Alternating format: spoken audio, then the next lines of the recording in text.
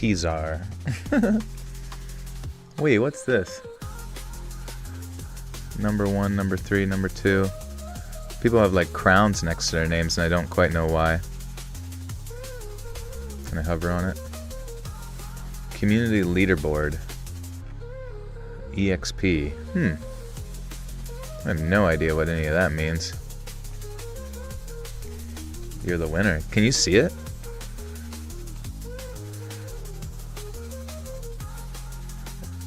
Club going up on a Wednesday. Pizar question mark? I don't know. Somebody typed Pizar, so I thought it was funny. Irish type Pizar. And sometimes funny words are just funny. Oh yeah, because the stories are pizza. Did I write it wrong? Oh my god, I wrote Pizar, didn't I? Holy crack. Can I edit it? Pizar. Hey guys, who ordered the czar? All right, let's see if I can edit. Pizar. Pizar is funny though. All right, it's been updated. We're good. Oh, I should have left it. Yeah. Can't go back now. Oh, how are you guys doing? I had a big burrito again. I've been eating a lot of burritos lately. They really are the pinnacle of food. It's like you have all the food essentially wrapped in the plate that it comes in, or bowl, but then you also eat the plate and bowl and fork and knife. I'm the king of burritos. I raised them from burrito hood. Yeah, it just had like everything you could ever put in it was just shoveled in there, and I ate it. Oddly enough, too, it's like you can eat so much more with a burrito than you do with a bowl of food. You made homemade beef quesadillas. Sheesh, that does sound really good. What's the beef? Like, what kind of beef? Because I've been getting kind of annoyed with beef lately, in the sense of how chewy it is. You're about ready to eat a burrito? Let's go, dude. Swaggy, shaggy. I really don't know why there's like crowns next to people. It seems really strange. Because it's not like really consistent. Maybe it is. Strip loin beef, you're a chef. Nice, that sounds good. Chicken fajita burrito with guacamole. Smokey.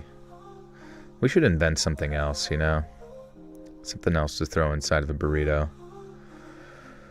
Guacamole made with pineapple, sprayed with pineapple juice. It's not really a different thing.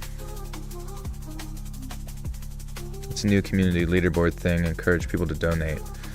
They stole it from Twitch. Finally. Well, at least we're getting updates on the live stream. Maybe they've also updated how reliable the notifications are. Sarah with the 2. Listen to Twist of History on Spotify. Very nice. Thank you. Yeah, guys, new episode. I should probably link that, huh? A twist of a twistery.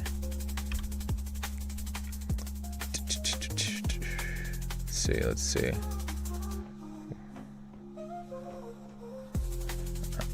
I'm not even sure where to. I should have. Oh, there we go. Linkfire. Wow, they actually have the Linkfire on Google. Perfect.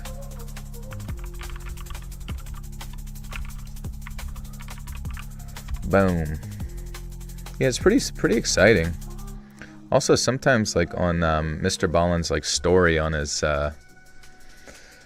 Instagram and stuff, I'll listen to like the sample he'll have from it, and for some reason it sounds like even better than like what I had heard it before. So I don't know if like they do some like major touch-ups on it. I assume so, but for some reason whatever he posts on his story just sounds so good.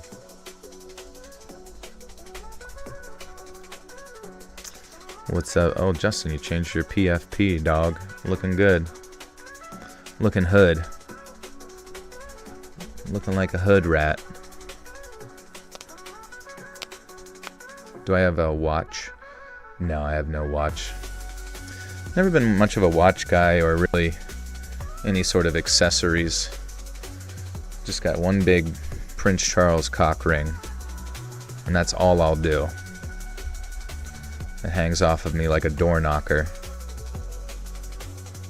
People use it and I spread my cheeks. They come in, they leave. You have an Orient computer. Oh, a commuter. What's that? Have I tried Pilates? If that's just like body weight style, like yoga stuff, then yeah, I guess definitely have. Do I have any tattoos? You know my tattoos. You know them. I say it solemnly, like it's something that has to be done. It's just a way of life at this point. You're going on vacation to Pigeon Forge. Is that a place or is that what you're doing? You're foraging for pigeons. You're scraping your feet along the ground to look for little bits of seeds and snacks. The reformer classes are harder than CrossFit. What's a reformer? Is that what you're taking? Are you getting jacked, Christy? Hey, sisters. Joel is a tramp sim, says open for business. It says fire sale. Everything must go. All poop must be removed and sold to the public. Is Pradeep okay? You haven't mentioned him. He's good. Yeah, I think it's just because I'm surrounded in my like little enclosure here that sometimes I like don't immediately look at him. But let me see. Hello. Yeah, he's doing good. He's sitting on the couch, staring at me when I peeked out. He's a cute guy. Sometimes I hold him and I hug him and I give him kisses like he was dead. But then now I get to have him again because he's back from the dead, and I love him all the more so. Rick Campbell with the 20 says, I liked your Mr. Ballin episode. However, I was briefly taken aback by the smoother, more professional sound. I quickly got used to it and fell in love with the episode. Thank you, Rick. I appreciate that. Yeah, it's definitely a different cadence for sure. A little bit further away from the mic as well, and obviously, yeah,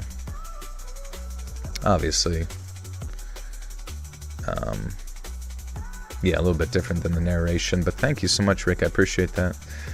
What the hell is this? Is he just jabbering instead of what he usually does? Yeah, I'm going to be jabbering for another 4 minutes, and then we're going to be recording stories for tomorrow. I yaps with the chats.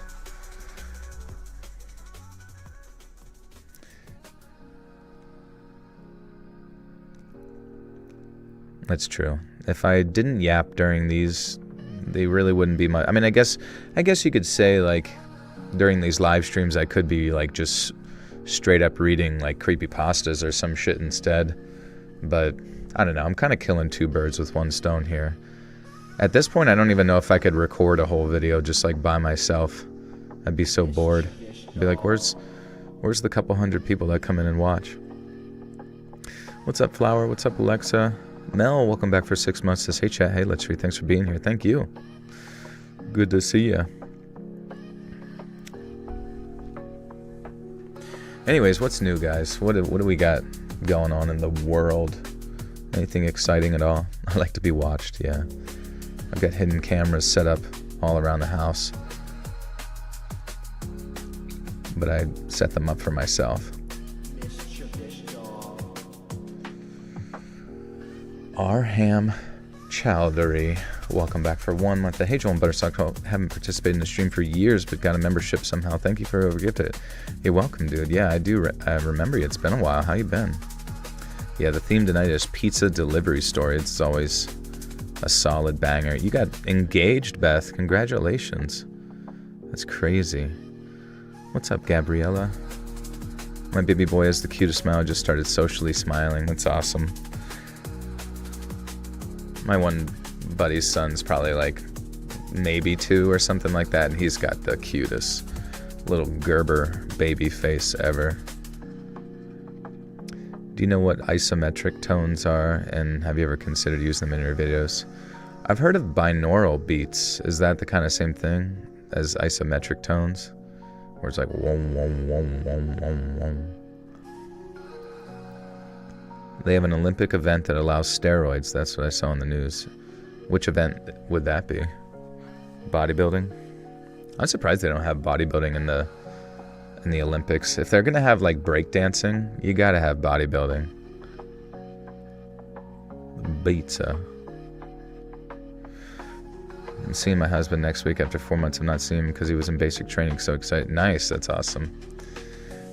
Oh yeah, are we still going to war with China? Isn't that what he said? I'm now okay with it. Oh, they have powerlifting. Does that allow the... Yeah, and the Olympic weightlifting. They're not going to have breakdancing anymore. I know. It's like, they should, though. It was sick. Like, the people that actually were good at it, not that Australian lady, they were insane. He still doesn't know for sure. Okay, well, at least he's uncertain of it, but I did see that earlier today, something about they were removing student visas from any association with, like, the CCP, the Chinese Communist Party, for, like, students, which was interesting because it's like, what the hell are they like I mean, they've been so comfortable with it for so long. I mean, I guess I kind of see where they're coming from, but is it because they're anticipating some sort of something? I don't know. David, thank you for the $5.49 Canadian dollar Roonies. Appreciate you, dude. Hey, Billy, good to see you. Thank you, Sarai. Good to see you. Instantly improves your mood. Good, good. That's what we're here to do, ladies and gents. But we'll kick this off here.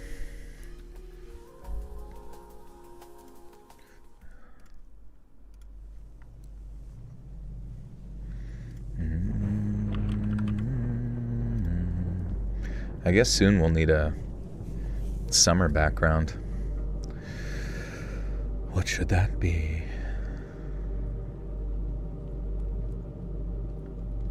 Guess what? What's that? You're like, I'm going to jail. Yippee. Chicken butt. Oh my God. You are going to jail for that.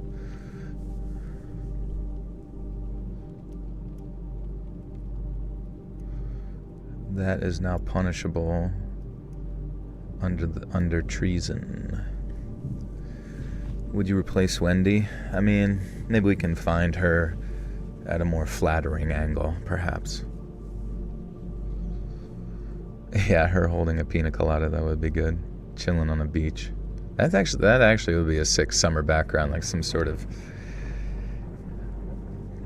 island getaway. All right, friends, let's do this. Thanks for being here. Click like, click share, all that good stuff. We're going to be recording some pizza delivery stories.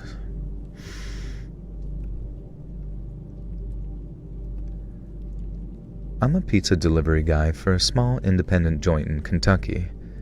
Now, I won't brag, but we have a reputation for being the best there is in our town. And I can't take much of the credit. I'm not one of the chefs.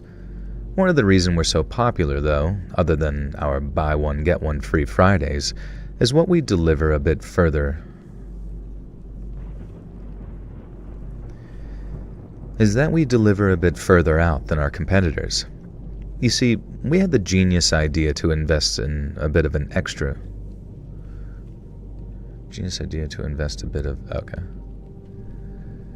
You see, we had the genius idea to invest a bit of extra moolah into a couple of delivery cars with heated seats. This has the bonus of keeping the pizza warm for longer, so we can deliver further out than our rivals. One of our regular stops is a local halfway house just outside in the boonies on the outskirts of town. We're the only pizza joint that delivers that far, and our competitors claim it's too far, but I don't believe them. I think they just don't want to deal with ex-cons and former, or supposedly former, addicts.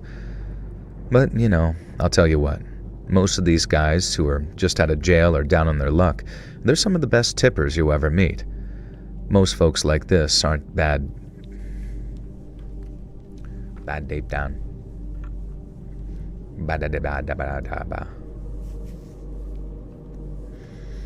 Most folks. Where the hell am I?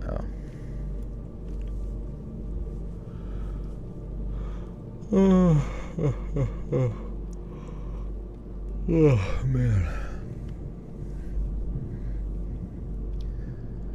Most folks like this aren't bad deep down, at least not when they're faced with a delicious piping hot pizza pie as a reward for a hard week's graft, and at least not when they're faced with a delicious piping hot pizza pie as a reward for a hard week's work, anyway. And so yeah, I'm always enjoying... I always enjoyed getting sent on a delivery to the halfway house. I met some real interesting people, too. Sometimes they'll order really late, especially if pizza was on the supervisor. The person running the halfway house. Sorry, I'm just fucking having trouble. Hey, love, welcome to the Buttersock Call. You now have access to bonus content. Welcome.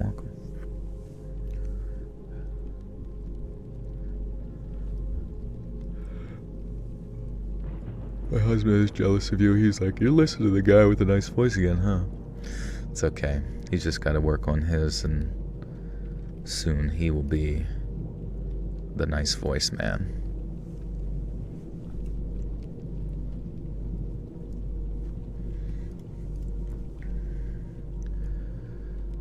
Sometimes they'll order real late, especially if pizza was on the supervisor, and he'd invite me to join them for a slice if my shift was over.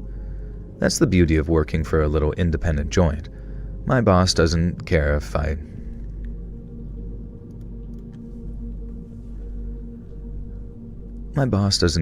chill with the customers, and I bet Papa John's doesn't let you do that. Now anyways, this one night, I got an order for a single 12-inch pepperoni. Uncommon. Normally they'd order enough to feed half a dozen or so guys, but not unheard of.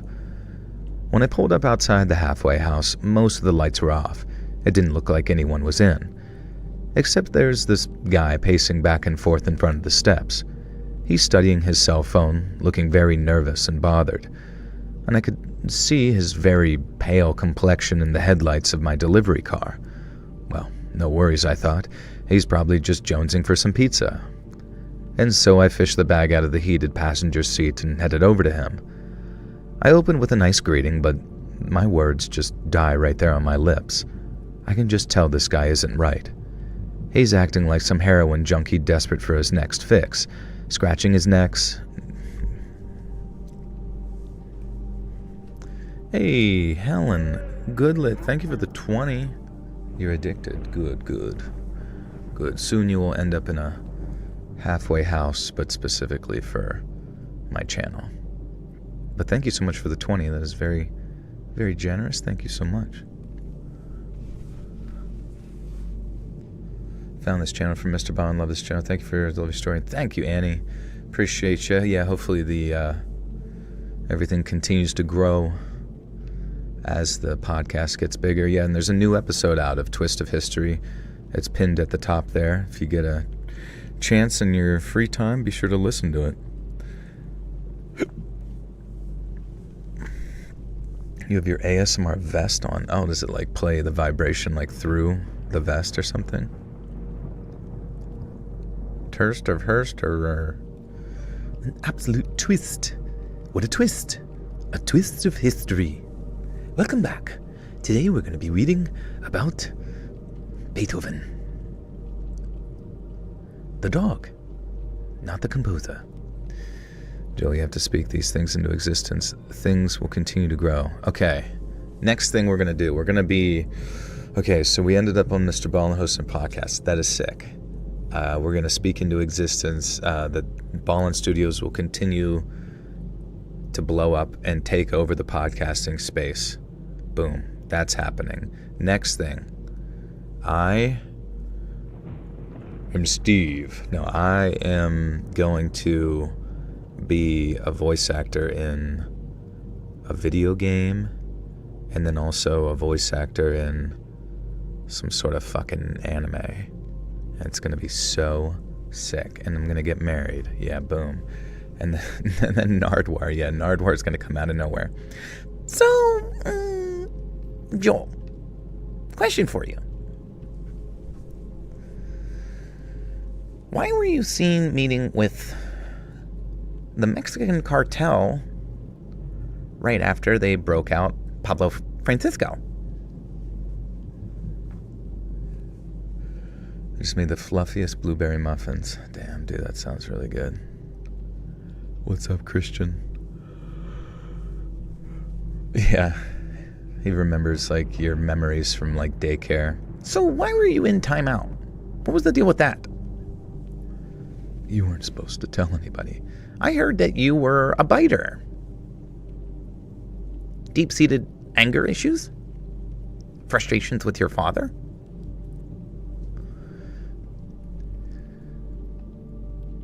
He's acting like a heroin junkie desperate for his next fix, scratching his neck, his eyes, darting this way and that, and I checked the name on the receipt. Hey, you Freddy? I asked him. And he looks at me, nods, and then his phone seems to buzz. His eyes are darting back down to it like the phone itself is what's giving him his fix, but if this was a fix, it was a bad trip. And by now, I've taken the pizza out of the bag, ready to hand it to him. And head off. He's already paid through the app, and something told me this guy wasn't giving me an extra tip or inviting me inside to shoot the breeze with the other guys. I'm real sorry, Freddy says. And for a moment, I don't understand what he's saying.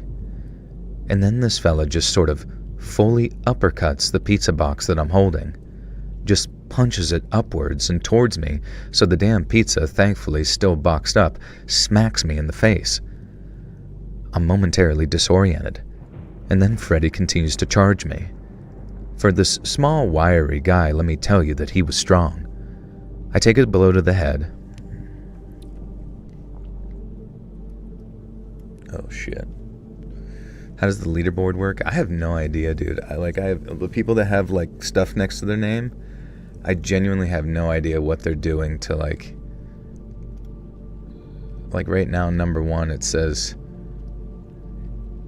Catch 66, and then Justin Ballas, and then Khan Shawnery with 75 EXP. But I think everybody's tied with that much. I have no clue. They didn't debrief us. Is there an option to turn it on or off?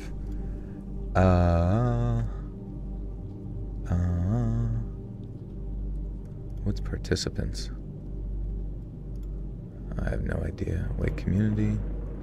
Question mark. What is the leaderboard? A place for fans to stand out in the community. The top 3 get special badges and live chat. It resets every stream, so you can always try again. How do you get on the leaderboard? You'll need to collect experience or XP, and here's how you get them.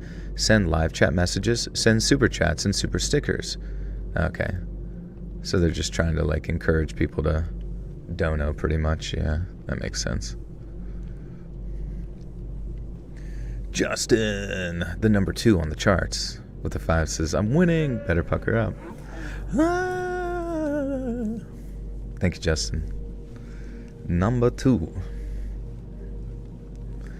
Soon you'll be leveling up, be evolving into the final evolution of Justin. What does that look like, do you think? I take a blow to the head, thankfully softened by the pizza box in my face and a swift jab to the ribs. Then, with the strength of someone who absolutely has to be driven by more than just regular energy, he shoves me to one side, runs straight for my car, and leaps in. Now, the fool that I am, I'd left the keys in the ignition to keep the headlights on. So Freddy does this absolutely epic U-turn, which would have been more aggressive if it nearly had hit. Whoops. which would have been more impressive. Thank you, Jasmine. Thank you. Good to see you. And thank you, Alex. Yeah, dude, it's crazy. Crazy. And the craziest part is just like how good they make it sound after recording, you know what I mean? Because it's not like I have like the most professional setup, but it just sounds so good, and yeah, I'm stoked for what's to come. Pizza Boy Stories, oh yeah. What's up, Ran Fu? You took a nap to it today? Nice.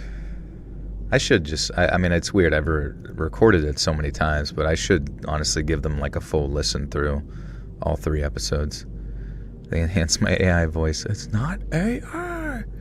What's up, man? I'm loving the new podcast. It's funny, we're talking about how it would be cool to work with Ballin a few months back.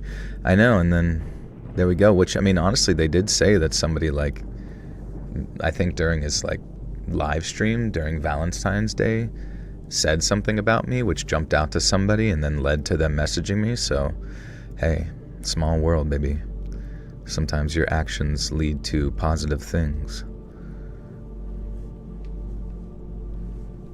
When are we going to have haunted furry porn night? I don't know. Maybe on my birthday or something. We'll see. How's me and Pradeep? We're good. Pradeep is still chilling.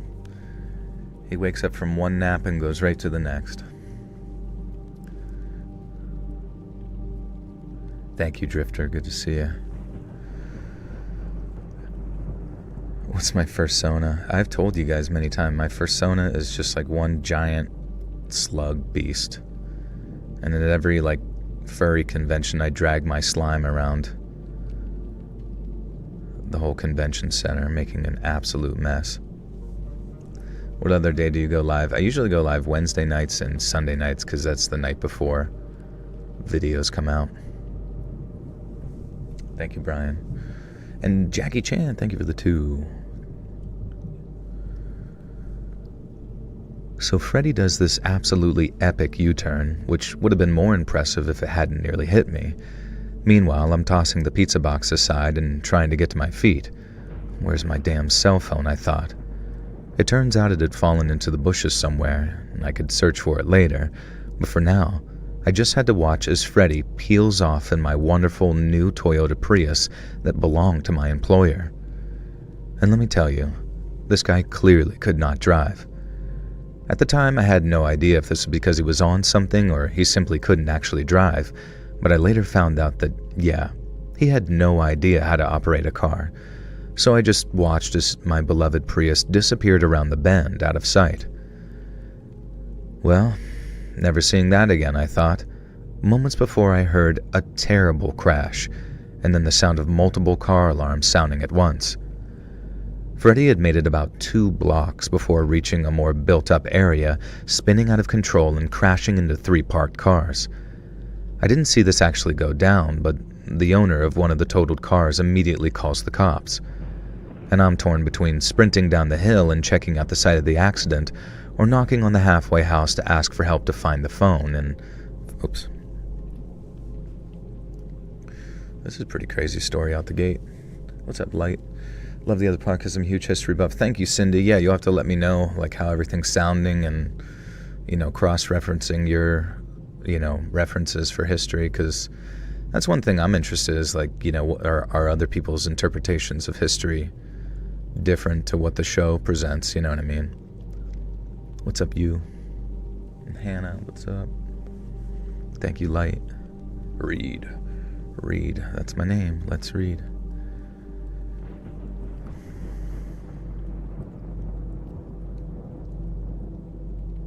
Was offered a free kitten in the Walmart parking lot today. You should have took it. You could have named it Wally. Wally World. It's a capitalist scam. What is? Pizza? Or Walmart? Or taking care of kittens? Marty would have been good.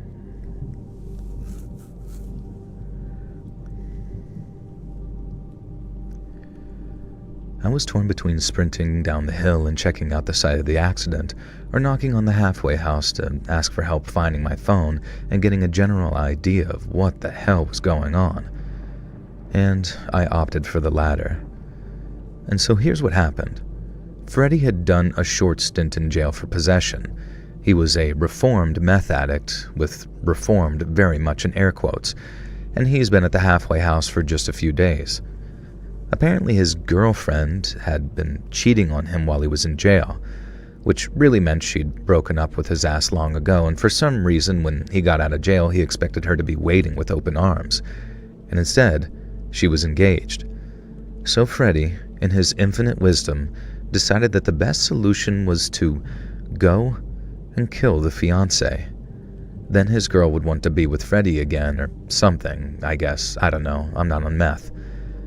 But Freddy couldn't drive, so he found our pizza. Now I can't not say pizza.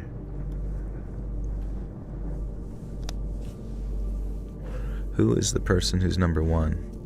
Let's see. It says Catch66, which has she even been in the chat? I'm not even sure. I don't even know how it decides, to be honest with you. I'm not even sure if it's actually accurate at all.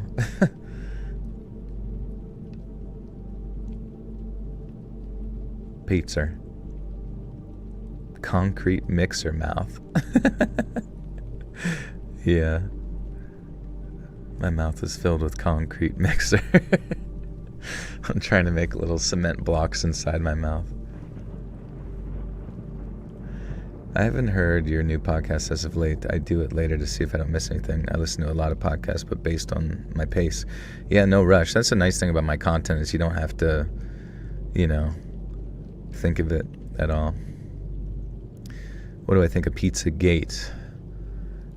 What was it? Yeah, Pizzagate was some really strange thing where like James Alefantis or something had a pizza shop in DC, and then like there was all this like creepy artwork and stuff on it, and like of like kids and stuff, and then there was like somebody like shot at the place, which then like resulted in them like shutting it down.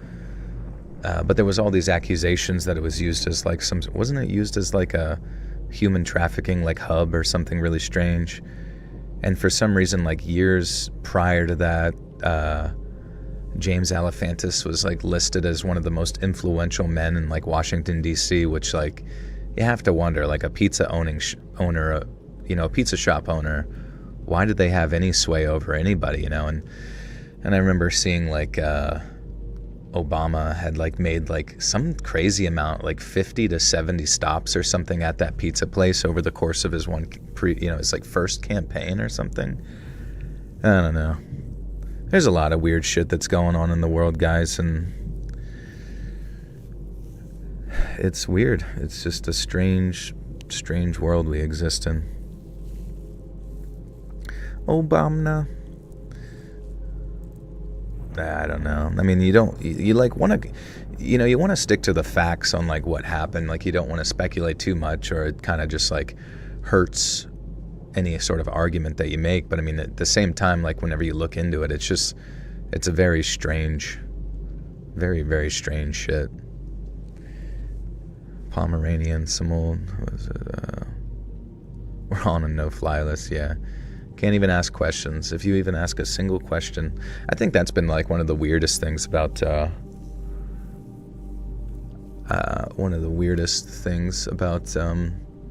just the general discourse lately is just the concept that people are really comfortable telling you not to talk about something.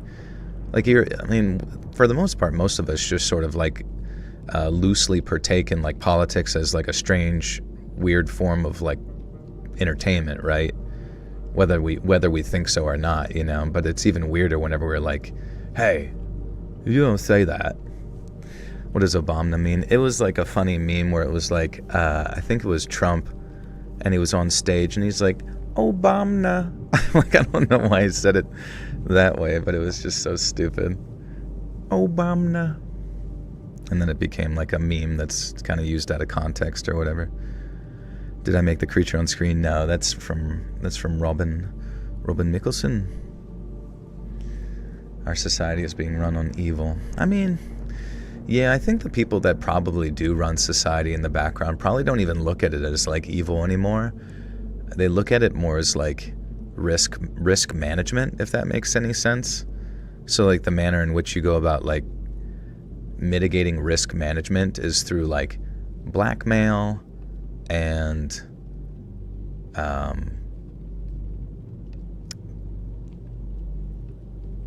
basically collecting more than what's owed on debt, if that makes sense.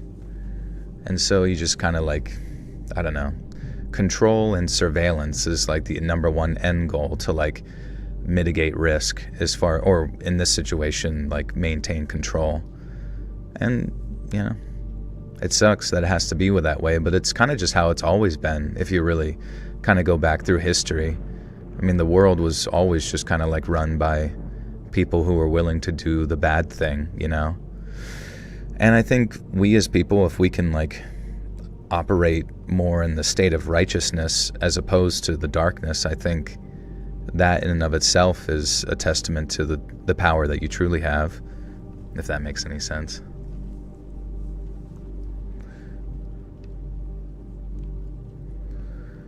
Just had your margarita delivered. That's awesome. It's like having a server who lives 10 miles away. When do I go live normally? Usually sometime between like 9 p.m. and 11 p.m. on Sundays and Wednesdays, just depending on how shitty I feel after my burrito.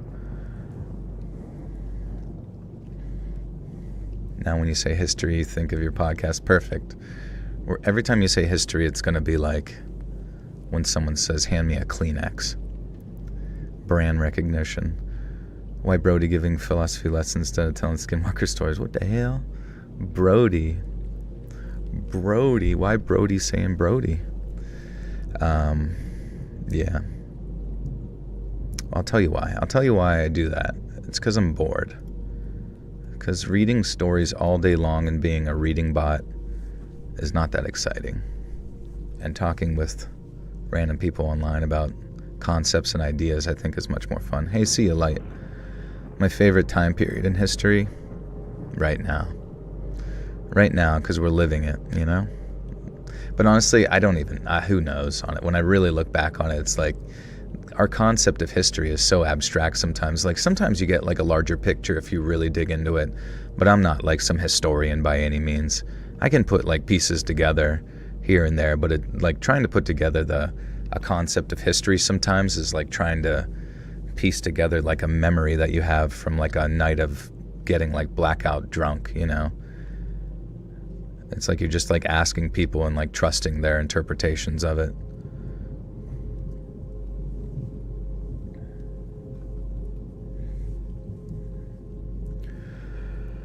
I should start reading on camera live, showing my face. I don't want to, dude. It doesn't sound fun at all.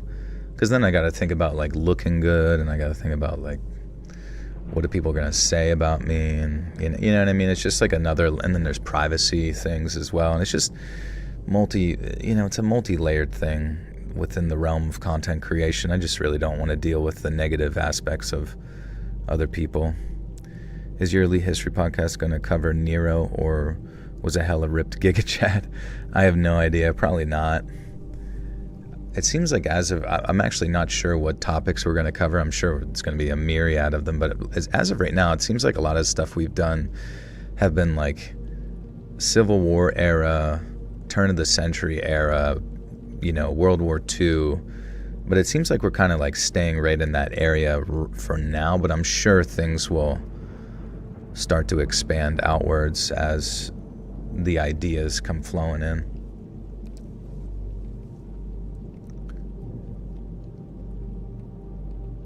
Do I like hugs, or do you not like to be touched? I like hugs, honestly. I like people. I'm a people person. Yeah, I like hugs. It's honestly not a big deal. I guess if they're not like a stinky homeless person, like that's. But I mean, I probably would hug a homeless person too, as long as they didn't have like a needle sticking out of them or something. Whatever. Do drunk history. That would be funny. What do you think would happen if Lincoln wasn't assassinated? Well, what was the outcome?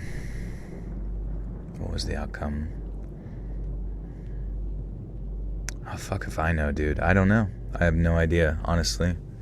It's something I haven't really looked too deeply into to, like, make a estimate. You know, even the purpose of his assassination, I'm not really sure. So, yeah, I feel like I'm going to host a history podcast while knowing next to fucking nothing about history. Do you have to travel to record for the podcast, or do they let you record? It's an at-home recording situation. Thankfully, I've made some improvements to my space to make it sound not echoey anymore.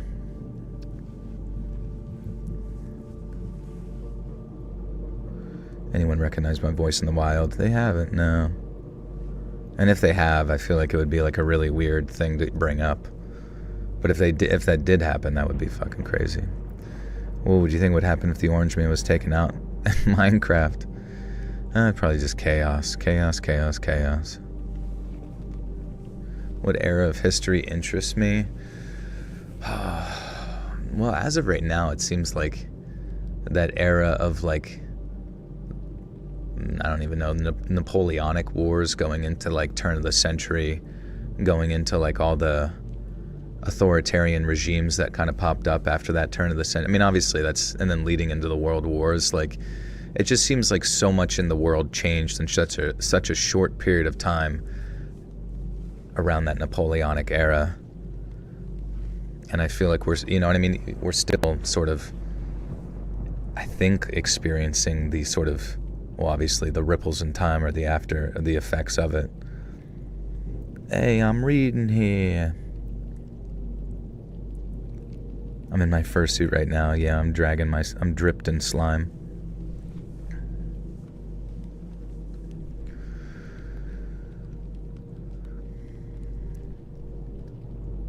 But Freddy couldn't drive.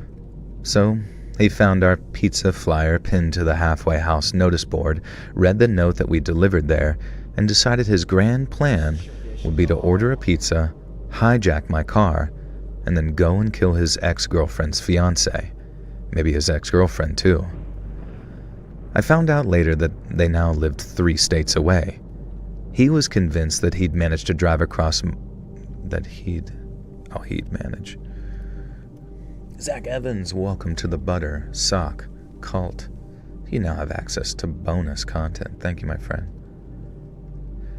Thought of doing the history oversimplified? Is that like another podcast? Manders Panders, welcome to the Buttersock Cult. You now have access to bonus content as well. It does kind of blow my mind, though. Like, even before we even did the Saturday promo with Mr. Ballin, that got, a lot of views for the podcast.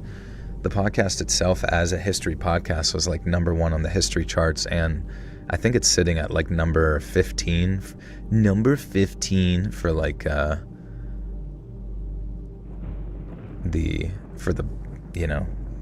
overall podcasts and that kind of shit. And it's just crazy. I'm like, oh, okay. I guess we're just a casual, world-renowned history podcast. No big deal. We do that on the reg.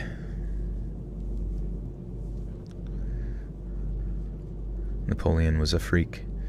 I'm sure they all were, honestly. Everyone, like, slowly dying of syphilis. He was convinced that he'd managed to drive across multiple state lines in a stolen vehicle, having never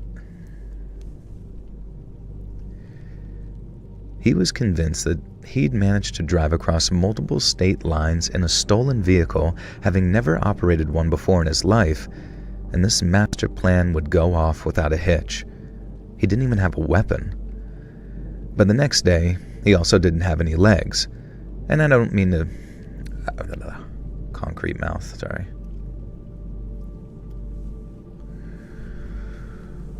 Thank you, Schaefer. Am I a freak? A freakazoid. Do. Freakazoid. A 3-inch freak. What's up, guys? 3-inch freak here. That'd actually be such a good Instagram, like, handle name. 3-inch freak. Mr. Ballin or Mr. Balls in? Mr. Balls deep. Oh my god. I just seen an old friend who introduced me to start doing ASMR weather sounds on YouTube. I low-key wish they'd do a podcast with his friends so I could listen after I finish your pods. That sounds sweet. Weather sounds. I guess that should, just rain and wind and shit like that. Remember the cartoon Mighty Max? I don't know if I remember the cartoon, but I used to have a lot of the toys for like Mighty Max. Or maybe that was Micro Max, I don't even know. But you would open up like some sort of like little thing and it would almost be like a specific setting, like inside a haunted house, and Mighty Max and friends would be battling Frankenstein or some shit like that. Mighty Mouse or Mac. Oh, maybe it's Mighty Mouse that they're thinking of. I don't know. I hope the attention to the podcast drives a bump to your regular channel over the next year. I hope so too, dude. That honestly is the overall goal, you know. I'm not even really like too concerned about making any money or anything like that. I just want to generate new audience here, you know. Mighty Maxi Pad.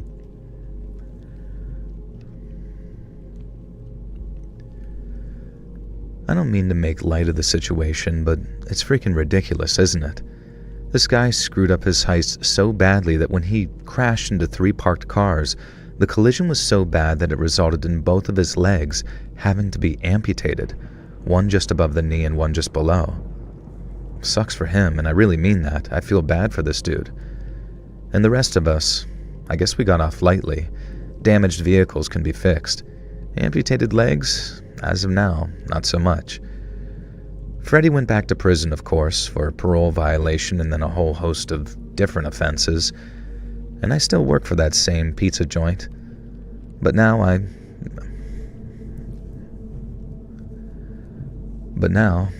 manager of a new branch that we actually recently opened, and I still make sure our guys deliver to that halfway house. One bad slice doesn't need to spoil the pie, as they say, and on the occasions where I feel like I'm doing a delivery myself, you can best believe those guys invite me in for a chat and ask me to tell the story of the time a pepperopi. I'm getting like worse dyslexia as time goes on. Is Pradeep ballless? Yeah, he has been neutered. Mainly just to keep him from pissing on stuff, I hear, you know, because like if you don't,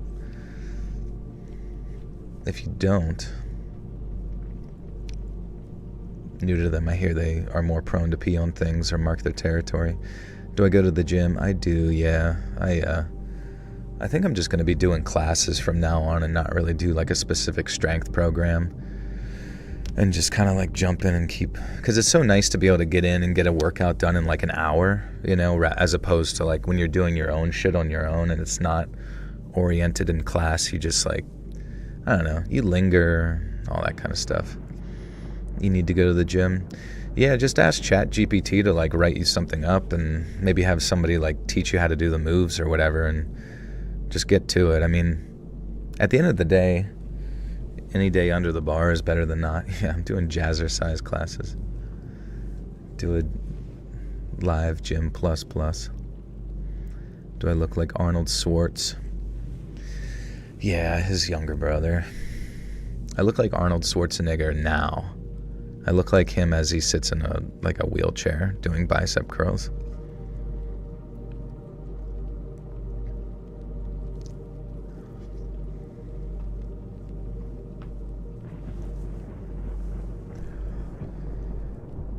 And on the occasions,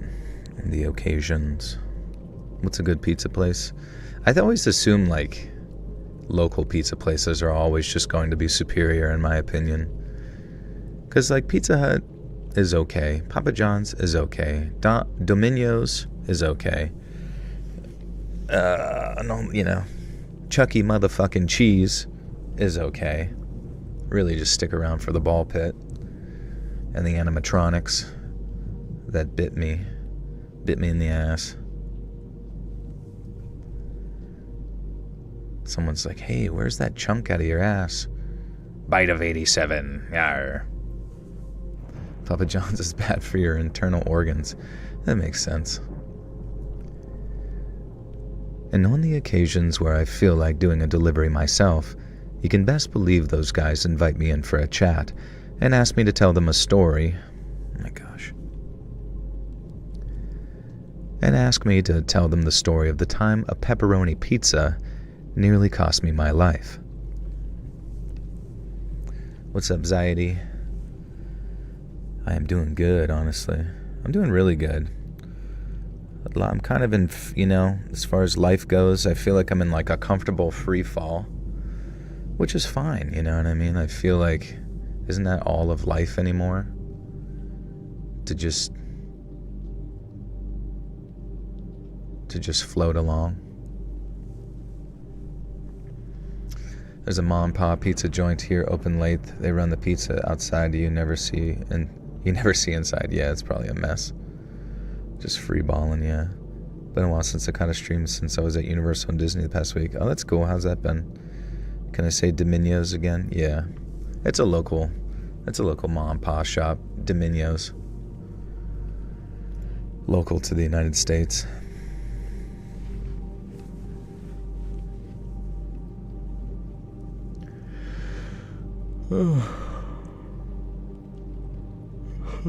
You're floating through life too. Stories make you feel better. Yeah, it's like, I don't know. Even if you like get some grand plan on like what you're going to do with your life, which I think people should do, like sometimes just pick a direction and go. I still think like even if you get to that goal, whatever it is, it's never going to be the end all be all, right? You know? And I think that's why you kind of like, I think that's why a lot of people constantly chase after like variations of novelty, like new, different things. And I think that's fine. I think it keeps you on your toes and keeps you interested in existence, you know. What's my day-to-day like? It's, depending on like the recording session, it's really not crazy at all. Just depends on what I got going on. It's a lot of fun. I did 3 days at Universal, 4 days at Disney. I met so many characters at both parks. Nice, dude. That's awesome. I just learned about the government cheese caves. Oh my god, yeah, the cheese caves.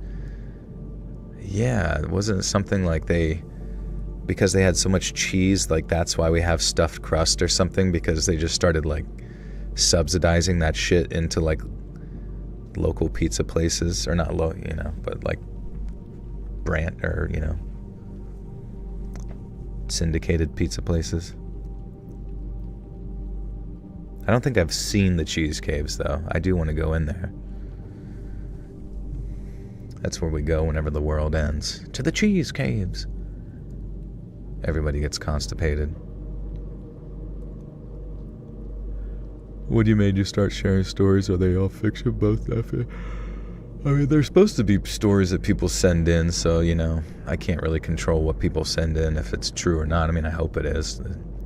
Hope they're true. But, when we also can do true crime as well. And, yeah, I don't know. I just wanted to make a YouTube channel, and this seemed like the easiest thing to do.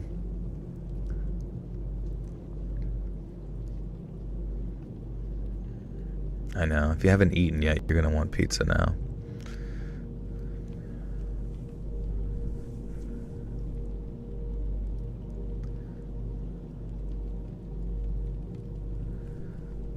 I'm from Cornwall, in the very southwest of England, so I'm very sorry for any strange punctuation and such. And I hope I don't come across like a thundertwunt,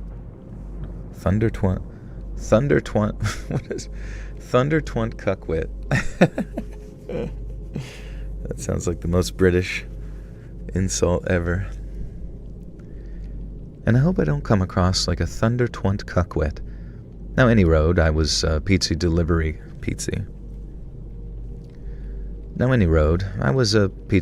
guy in the UK for a few years, ending in 2020 after I got COVID and had to self-isolate, by which time people just weren't ordering pizza into our little village anymore.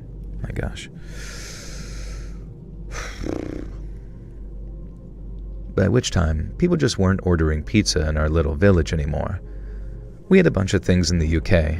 proper cheese, Marmite, old remnants of World War II where you least expect them, and Cornish pasties.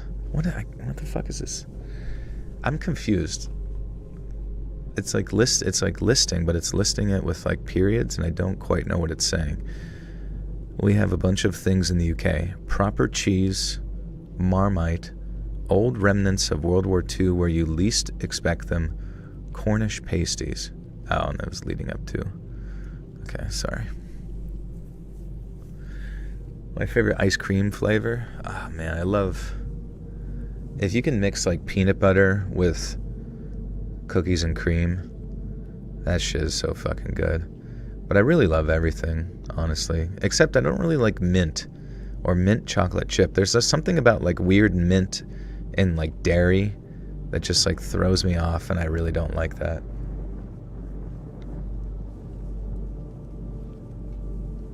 You live in the cheese caves.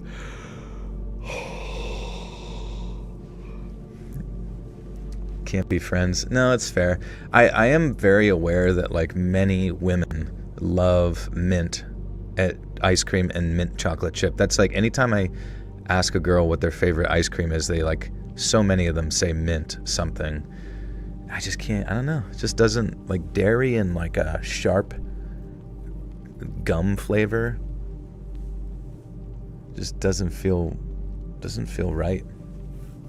Why is it women? It's just it's from my experience. That's what I like. Anytime I ask a guy what their flavor is, it's like it's never mint.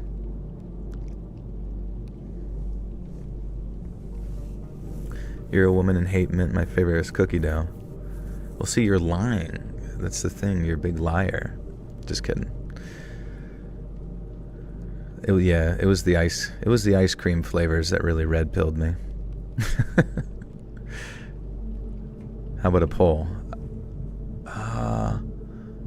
Well, we'd have to think of 4 flavors.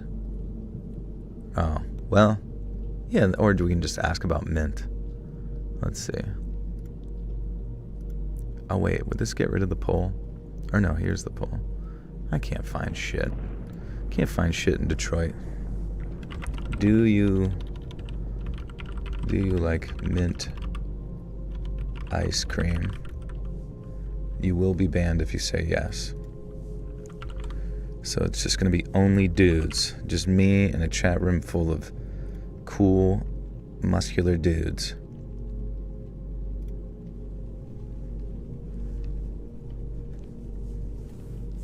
The poll has begun.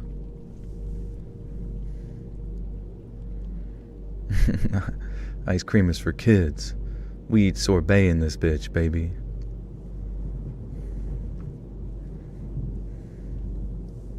Straight sausage party.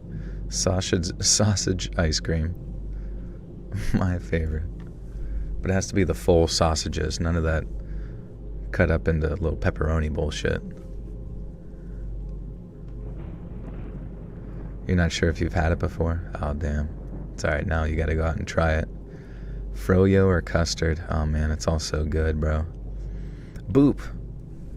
Thank you for the 369 Buttersock tax. It has come for you. We've changed the tax to a percentage. It's 50% of all earnings statewide. Thank you, Boop. Can't do dairy, but a cashier recommended salted caramel in cashew.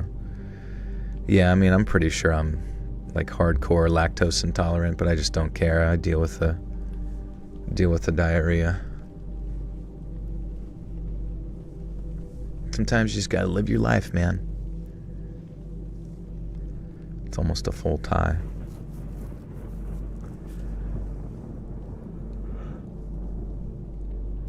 We have a bunch of things in the UK. Proper cheese, Marmite, old remnants of World War II where you least expect them, Cornish pasties, but you know what we don't have? Kaiju. At least, I thought we didn't, up until that night in the winter of 2017. I was sent out by the... Wait, what is this? Kaiju? David Halbert, welcome to the Buttersock Cult. You now have access to bonus content. Did I say pasties? Isn't that what's written there? Cornish pasties? kaiju is like a big monster. That's what I thought. I just wasn't sure since it was like... Sometimes I'm like anticipating what the next sentence is going to be. So I thought like maybe kaiju was like a pizza restaurant. And since it was British, it was going to be pronounced like... Kaiju. Oi, we got a kaiju here in town. Just opened up. All it is a big vat of cheese and buttered cream and a sprinkle of salt. And we just come by with our ladle and we scoop it out. You ever tried Peruvian puff peppers? No, that sounds good though. I know the chat is always about food. Okay, piss pizza. Okay, so wait, Cornish pasties? Yeah, but I feel like people in the UK always say instead of a, like Americans are. We do a hard A. Alright, let me look it up. Hey, mate.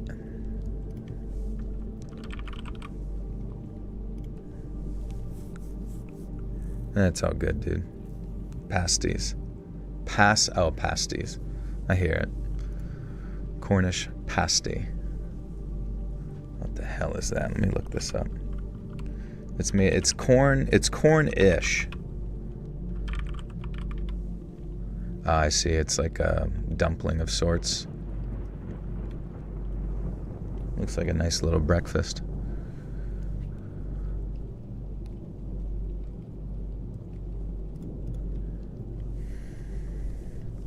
Pasty.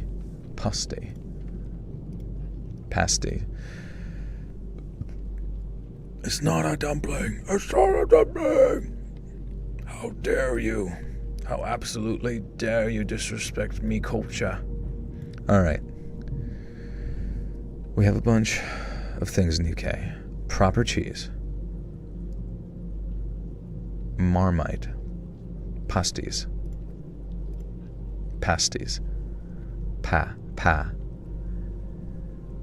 We have a bunch of things in the UK. Proper cheese, Marmite, old remnants of World War II where you least expect them, Cornish pasties. You know what we don't have, though? Kaiju. At least, I thought we didn't, up until that night in the winter of 2017. I was sent out by the big pizza chain that I worked for to deliver a pizza to an address I'd never heard of.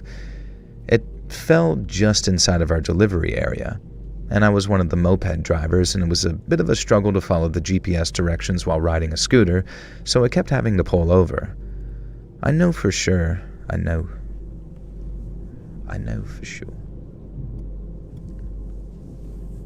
We're in the waxing crescent moon, so therefore the kaijus will come to life.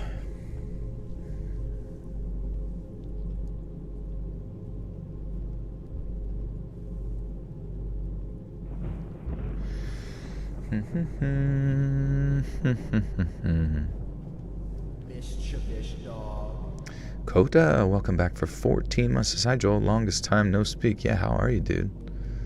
It has been a while. What have you been up to? Thanks for staying a member. And welcome back.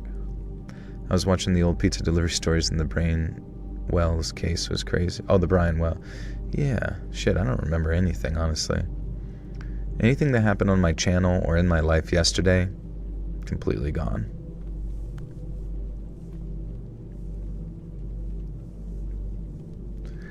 I don't think we have any mods in the chat today, do we? It's kind of funny.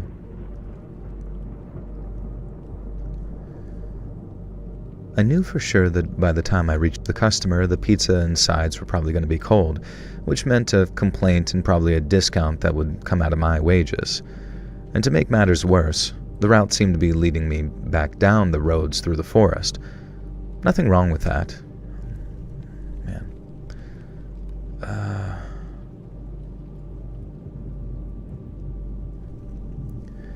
To make matters worse, the route seemed to be leading me down the back roads through the forest. Now, nothing wrong with that, in the daylight, but I've always been a bit of a scaredy cat, not gonna lie, so I just hunkered down and headed for roughly where I thought the location was. And then, I heard the kaiju sound. You know the sound. You probably heard something like it 1,000 times, even if you haven't seen a single Godzilla movie. It's like that bwong from Inception mixed with Godzilla's roar. Hollywood uses it in trailers all the time, but less so back in 2017. But every time it's an indicator that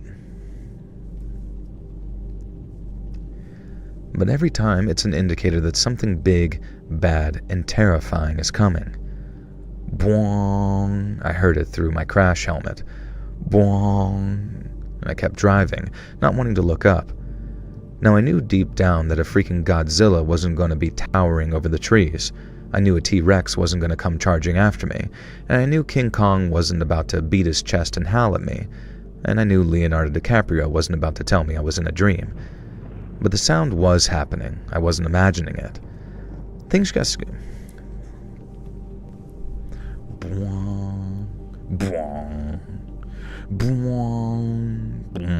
They did use that a lot.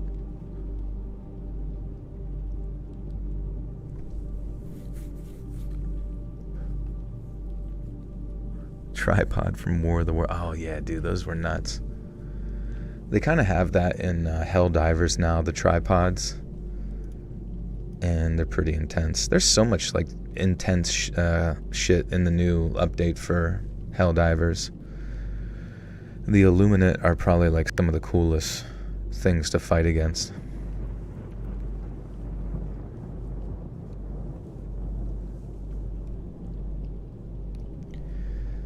Things just got weirder when I saw a cardboard sign up ahead attached to a tree. It literally said, "Pizza Guy this way." Yeah, that wasn't sketchy at all. Godzilla roars and a mysterious sign. I should have just booked it out of there. Except now I realized where I was. Out in the woods was an old World War II bunker. We used to hang out there as kids sometimes, and there was an old broken air raid siren attached to the outside.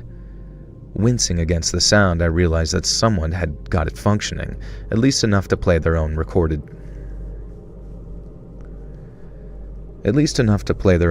sounds through it. Now you might think I was a total muttonhead for grabbing the pizza and heading to the door of the shelter, but I kinda knew who was staying there. It was a group of squatters, hippie types who wanted to live off the grid and had decided to make that air raid shelter their home until presumably the council came along and kicked them out. I knew because a buddy of mine had been hanging out with them a bit, and it made sense that it might have been the one. It might have been the one.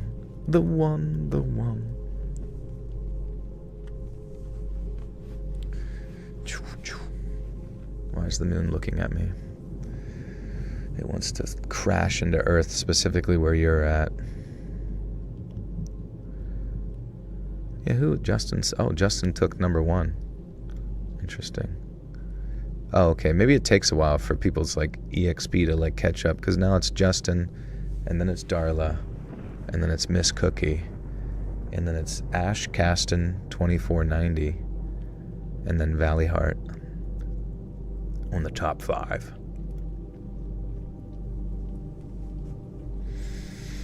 You guys have all my approval.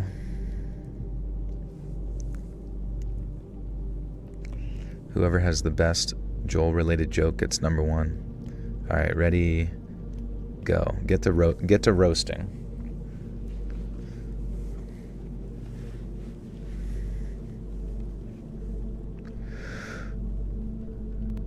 I knew because a buddy of mine had been hanging out with them a bit, and it made sense that he might have been the one to order pizza, or at least orchestrate it. I knocked on the door to the bunker. No answer. Well, I wasn't having that the order I wasn't having that. The order was a cash-on delivery. If the pizza didn't get paid for, I didn't get paid.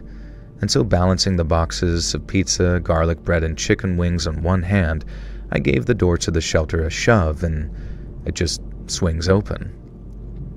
The sporadic siren sound was still going off. I kept my crash helmet on, if only so I didn't hear the thing.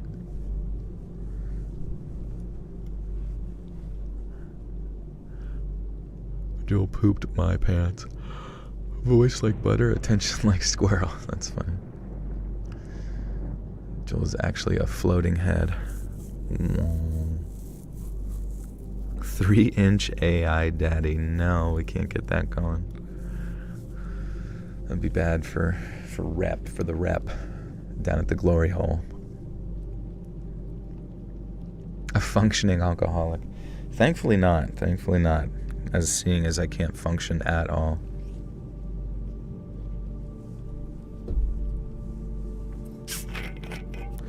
What do you call a podcaster who works in a watch and diamond store? What?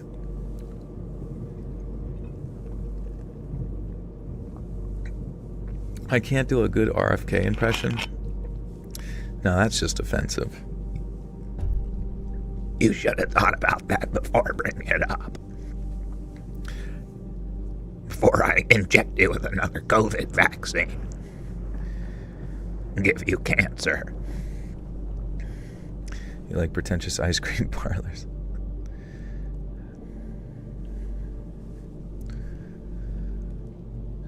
Joel actually pays me to be here. I'm locked in the basement. Anyone? Yeah, I just have an army of viewers. It's just not that many. I'm good at Overwatch? Wow, you win. You win.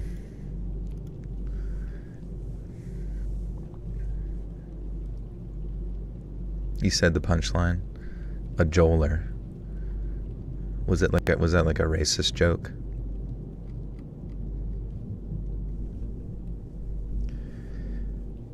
I kept my crash helmet on, if only so I didn't have to hear that annoying kaiju roar. They'd done up the main room of the shelter pretty nicely, and I remember coming here as a teen to drink and smoke and clumsily try and hook up with girls. The place used to be covered in shite graffiti and stank of piss, and now it looked like the hippies had painted it, spruced the place up. There were even a few potted plants sitting around. It would have been nice if not for the utterly eerie feeling caused by it being deserted. I was getting pretty fed up with the carry. Joel Osteen.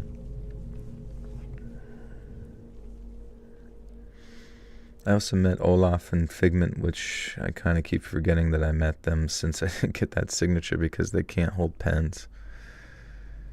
They should have used they should have gave you their helmet or a part of their body. I'm actually a Wookiee.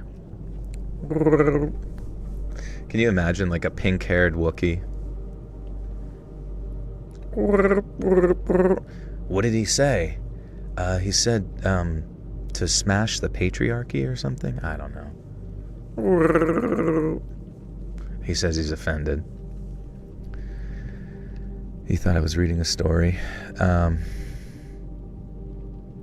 You thought.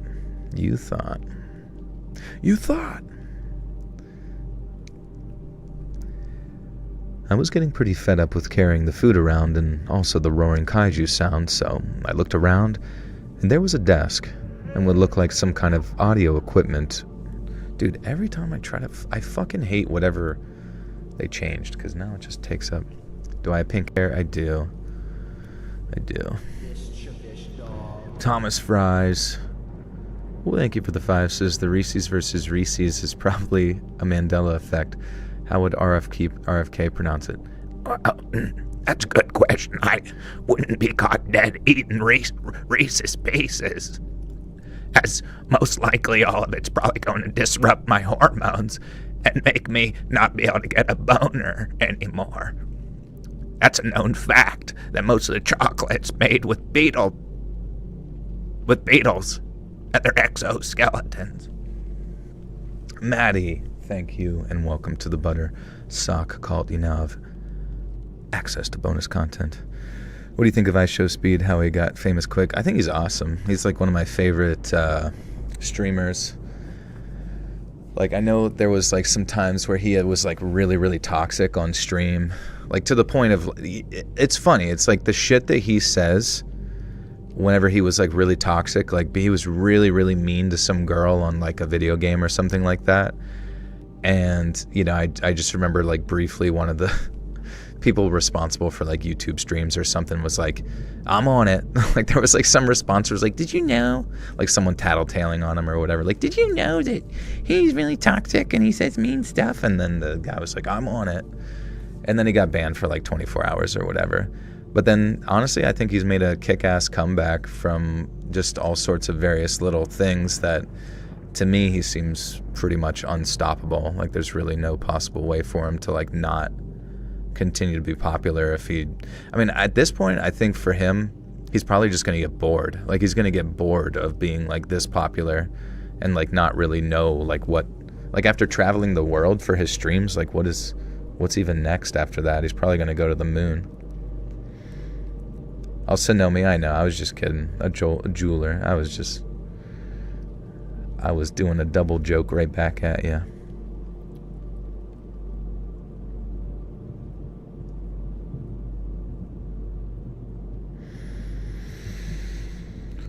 Is it pink? Good question. What, the hair? Isolate, what's up? I've been pretty fed up with carrying the food around, and okay, Jesus Christ, I can't do it. I was getting pretty fed up with carrying the food around and also that roaring kaiju sound, so I looked around, and there was a desk and what looked like some kind of audio equipment.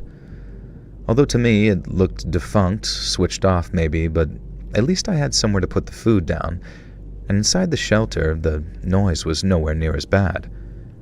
But then, even through my helmet, I heard the distinct crack of a footstep behind me stepping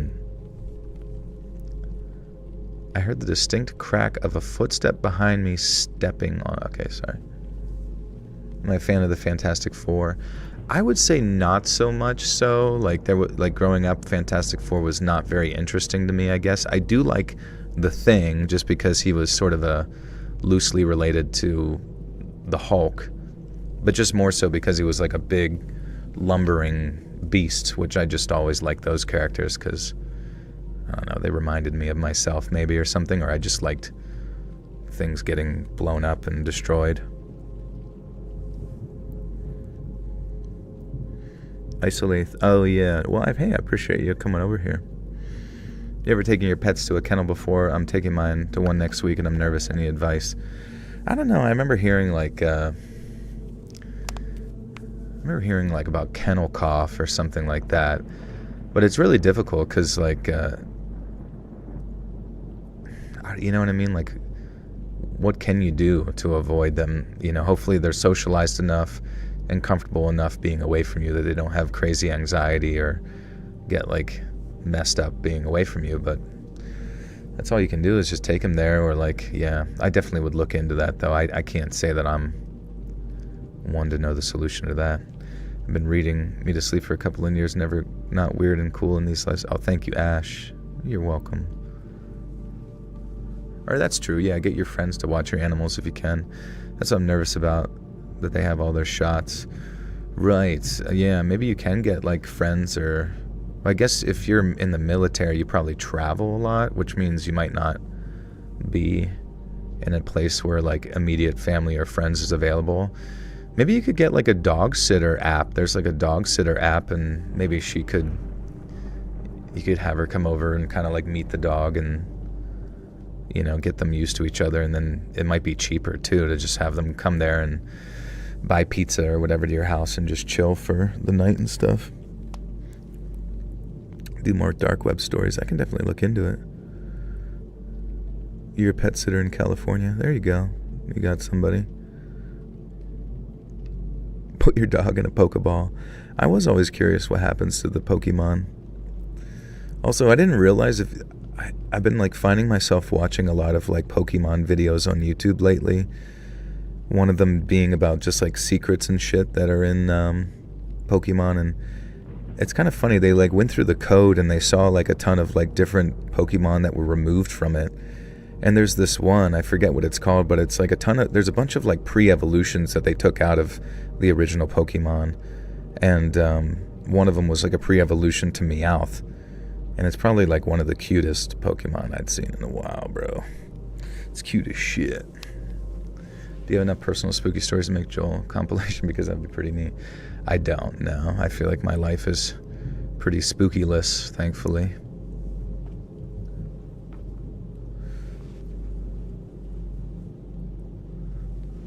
What's the cutest Pokemon?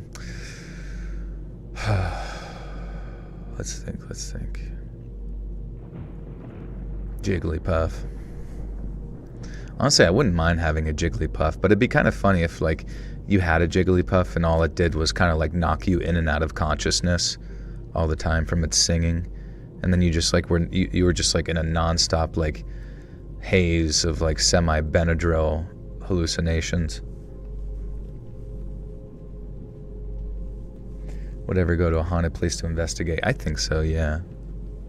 If I had friends to go with and it was like kind of a crew, I think it would be actually really fun just to like fuck around there.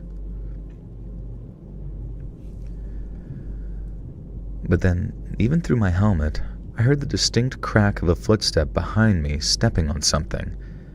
And then, I felt the distinct crack of something hitting me square across the shoulder blades, hard. I instinctively let out a loud yell and whirled around. The guy who stood in front of me was topless. His hair was long, lanky, and greasy. Lank. Long Lank. Long Lank the King. You go with me? That would be fun. Of course, at the same time, like, there's some places I've heard of in, like, Pennsylvania where it's, like, haunted churches and shit like that, but it's, like, stuff that you would have to go to, like, after hours, you know what I mean? Like, basically, like, how creepy would it be to do, like, urbex paranormal shit, you know what I mean? Where you're, like, not supposed to be on the property, but you're, like, looking around. Some of those channels that do that where they just go by themselves have to be the bravest people. Maybe not the bravest people in the world. They're not, like, Army Rangers or some shit, but at least brave to me. The spookiest place to investigate? I don't even know. I kind of want to go back to Gettysburg at some time, because that's in Pennsylvania. And I heard that's, like, one of the most haunted activity, like, places in the United States. But even that, when you think about Gettysburg, you don't really think too much. I mean, obviously the Civil War, but you don't really think of, like, spooky haunted. It's always just, like, walking around like some sort of, like, Victorian wax museum or something scary. Your Skyrim crashed? Oh, damn, dude. I'm sorry, dude. Hopefully there was an auto-save at some point. Kind of expecting Megatron to say something to me, but he didn't. Scared my sister, though. What are you talking about? Oh, from the Universal thing, yeah. Megatron is cool. I almost named Pradeep Megatron. And then, oddly enough, I almost named Pradeep Megatron, and then somebody else who does narrations in the narration community has a black cat, and they named their cat Megatron. And I was just like, holy shit. And it wasn't because of me. It was just like, they're like the close in the same age, and it was just kind of random. Like, that's fucking wild. Yeah, I'm in every Civil War reenactment. But I just, like, wear normal clothes and, like, a sweatshirt.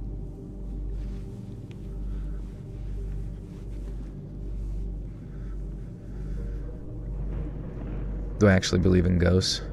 I feel like I do, but I try to just ignore the feeling, you know what I mean? I try to just, like, when I go places and I feel like some sort of presence, I just try to ignore it, because in my head I'm like, you're just schizophrenic, everything's fine. Your brother saw the ghost soldiers when he was at Gettysburg once. That's crazy. It's crazy to think, like, you almost wonder if you just, like, took 100, not contestants, but, like, 100 people in, like, a scientific study, had them go out to, like, some of the most haunted areas, and then just, like, scientifically report back, did you see something? And they had to be, I don't know, maybe they took a GoPro on them or something, so you could, like, see the time in which they saw the thing, so their reaction would be authentic or whatever. That'd be kind of fascinating. The East Coast is just naturally haunted. Yeah, I don't know. It's weird. You would think that there would be even more, like, it seems like the older places are, the haunteder it gets. Place in Eastern PA, an old psych ward where the most cruel stuff happened. There's still teeth on the ground in the place. Holy shit. Our beloved Father Jesus is stopping the war, gas, gunpowder, electricity. This very weekend, our Father Jesus Christ is the one and the only true God. The meek shall inherit the earth. Stay home, fam. Amen. So Jesus is stopping the war, stopping the gas, gunpowder, and electricity. Wouldn't he want the war to continue on if all the other things are bad? I don't even know. Where are you getting your information from? Did you hear it from an angel, or did you hear it from Jesus himself? We are the cheesemakers.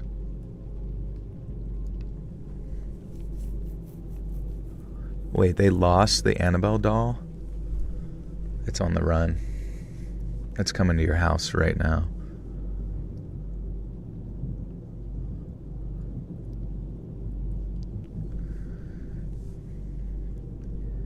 Then, I felt the distinct crack of something hitting me square across the shoulder blades, hard.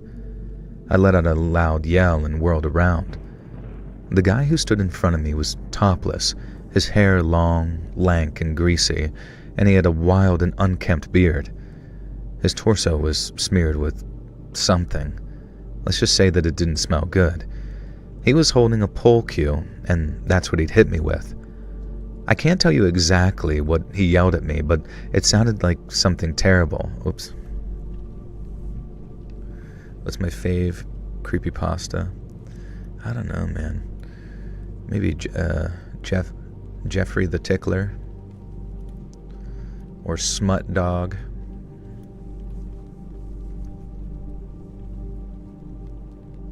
or the slanderous man.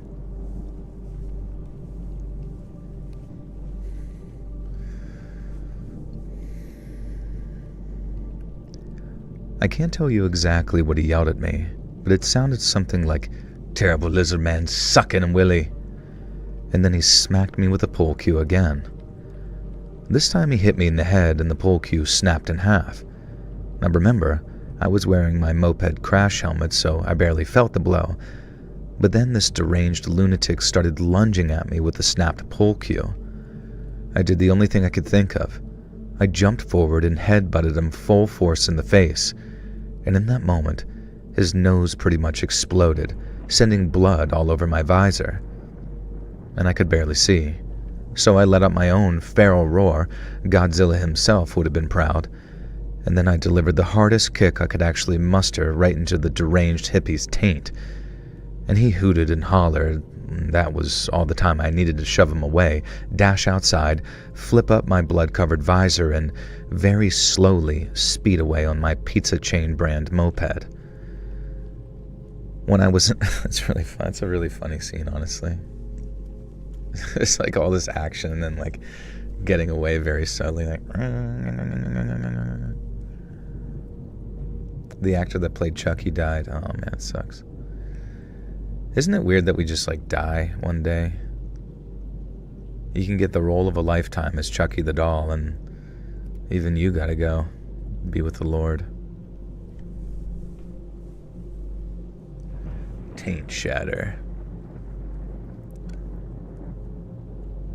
Guess who got discharged from the hospital? Me. What happened? Why were you there? If we may ask. If you think about it, time is more valuable than anything. It's true. That is true. It's weird to think just like how much time we just waste, you know? Like we waste it because we're just like bored and we don't really want to like disturb the peace or something. But at the same time, like we're also like somewhat disappointed that we didn't do anything with our time. I don't know. It's such a strange like dichotomy within the human mind of being really bored and wanting to do something with your life while also like not really wanting to like go out of your comfort zone at all. And I think maybe that's why the internet kicks so much ass, because you can just stare at fucking videos of someone else getting eaten by sharks.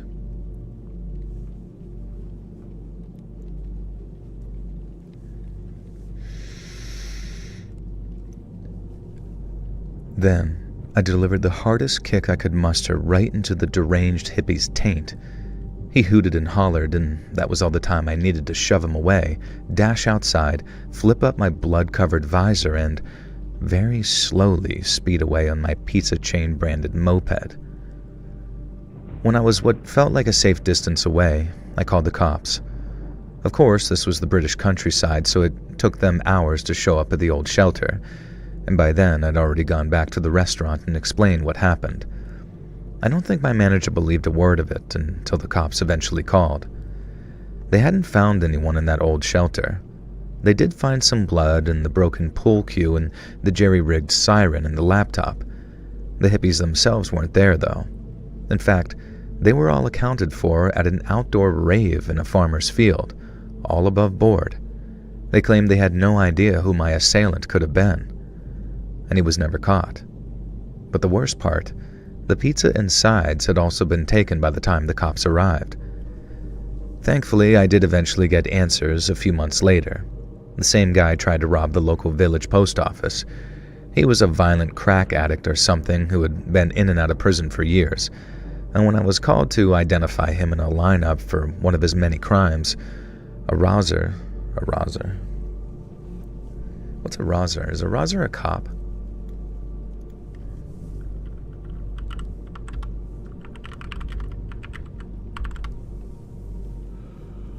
Yeah, it's slang for a police officer. I'll just say cop.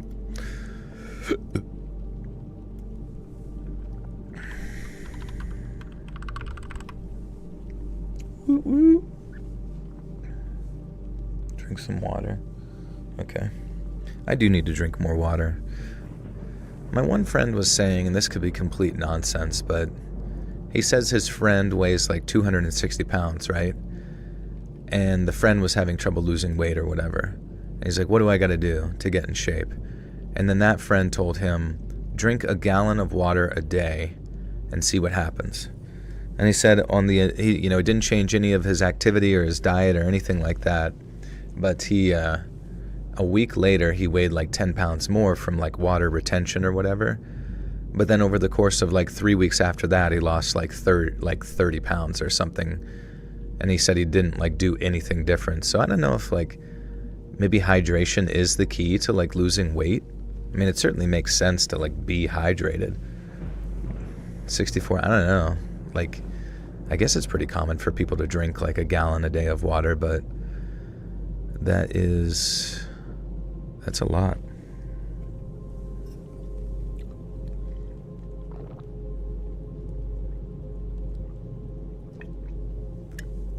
He flushed his intestines? Do you think so? Do you think it was just like filled with gunk or some shit? Water helps build up higher metabolism. That's why I gained weight so fast last year, because I stopped drinking water for no reason.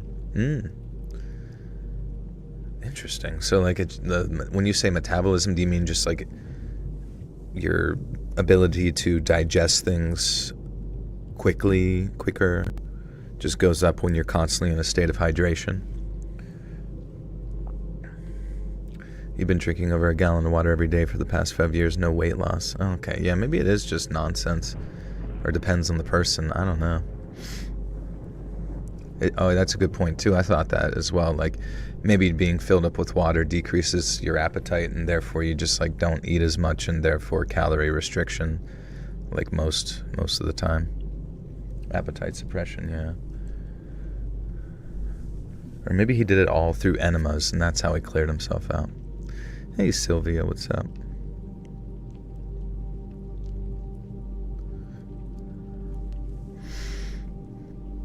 Drinking water out of cans. That does sound nice.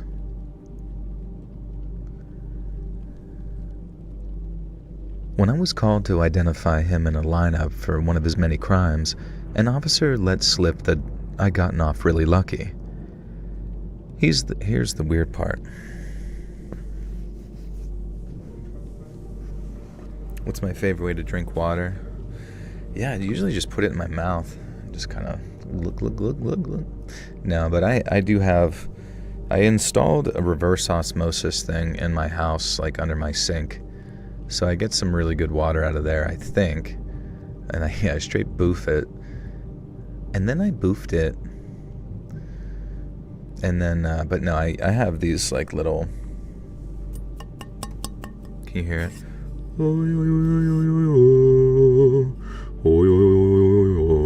just, I don't even know what you call it. Aluminum tin bottles that I put fucking water in and shit.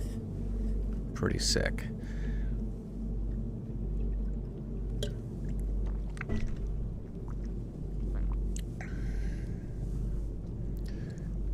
Ever drink mountain water? Yeah, it's pretty amazing. Like the spring water that kind of trickles down off the mountains. Like whenever you go hiking and stuff, I'll like see people collecting it out of just, I don't know, there'll be like a pipe that comes out of the mountain and then they just sit there and collect it directly from the pipe. And I'm like, that looks pretty delicious, honestly. Pete Linzel, thank you for the gifter to Valley Heart. Welcome, welcome. Thank you, Pete. Appreciate you, dude. Checking in from ATX. Glad to hear you again. ATX? What's that? Austin, Texas? Or is it... I know... Isn't there an ATX for, like, recording... what's that one thing? It's like ATX for, like, self-published books or something like that. But I guess if you're checking in from somewhere specifically, it probably wouldn't be a website. Look at me. Oh, Atlanta. Is Atlanta ATX? Is it the airport? Oh, Austin, Texas. Nice, dude.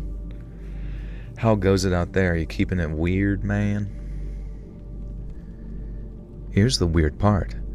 This guy swore blind that he did not set up that laptop to play Kaiju Roar Inception Bwong sound. He copped to everything else, attacking me, the armed robbery, a few other things too, but that, he insisted it wasn't him, and so did those other hippies. None of them had any reason to lie, though, and nobody would have gotten in trouble for that. So who or what the hell was causing that strange, terrifying monster roar? I'm not sure I'll ever know, and frankly, I think I'm just okay that I survived. Yeah, you're at the checking in from the Avenged Sevenfold concert. I'd like to grow a thyroid. Do you have to immerse it in sun and water? Yeah, is it like a seed? Like a lotus seed? Hey Joe, I bought a house in Tuckhannock, PA. How do I get a rat snake out of my walls? You might need a cat. Send him in there. But congratulations on the house. That's freaking cool. I'm not really sure where Tuckhannock, PA is, though. It's kind of insane. Like, I've lived in Pennsylvania my whole life, and there's so many freaking towns that people say, and I'm just like, I have no idea where that is.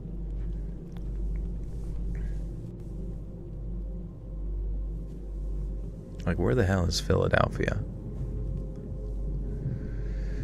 Do you guys deal with ruse? What's a ruse?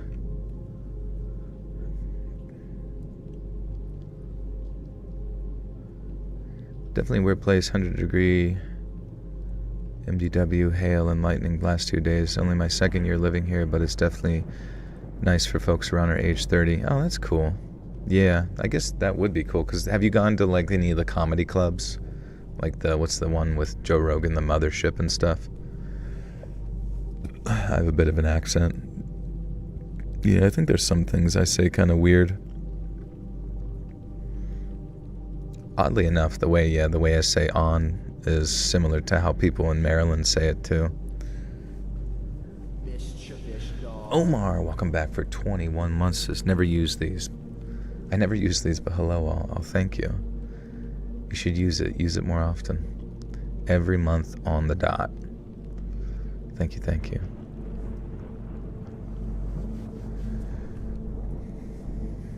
What's up, Naterator?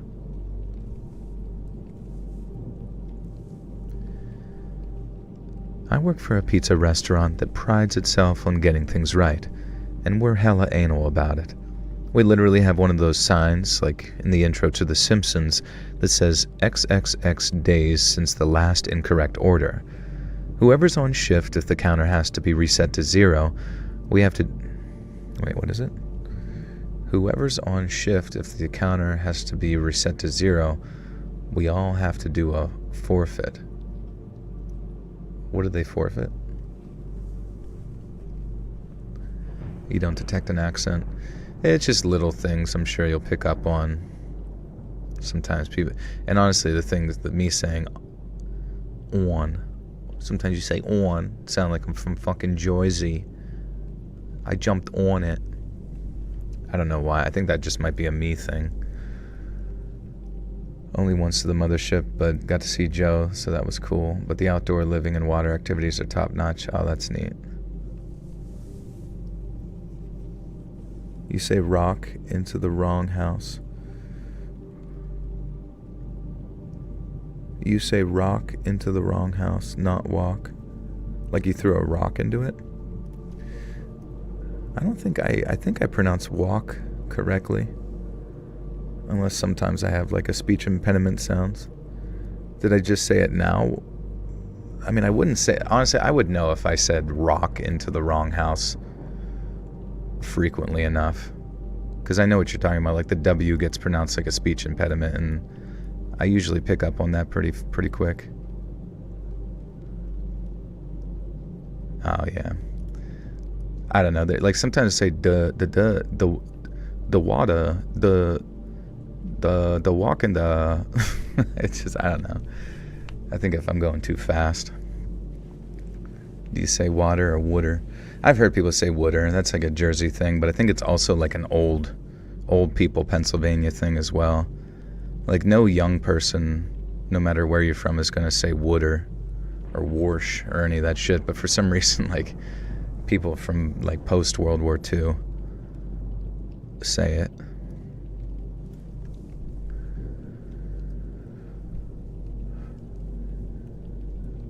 Whoever's on shift at the counter has to be reset to 0. We all have to do a forfeit.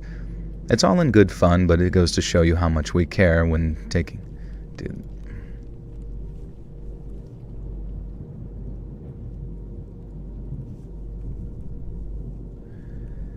It's all in good fun, but it just goes to show you how much care. What the flub? What the helly?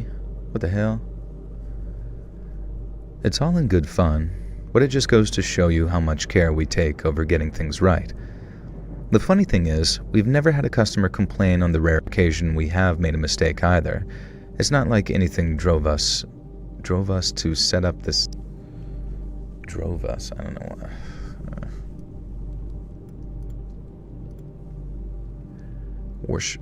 Worcestershire shash. Worcestershire shash. Worcestershire shash.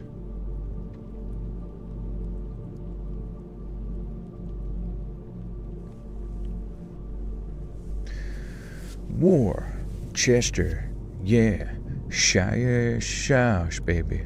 Okay.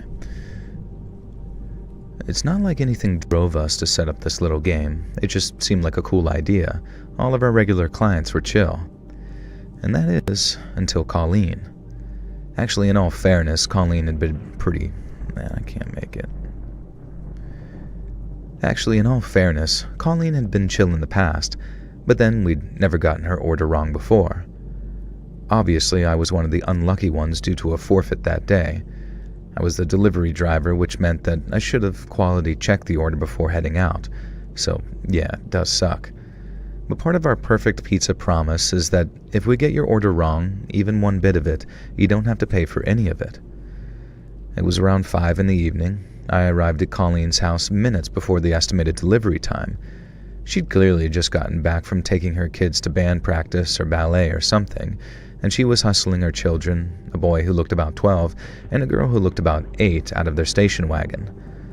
When she saw me, she tutted up and was clearly... Whoops.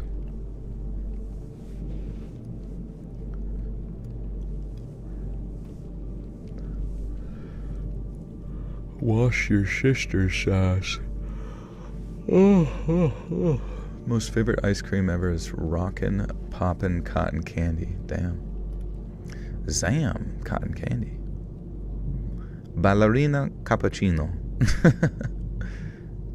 What's my body like? Mesomorph, ectomorph, endomorph.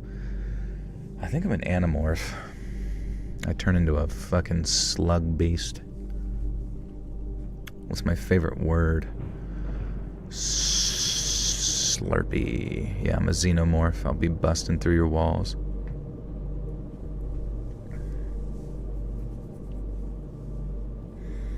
When she saw me,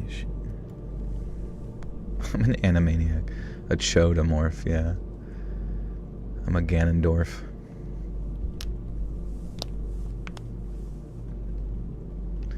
Do I gain or lose muscle easily? I gain muscle pretty easily.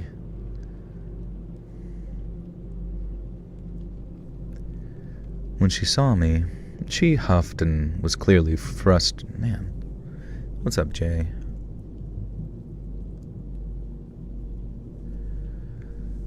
When she saw me, she huffed and was clearly flustered already, scolding me for being early. And as politely as I could, I told her that our estimated delivery time was just that, an estimate, and 6 minutes early was typically considered good. I could see her eyelid twitching at this, and her face was going red. The term Karen really wasn't a thing at this point, but Colleen was clearly going to be a Karen before Karens were cool. The kids were both just really excited that the pizza delivery girl had shown up. Colleen, meanwhile, was determined that because I was early, there had to be something wrong. First, she inspected the garlic bread. I've never seen anyone study garlic bread with such scrutiny. At one point, she was sniffing it so closely that I thought that it might go up her nose. The garlic bread was fine, and so was the rice, and so was the pasta. And then she opened the 20-inch pizza box, a delicious-looking margarita pizza with extra cheese. The kids looked on with awe and excitement. Colleen, meanwhile, flushed beet red. Her eyes opened wide in that kind of angry, preemptive way that some people manage when you just know that the poop is about to hit the proverbial fan. She looked at the pizza, and then she looked back at me, and then back at that pizza again, and then back at me. She spoke her next words slowly. She spoke next words. You just got done eating. Oh, I thought it said editing. I was editing a pizza into my stomach.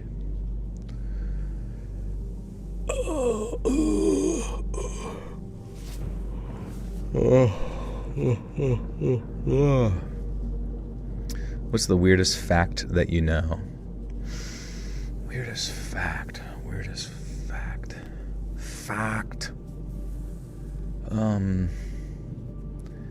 Maybe that our gut biome can interact with other people's gut biome, so sometimes we know what they're thinking.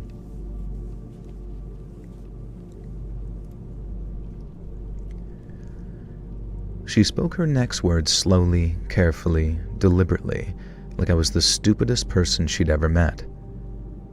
There is no pineapple on this pizza.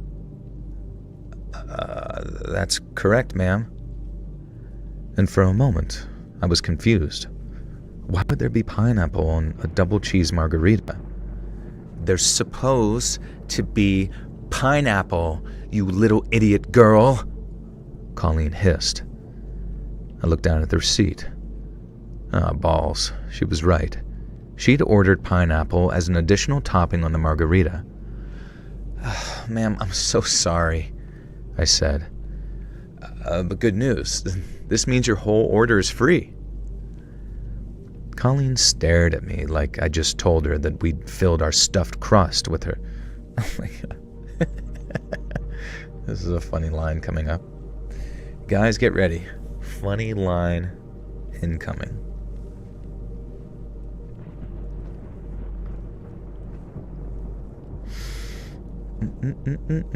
What the helly?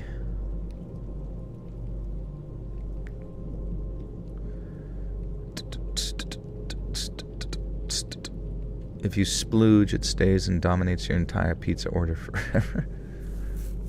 What? When I was a corrections officer at SCI Waymart, an officer smuggled an entire pizza, extra large cheese pizza, into the jail. Don't ask me how. All I'm going to say is plastic wrap and tape. An officer did that? Interesting. Wouldn't you be able to just order pizza and get it as an officer normally? Unless you can only eat stuff from within the jail, which I imagine jail pizza is probably not that tasty. Or maybe it's really good, who knows?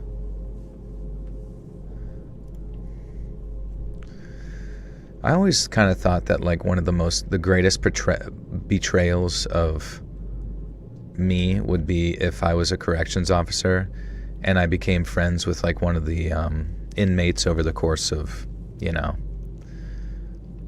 10 years or something working there or whatever. And then randomly there's a big riot, where things just like go to hell. And then that guy that like I'd been friends with the whole time like decides to fucking like shank me in my kidney, and I'm just like, Mad Dog, how could you? And he's like, fuck you, motherfucker. You fucking suck. And your pizza sucks here too. See ya.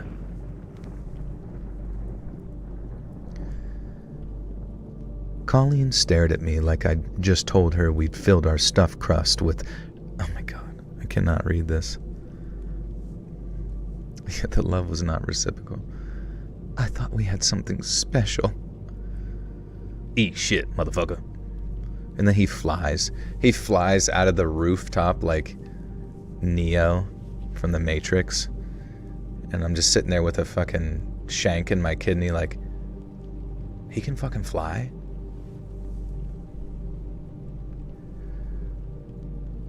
Colleen stared at me like I just told her we'd filled our stuffed crust with her dead grandmother. Angrily, she shout-hissed that she does not care about Furry. She cared about the missing pineapple. She wanted the missing pineapple. And then her kids, bless them, spoke up. They said they really didn't mind, that they didn't actually like pineapple on pizza all that much. I thought I could see fear in the son's eyes as he spoke, and that's when I knew something was very wrong. We ordered pineapple! Colleen shrieked.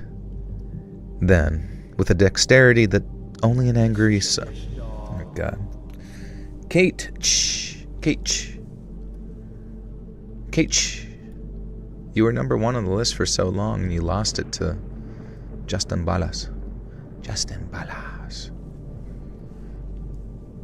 Justinabilis. But welcome, Kate, to the Buttersauce cult. You now have access to That did sound like Cartman, didn't it? No, I want a pineapple.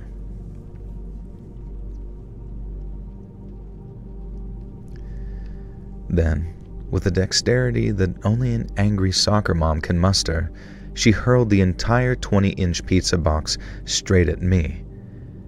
It hit me square in the face, and I just stood there for a second, trying to push down my bubbling anger, and I couldn't retaliate.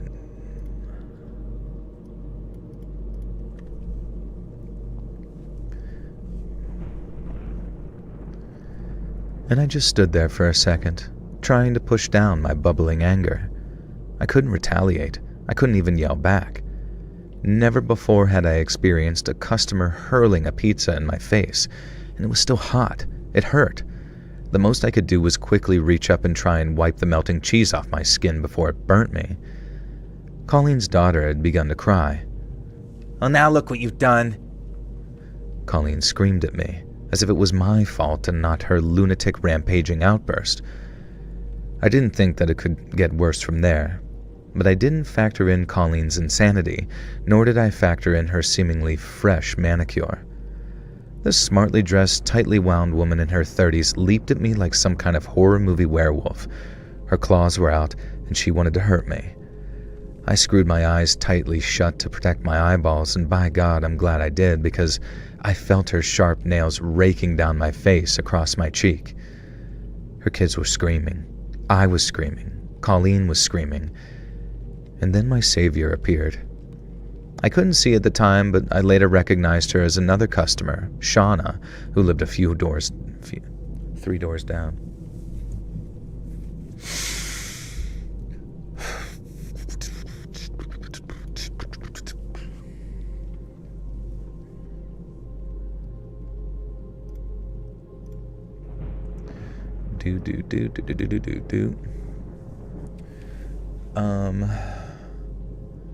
What was the lamest thing you owned as a teen that you thought was cool? Oh, fuck me. Lamest thing as a teen. I mean, I was pretty fucking cool back then, and I still am, so I still wear the exact same clothes. Jinko jeans and one of those t-shirts where it's like Tweety Bird and Sylvester the cat and Tasmanian Devil and Bugs Bunny, but they're all dressed as like gangsters with their arms crossed like they're in a boy band hip-hop group. And let's just say that's pretty much my entire wardrobe. Love from Australia, my fave narrator stories YouTube channel. Loving this membership. Thank you so much. Have heaps of catch-up vids.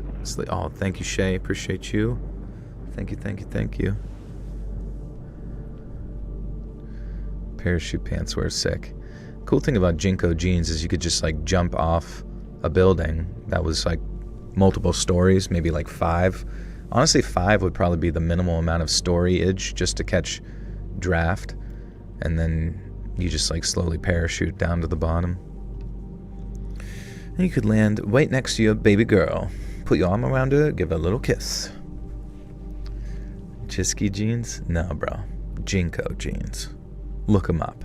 They're coming back. And soap shoes too. But made with real soap.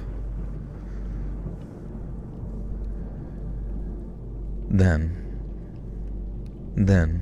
my savior appeared. I couldn't see at the time, but I later recognized her as another customer. Oh shit.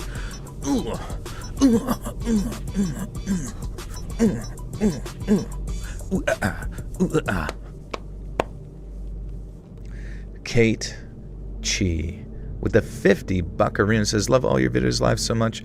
They put me right to sleep. So happy for you on the new partnership with Mr. Ballin. Those are great videos as well. Keep up the great work. Thank you so much, Kate Chi. Appreciate you.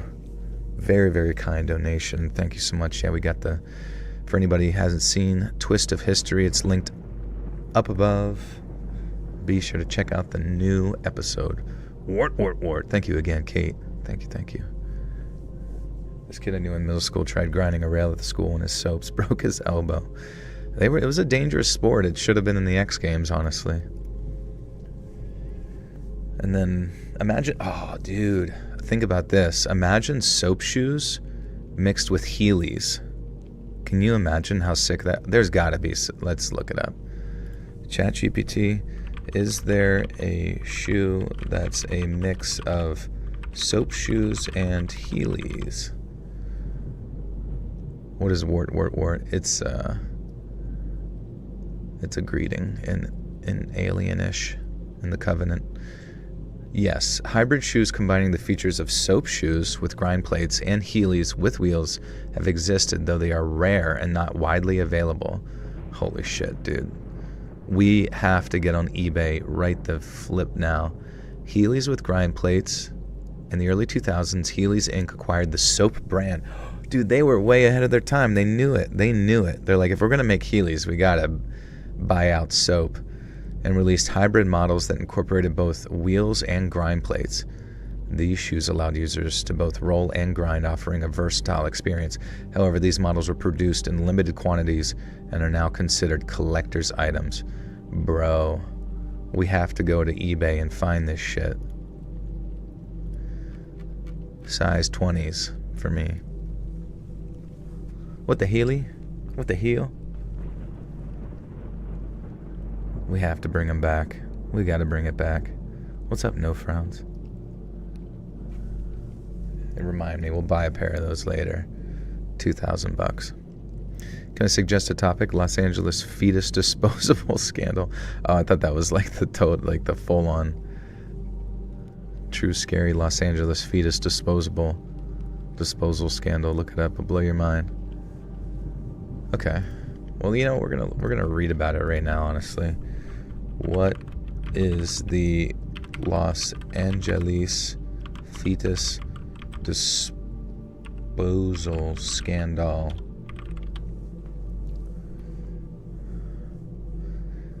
Searching. Los Angeles fetus disposal scandal refers to a 1982 incident involving the discovery of over 16,000 aborted fetuses improperly stored by Malvin Weisberg, owner of medical and analytic laboratories in Santa Monica, California. Weisberg had collected these fetuses from various medical facilities for pathological examination, but failed to dispose of them properly due to financial difficulties. Instead, he stored them in a rented shipping container in his garage at his Woodland Hills home. The situation came to light when the container was repossessed, revealing the preserved remains inside. Holy shit. The discovery sparked a prolonged legal and ethical debate over the appropriate method of disposal. Anti-abortion groups advocated for a formal burial, viewing the fetuses as human beings deserving of rights, while the abortion rights advocates and organizations wanted to turn it into a slushie and drink them. The legal battle culminated in a 1985 decision by the Los Angeles County Board of Supervisors to authorize non-religious burial of the fetuses at Oddfellows Cemetery in Boyle Heights. The burial was accompanied by a message from Presidential Ronald Reagan, who said, "Man, I'd love to have a fetus slushie right now." Huh. It's crazy. That is nuts. How do you, what is it? He's like, I don't know where to put him. I'm just going to take him home. I'm just going to take him home. I'm just going to... I really don't know. Our shit's down, man. I think I'm just going to take these home. It's just got, jars filled with fucking feet. Jesus Christ, dude. It kind of makes me wonder, what? 16,000? 16 fucking thousand fetuses? I feel like, does that not, somewhat beg the question of, was he selling them on the side? The tissue, you know what I mean? In a black market type thing? I don't know. I'm just thinking out loud, but that's a lot of fucking milkshakes. Exaggerated. I mean, 16,000. I don't know how they could exaggerate it, or what the purpose of that would be, but that's fucking nuts. Oh wait, Shauna. Okay, yeah, this lady saves him. Then my savior appeared. I couldn't see at the time, but I later recognized her. I couldn't see her at the time, but I later recognized her as another customer, Shauna, who lived a few doors down. A large woman. She was A large woman. She barreled into Colleen so hard that Colleen went flying along the sidewalk, crashing into some plastic recycling bins. I wiped at my eyes, desperately trying to clear them of cheese and tomato sauce, and Shauna started to ask me if I was okay while Colleen's kids screamed and cried. Then Colleen was up, charging again, this time directly at Shauna, and through blurry vision I saw that she was holding her keys like some type of weapon. No, I wasn't having this anymore. I wasn't having Shauna, my savior, getting keyed by this dumb party soccer mom over the lake. She had a fucking chainsaw.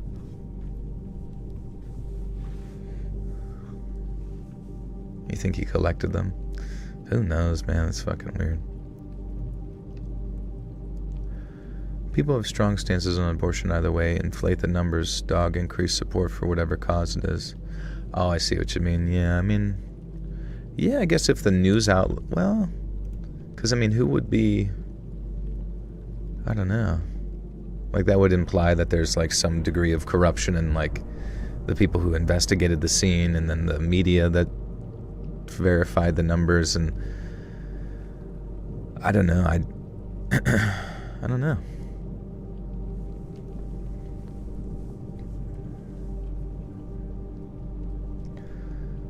I wasn't having Shauna, my savior, getting keyed by this dumb party soccer mom over the lack of pineapple on pizza. I can't explain how I did this. I had zero experience in fighting,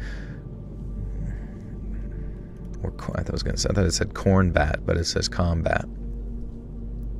Am I a plant dad? I like plants, but I don't take care of any plants, to be honest with you. I can't explain how I did this. I had zero experience in fighting or combat, and especially not wrestling.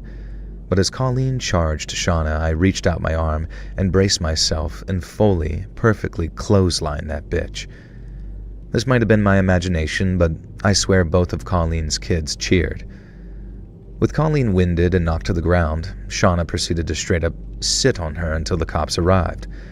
Next, the kid's father, Colleen's ex-husband, Colin and Colin.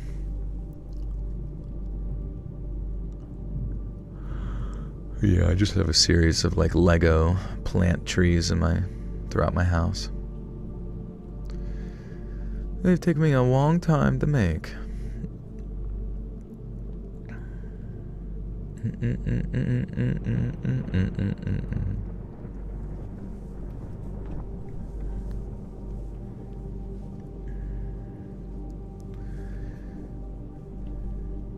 Next, the kid's father, Colleen's ex-husband, Colin, and I'm being serious when I say that name, turns up. The cops took Colleen away, Colin took the kids away, and Shauna and I had to go to the station to give our statements.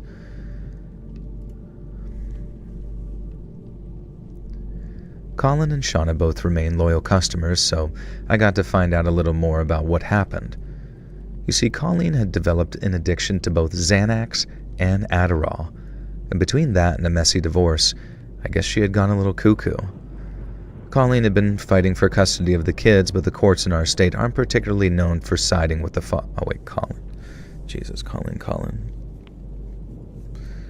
Confusing.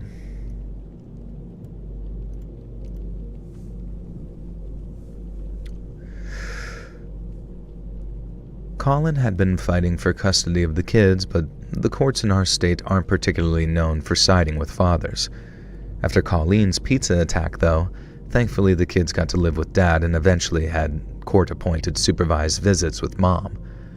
Colleen didn't go to prison. She went to a psych ward for a bit and then rehab, and I agree with that decision.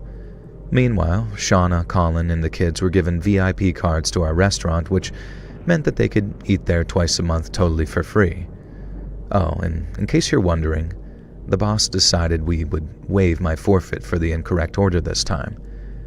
Wait, what? Whoops.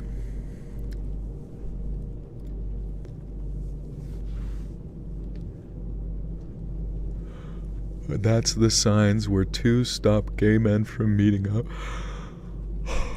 What are you talking about? There's signs now they put up. No gay sex. It says no glory hole in this bathroom. Turn away. Turn away. Go back home and play Minecraft. Oh, and in case you're wondering, the boss decided we could waive my forfeit for the incorrect order this time. Being almost blinded by pizza and false nails was deemed punishment enough.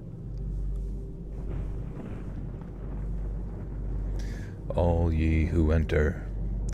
What do we think about how tariffs are going?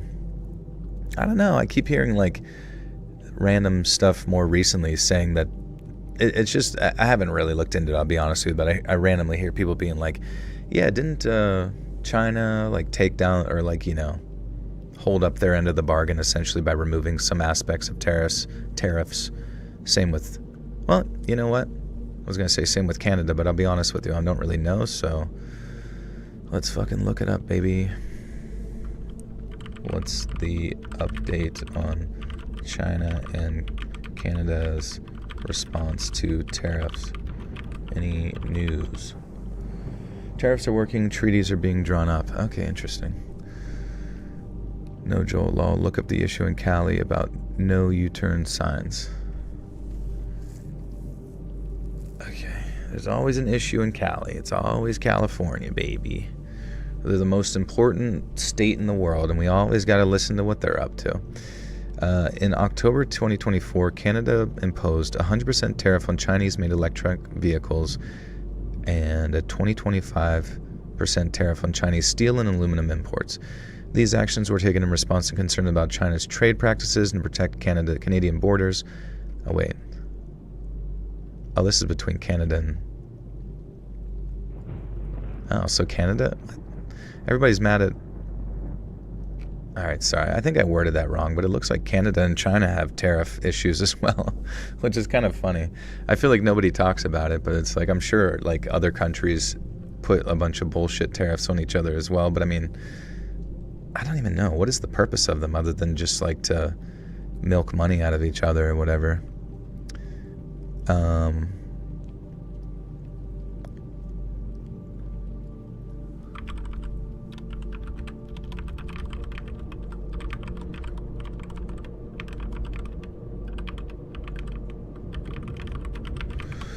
Sorry, politics are whack in the world for real. For real, for real.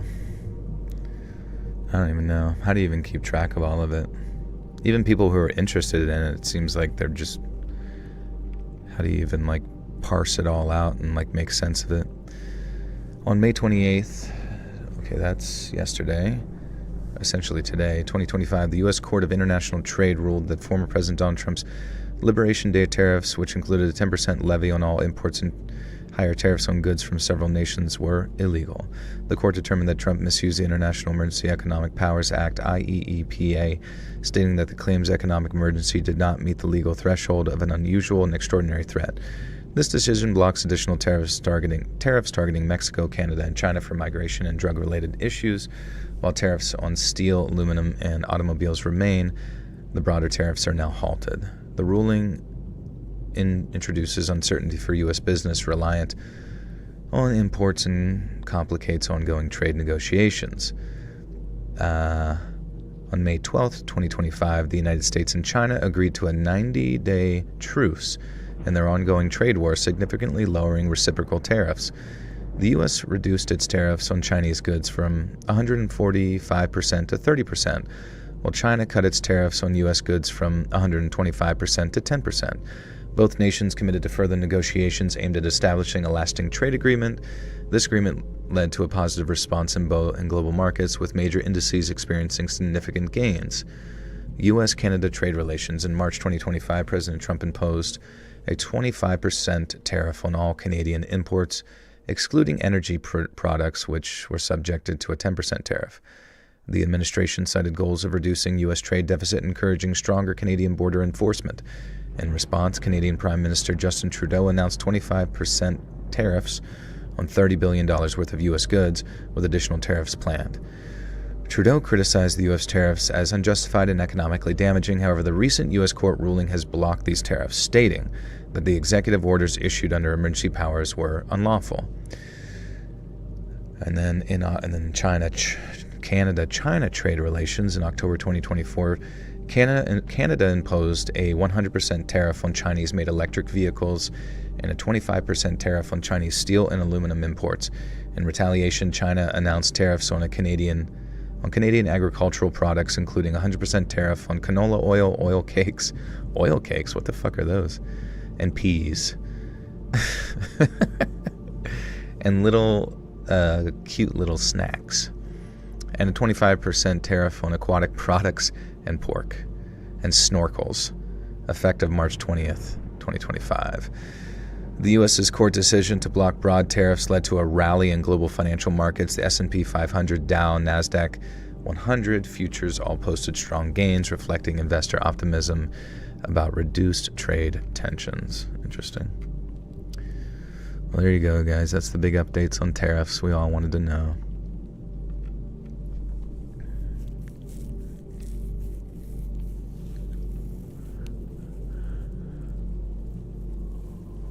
What are they gonna do without the snorkels? I know, it was really boring, wasn't it? I think that's what's so strange is, like, usually, like, talking about economic stuff tends to be, like, presented as very boring, but I guess whenever you kind of get, like, a divisive character like Donald Trump talking about it, it kind of, like, gets people all hyped up or whatever. So they're like, let me look into the percentages, baby. I'll figure this out. Oh, look at that. The Dow Jones is rallying. What the fuck? So it's just, who makes the best fries? I'm not really sure, to be honest with you. I mean, Burger King I've liked those a little bit more. But I'll be honest with you, any fries that are like beer battered, those are some of my favorites, the beer battered fries for sure. Five Guys are okay. It's just like there's sometimes like certain fries just kind of taste like spuds, you know what I mean? Like they took a fucking potato, chopped it up into a bunch of bits and threw it into a fryer with canola oil. And I just kind of think like the oil and the breading, like you got to get good breading, you got to get good oil, and if those are done right, it really doesn't even matter like how much you like salt you throw on them. It's just going to taste good. But if it's just kind of like bullshit and lazy, I'm not a fan of that. Bojangles. I've never been to one of those. I'm eating Dino chicken nuggets with mac and cheese. Hell yeah, dude. That's the only food that I eat. And I cook grilled cheese sandwiches at night when nobody knows.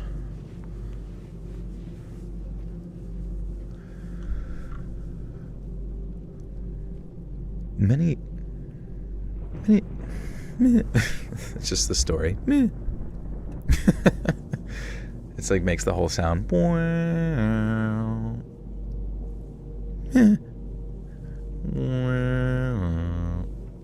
Okay.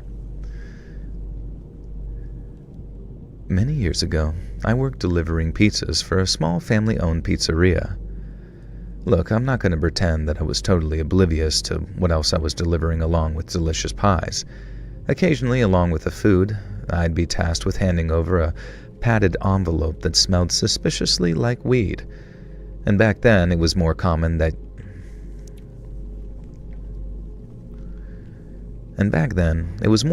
you might think. Pizza delivery doubling as a weed dealing syndicate. And maybe I was naive, but I wasn't too worried about being busted. It wasn't my business, wasn't my product, and I could just plead ignorance about what some of the sides actually were. Oh, I see. It's like foods. My apartment got robbed a long time ago, and they ate most of my food. Oh my god.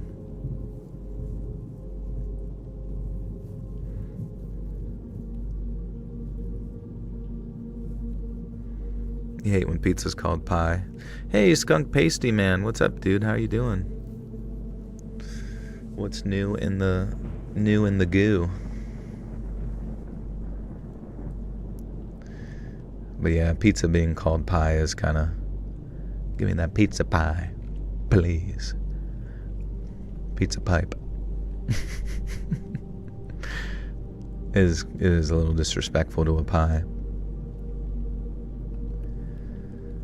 Wasn't my business, wasn't my product, and I could just plead ignorance about what some of the sides actually were. It turns out I was an idiot. I wasn't the only delivery driver, I was just the low-stakes guy, the one who did the weed runs. But the owner and his dad were into some much heavier stuff. I found this out the hard way, although I guess it was harder for them than it was for me.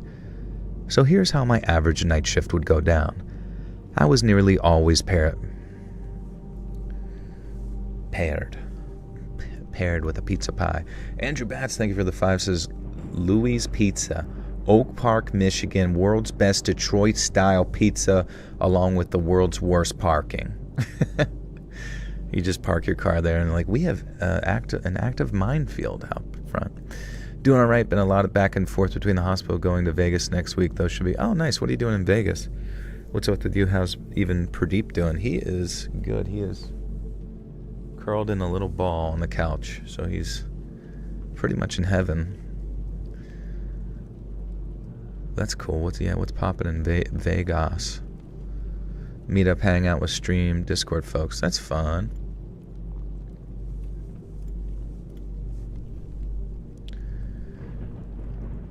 So here's how my average night shift would go down. I was nearly always paired with this guy named Dan. Dan was an old-ass man, easily in his 60s, probably older, and he was the father of Kernal. Kernal? You named your son Kernal. Your name is Dan, you named your son Kernal. What the hell? What the helly? I've never seen that name before. Kernal. Is that a real name? Or is that from World of Warcraft?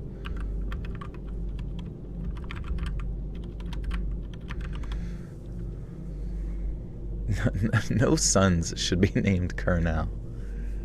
Are you kidding me? Yes, Kernal is a real surname, though it's quite rare. It appears to be a variant of the more common named Kurnow. Oh. Well, how the hell do you say it?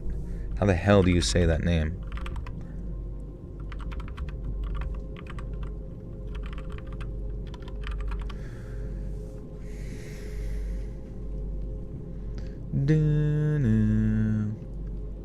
The name Kurnow. Oh, Kurnow, like snow. Cur, as in stray dog. How is that like stray dog? Like the word cur, as in stray dog. Kernel Space Program, yeah. Okay, Kurnow. Okay. Wait, is it actually kernel? I have no idea. I think it's just Kurnow, like snow. Alright, anyways. Sorry, that threw me for a loopy poopy. And he was the father of Kurnow, the owner. Dan and Kurnow were two of the best pizza chefs that the world has ever known, and I stand by that.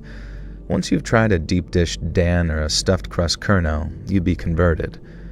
I'm convinced they could have dominated the pizza business even without the side trade in drug dealing, but I guess we'll never know. Kurnow has his own delivery boys, and I was always paired with Dan.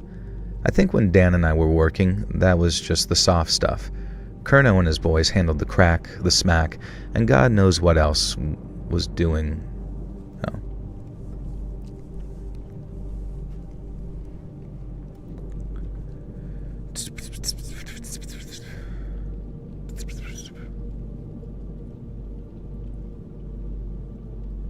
Kurnow.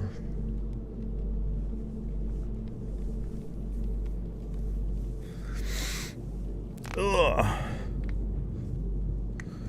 Crack, smack, and the whack. Smoking crack out of a smack whack. They thought of way too many names for drugs. Anyone seriously into heroin doesn't call it smack. Yeah, they do. That's all I ever called it. Give me that smackaroos. Hand over the smackaroos, bud. I'm ready to get stone cold. That's what we would say at the old heroin house. Kurnow and his boys handled the crack, the smack, and God knows what else was doing the rounds in those days. Dan, full name Bogdan, moved to America as a teen from Serbia, so who knows what kind of thing he knew how to cook up. I heard crocodile mentioned in the aftermath, but I think that was just a rumor.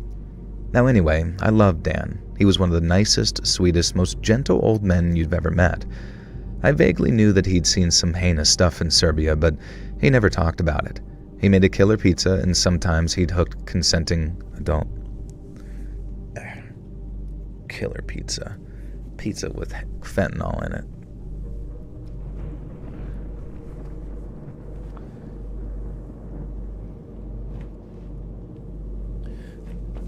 Yeah, who smokes fentanyl anymore? Or who smokes heroin anymore? Smoking heroin is like smoking leaf after smoking straight wax out of Shrek's ear for years. That's a good point. Ain't it all fentanyl? It is weird to think sometimes that the influx of like fentanyl and cutting fentanyl with like with typical heroin or like other opiates, it makes you wonder if it was like some sort of external, like the CCP or some external, maybe it was just the CIA, I don't know, but like to like completely cut it with fentanyl essentially to like kill the population. I don't know, it's kind of brilliant. It sucks that it happened, but it's kind of brilliant if it was like a foreign entity's operation, perhaps. I had a lady tweaked out of her mind at the train station give me a baggie of heroin. Once I was 15, I didn't do drugs. She's like, "Here you go, kid. I'm done with them." And she just jumps in front of the train. Smoking fentanyl so 2020. I know, we need to move on. We need to come up with a cooler. I guess at this point we do need crocodile to like make its rounds. Do you think drugs in general come from the government? I don't know. I just heard that like that's kind of how you like launder a lot of money, is like as far as like whatever actions the government to sort of inadvertently like poison a large portion of the population. Would that in and of itself be ideal? Maybe, I don't know. A few years ago, I was doing some lines from a friend's stash. Next day, I got a crazy nosebleed. That was my first rodeo, but it was my first bleed whenever he was cut that time. You got a nosebleed the next day. I guess that's kind of a good thing, right? The Obama phone lady holding pens in people's hands to sign them up while they nod off. That's crazy. Crazy shit. Obama phone. I got my Obama phone.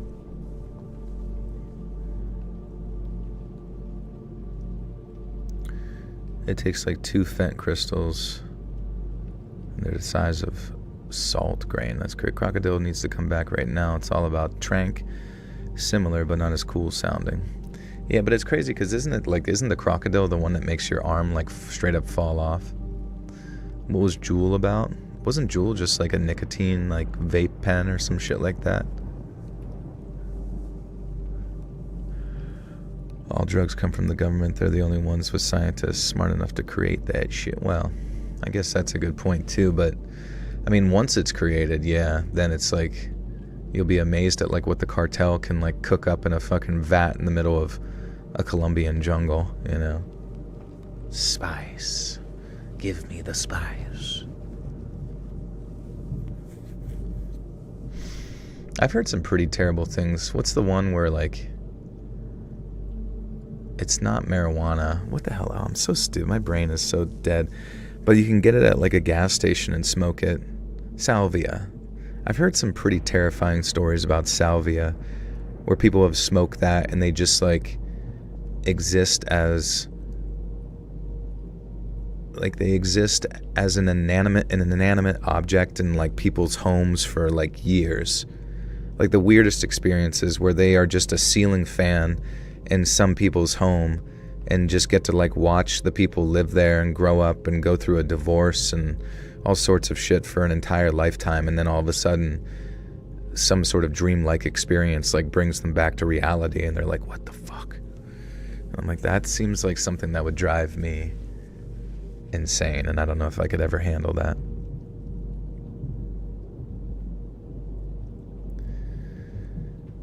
You have some salvia stories? Yeah, I probably won't read them, but you can type them in chat if you want, if you have like a little synopsis on what happened to you.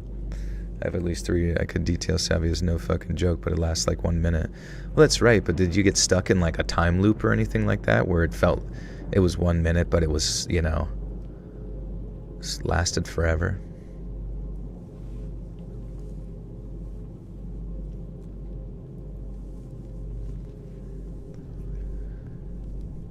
He made a killer pizza, and sometimes he'd hook consenting adults up with a bit of weed before it was legal. Big frickin' whoop.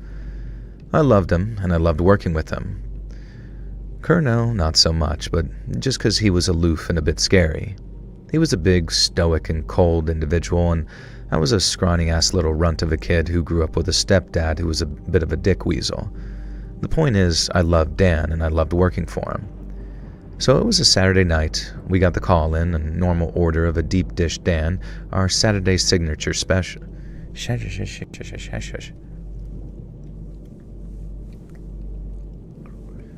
I was at the party where someone did pot and salvia and got drunk. He started freaking out, and I remember him throwing pennies out of his pocket, yelling, "Who put this here?" That's funny. Jesus. It is so weird to just like think how like fragile the brain is, you know what I mean? Just like mild alterations to it and you just become an entirely different person, you know? There was a girl who lived a whole lifetime, 20 to 45, on her couch, and her parents thought she was just depressed, but she was on salvia.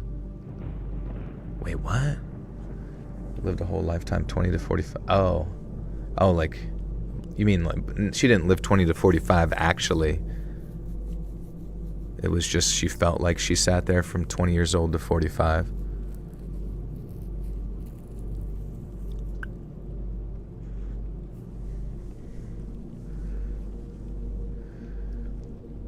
It was a Saturday night.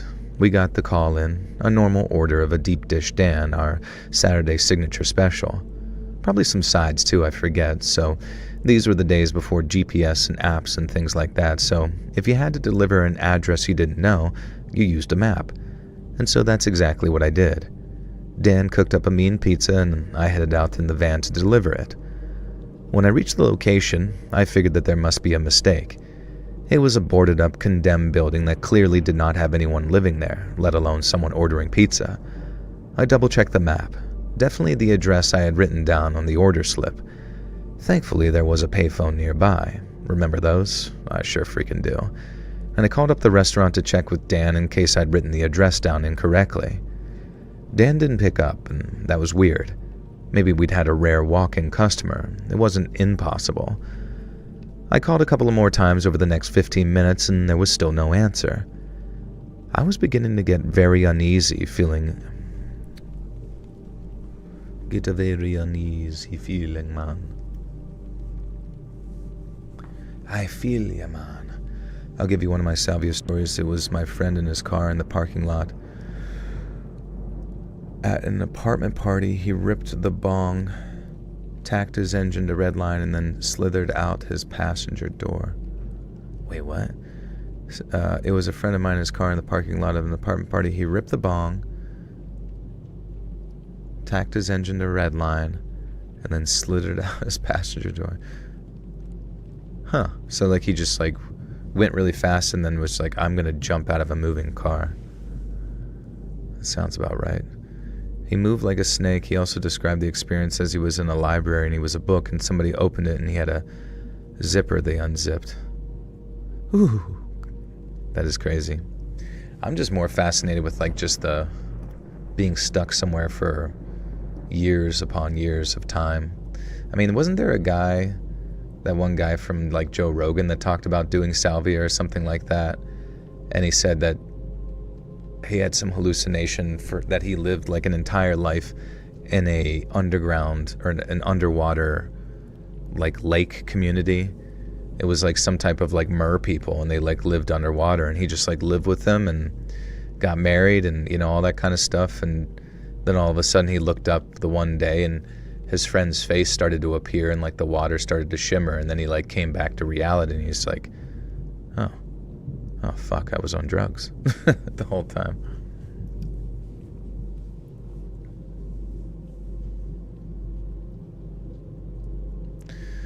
Homestead, thank you, dude. Yeah, I'm excited about it. It's gonna be it is freaking sweet. Mer people. Yeah.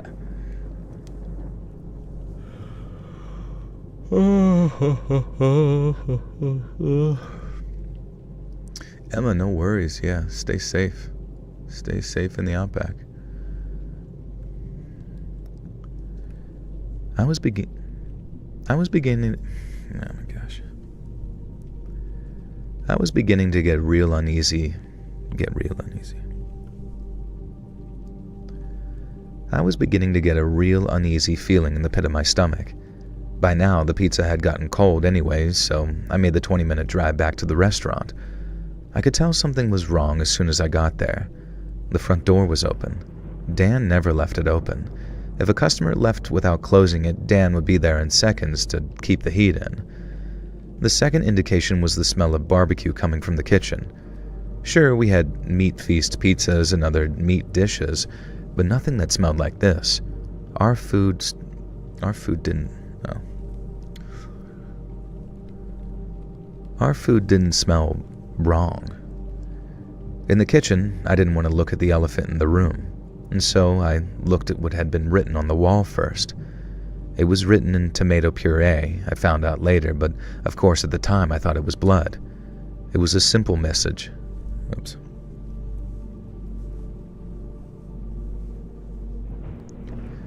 It was a simple message. Your pizza's done. Then I looked at the man, shoved into the pizza oven, only his lower torso and legs visible. I could see that the dials were turned all the way up, and I could smell that the dials were turned all the way up too. I think that's what makes me feel the most sick to this day. The fact that Dan's roasting face smelled almost appetizing. Somewhere in my primal brain, I just smelled cooking meat and I felt a pang of hunger before realizing this was freaking Dan. Dan's dead, dude. He's been cooked. Literally cooked. What meal could you eat every day? Probably burrito.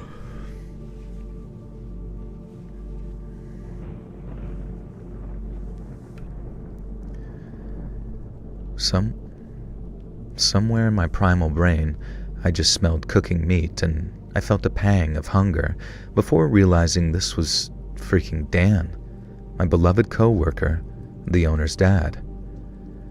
I just hoped he hadn't suffered. A large butcher's cleaver was embedded between his shoulder blades. I really hoped that he'd been murdered before they cooked his face off. And later I found out that he was very much alive as they held him in that burning hot oven, and I don't like to think about it. And as I stared, horrified, frozen, about to piss my pants, I heard a scream from behind me, a guttural, tortured howl of grief. Curnow shoved past me like he didn't even see me there. This man, this unflinching man who I'd always thought was made of cold steel, was weeping and howling like a baby, calling for his daddy, begging him to be okay. Before I could stop him, Pradeep's ripping up the couch. Hold on a second.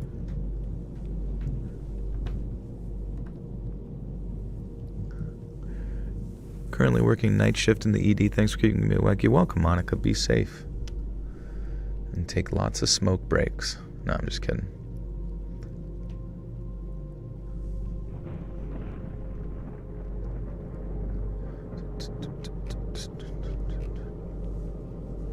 Maz, what's up? I'm afraid they break my psyche not taking the risk. Do it. Do it now.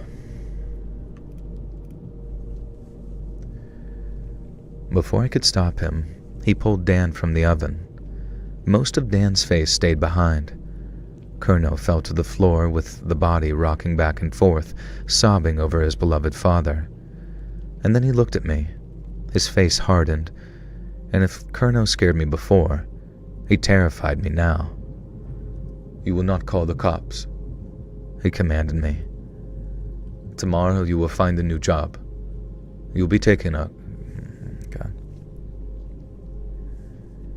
You will be taken care of. And so were they." I didn't know exactly what he meant by they, but I knew enough to understand. I never went back to the pizza restaurant. I don't know how Curnow covered up the murder of his father. I don't want to know. I handled one final brown padded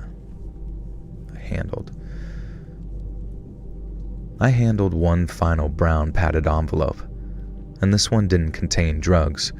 It contained enough money for me to comfortably move out of state and spend a few months looking for a new job, which is exactly what I did. Call me a coward, but I did not look into the aftermath of what happened in my hometown. I know some kind of... Sharon. I know some kind of gang violence erupted. I know Curnow wasn't openly implicated in any of it, and for my own safety, I want to remain ignorant. Besides, this was decades ago. I have my own family now, and I set up my own restaurant. It's not quite the miraculous pizza joint that Dan deserves as a tribute, but it's the closest I can get. I hope that he's looking down at me from heaven with at least a bit of pride. Whatever his son was into, Dan didn't deserve this, and as much as I don't want to know the details, I hope that Curnow was able to dispense... Damn. I'm struggle smuggling.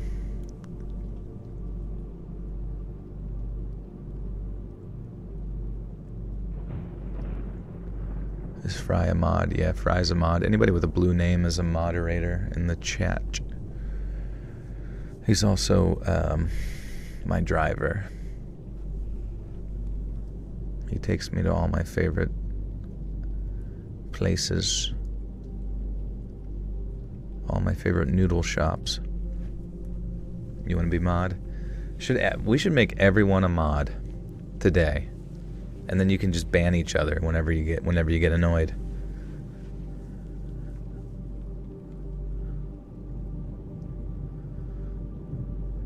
Skunk's been here from day one, lurking and twerking.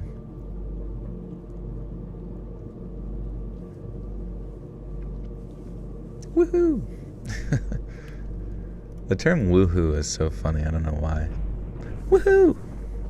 I'm just like trying to think of like what context in real life you would ever just like hold your fists up next to yourself and go woohoo. Just, like only the pure of heart ever get to say woohoo like this. If you ever meet someone that like you tell something to and they go woohoo, like that's a good person. You found a video of mine in your watch later from 3 years ago. I knew you before I knew you.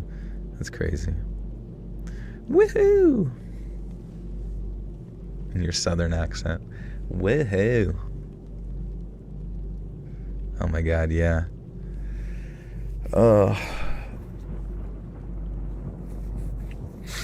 Wikipedia. I was reading Rosen Maiden. My first ever video was like about, I think I deleted it because I was like worried that it was like about war, so it was like bad. But it was about the general that, who's the guy that plays Jason Bourne? But in Oppenheimer, he plays that general. And that general, yeah, Matt Damon, sorry. Whoever Matt Damon plays in Oppenheimer, the first video I ever did was about him and him overseeing the Manhattan Project to like build the atomic bomb or whatever. Woohoo! Cool beans! Awesome sauce! That should be your like email sign off. Instead of saying like best or regards, just say awesome sauce. No frowns. Do you think my first ever subscriber still watches me? I hope so. It was Pradeep.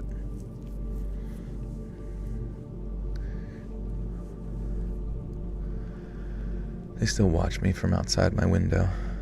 If you could time travel back to November 22nd, 1963, how would you save JFK? I would just tackle the driver. Turn the wheel. Or maybe I could just like jump in front of the car, you know, and that would distract the driver from turning around and shooting him. But I'm sure they would have found another way to kill him again, you know what I mean? But I guess he would have been a little bit more wary.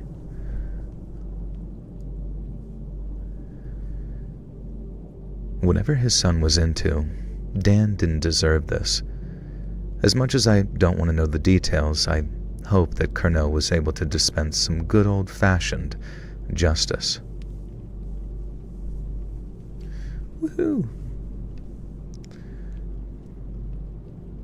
I remember the opening you had with the soldiers witnessing the atomic blast. That was cool. Yeah, that's on like Reddit stories. Like I fluctuate between, or I go back and forth between two animated intros for the Reddit stories. And I still use that one, yeah, for sure. It is one of my favorites because it was rotoscoped by, it was only 6 seconds, but it was rotoscoped by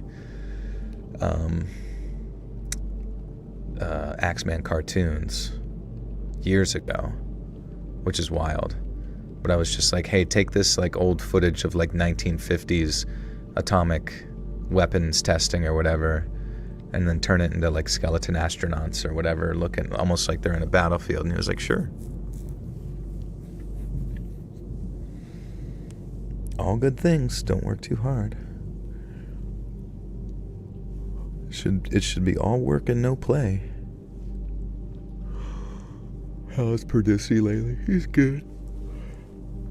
He really has very few updates in his life. Hear him like 30 times if you follow a few. Yeah, you end up hearing all the same stuff if they're not taking stuff directly from subscribers or whatever. You think you remember before Joel even had the sound? Yeah, I think years ago before I settled on this one particular sound, I would like go through and try to find sounds that like fit some type of theme to the stories, but it was just like so hard to do. How old is Pradeep now? He is going to be turning 11 next week because we have the same birthday, June 4th, which is pretty crazy. I know. It's freaking wild. He is old. It's weird though, because he doesn't really age. Like, he really is not like an aged cat. Like, he's very much like a little kitty boy. And everybody says that. They're like, he looks so young. And my hope is that he lives to be 30 years old. The oldest cat on earth. What does he look like? He's black.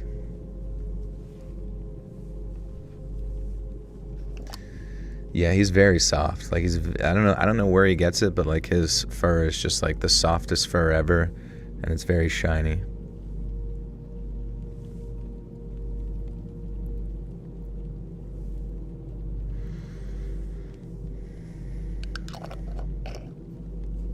You take care of a black cat like that, she's 17. Yeah, does she seem like old at all? Maybe she is immortal. A 35-year-old cat. See, that's what I'm hoping. I'm hoping that for Pradeep. You ever heard of the cat vaccine that makes them live forever something? Yeah, I think you're thinking about the one related to their kidneys or whatever, like it helps to improve their kidney function. Unless it's something else. But I heard that there was one recently that helps to improve kidney function or something. How did I acquire Pradeep? He was from a friend's aunt's farm.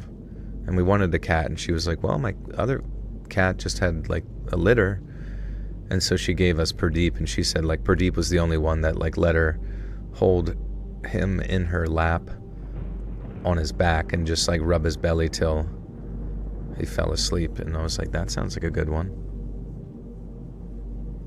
Amazing tortoise shows, apparently 10 this year. She adopted my family. She ran away from down the street. Oh, that's funny. That would be like the worst if like you had a cat that you kind of like let outside and it was your cat for a while, and then for some reason it just like arbitrarily chose it. Like, imagine that you like it never came back and you're like, what the fuck? You're like, this is sad. And then one day you're walking on your street and you just like see your cat, and you know it's your cat in somebody else's window, and you're just like, what the fuck? What would you do? What would you do? Really, the kidney vaccine doubles their lifespan. Interesting.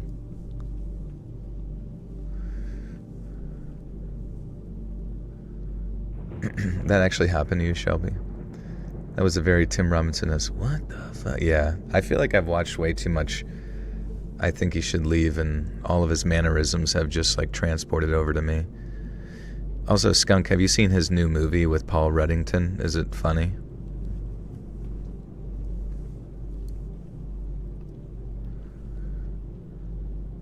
That's what happened to your black cat Jinx after we adopted 2 other cats. Oh, okay, it was like, I want to be alone. No, I was just about to ask if you had. Oh, I had not. Yeah, I do want to see it. Is it only in theaters or is it streaming? I met the cat's former family. It was a little awkward, but just walked to them and said hi, and they walked back to me, and they were totally cool with it, though. Thought the cat was dead. That's so crazy. It's just funny, the cat's just like, whatever, I'll just chill here now. Friendship is in theaters. Okay, nice. I'm a delivery guy, but not a pizza delivery guy. I'm a long-haul trucker, delivering all manner of things. Usually washing machines, or games consoles, or fridges. Things you'd think are safe to transport, but you'd be surprised what people will heist. Now, true story, a truck carrying the entire U.S. shipment of the Killing Joke action figures got robbed at gunpoint recently. Google it if you don't believe me. Now anyways, when this went down, I was across country haul. Okay, I guess this is close enough. They're delivering long-distance pizzas. You saw it with your brother on your birthday. Oh, nice. Was it good? Was it funny? How long's been my longest drive? Like in golf? Wait, 710 people in the stream? Really? That seems like a big jump for like literally no reason. Let's check. What? When the hell did we get those people? Did that just pop in? Well, welcome everybody. Driving a car. Yeah, the longest I've driven, I guess, was... Fuck, I don't even know. Like, down to South Carolina was really far. I feel like it was like a solid 12 hours. And that was a pain in the ass. Because it was just so fascinating, like, it was just so fascinating going to... Like, because it was March, right? And then we drove down to South Carolina, and, like, March in Pennsylvania is, like, cold, snowy, shitty. Even though in your head you're like, oh, it should be spring, but it's just not. And then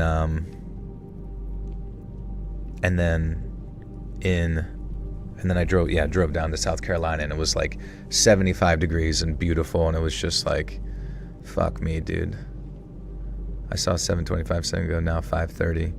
Yeah, I don't know, maybe somebody hosted the stream or something. I have no idea. And then everybody bailed. Anyways, welcome. We're just recording stories for tomorrow. South Carolina, yeah, it's a long drive. I don't even know, like, I used to, like, think I liked driving, like, long distances, but it's kind of, like, mentally grueling on me to just, like, sit there and just drive and drive. I don't even know.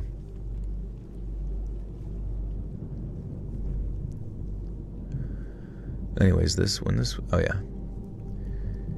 Anyway, when this went down, I was on a cross-country haul to Albany from Dallas. I'm legally not allowed to say what exactly I was carrying, but let's just say it was very expensive, very desirable equipment of the medical variety, the kind of cargo that'd make me a bit more jumpy than microwave ovens or custom kitchen deliveries. If you get that reference, congrats, you're an old man like I am. The journey was said to be just over 24 hours, which meant that there was a rest stop and a few hours sleep on my itinerary. I timed things so I'd get to stop at one of my favorite rest stops in Kentucky at around midnight. They had a killer 24-hour diner there, and some other truckers I'd become familiar with over time often stopped there too, so we'd meet up and shoot the breeze. Imagine my disappointment when I pulled into the truck stop, only to discover that the diner was closed for refurbishments, and the only other vehicle in the lot was a beat-up old Range Rover that looked like it had been abandoned there months ago. Nobody was answering the CB radio either, just a completely dead night. Oh well, I thought, it happens. I always plan for such eventualities. Eventualities. Okay.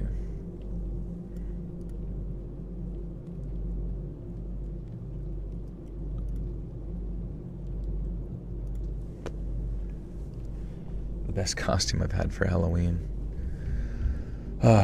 Probably when I was little. Actually, it was so funny. I like dressed up as a Donatello Ninja Turtle, and it was just like so funny because I wanted one, right?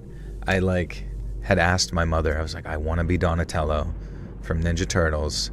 He's the smart motherfucker, and I love his big old stick, and I love Ninja Turtles. And she was like, okay, I'll get you a costume. Chill out. And then all of a sudden, like, one day she comes home and like has a costume, but it was like custom made by like some woman from her work who I'd never heard of before in my entire life. It was just like the most like disgusting, like shittily, like screwed together pile of like fabric and fluff I'd ever seen. And it was sucked because I was supposed to like be one of the Ninja Turtles with all my other friends. Like, we had it planned out and shit, and all their costumes rocked, and like mine just like it literally looked like the terrifying like knockoff brand of like a Chuck E. Cheese ornament or some shit. Or like if Freddy Fazbear was made out of a pillow. It was just, oh man, I was just like so embarrassed, like walking around town and shit, where everybody else had like movie quality shit and mine was found in a junkyard. But looking back on it, it pretty much was Temu Donatello. But now looking back, I was like, it was pretty sick. Mine was custom made. Straight from Facebook Marketplace, but work marketplace. It's just funny too, to like the fact that my mother like didn't tell me. She was like, oh, this is going to be like a surprise. This is going to be like a big surprise for him. He's going to be stoked. And I was just like borderline crying and shitting my pants. I always planned for such eventualities, and I'd packed a bunch of healthy, well-rounded meal options such as Slim Jims, Twinkies, Cheetos, and Mountain Dew. You know, all that good stuff that helps keep my trucker bod slim and svelte. I chowed down on some dried meats, mainlined a Twinkie or four, and listened to a couple of CDs, and then decided to catch a few hours sleep before continuing on. Normally on the road, I sleep like a baby. I just slip into the passenger seat, recline it a little, and I'm out like a shot. That night, no dice though. Something felt off. Maybe it was the diner with all the lights off. Maybe it was the empty truck stop lot. The empty truck stop lot. Dawn, just another bitch with a 5. Thank you, bitch. Just kidding. Hey, if you're smart, you get cool stuff from Timo. Just most people fall for the scams. Yeah, I'd like to try that. I've never bought anything off Temu before. What's my favorite color? I like green. Green is pretty sweet, especially like turquoise green, sort of aqua foam bullshit, you know. Basically the sort of color scheme that you see for my avatar and stuff.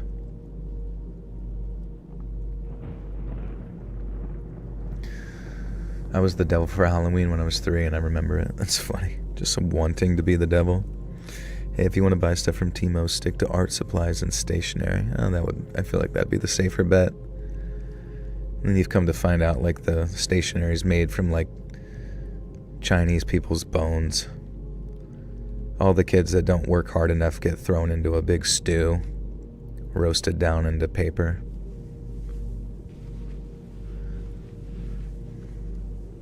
Periwinkle. That'll be my next cat's name. I put together an entire Dreamcast for like $150, comparable to the one I made for about $1,300. What do you mean an entire Dreamcast? Like you had to find all the parts to put it together? Joel would love my eyes, except they're blue. Well, that's the cool thing about people with blue eyes, is that, like, literally, depending on what color shirt you're wearing, you can, like, make them change color. Because I've known so many people with, like, blue eyes where they wear green and it makes it look more green. And then their eyes really pop out that way. And then they, you know what I mean? So it's pretty cool. What book villain would I be?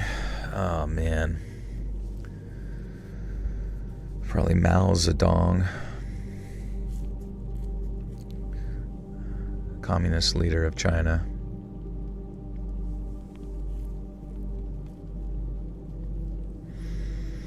Joel's favorite color is Olo. Yeah, the newfangled color they quote-unquote just discovered. Imagine that. Imagine, like, I saw something the other day where it was like, it was like, scientists have figured out that farting is actually good for you. Apparently, if you let out a nice rip, it actually helps lower blood pressure. And I'm just thinking, like, what fucking dog shit? Like, no wonder all these schools are getting their, like, funding cut. Because I can just imagine a bunch of, like, PhD students, like, sitting around being like, what are you doing your PhD on? And they're like, farting out my ass. And convincing people that it actually helps you a lot and makes you feel really good.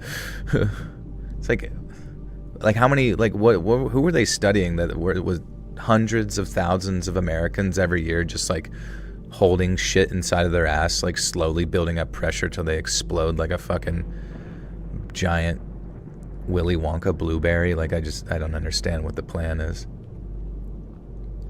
Mine are green too, huzzah, for mutant eyes. That's cool. Your brother's eyes are hazel. Sometimes they look blue, other times they look brown. Interesting. Blue and brown. Don't you have to release gas? Yeah, I mean, I imagine whenever you're sleeping, every chick who's, like, terrified of people, like, smelling or hearing it probably is just like... They just do it in their sleep. experts say that releasing gas between 5 and 15 times a day is normal. Well, as a resident expert of farting, let me tell you, those are rookie numbers. You gotta pump those numbers up, baby. Let it fucking rip.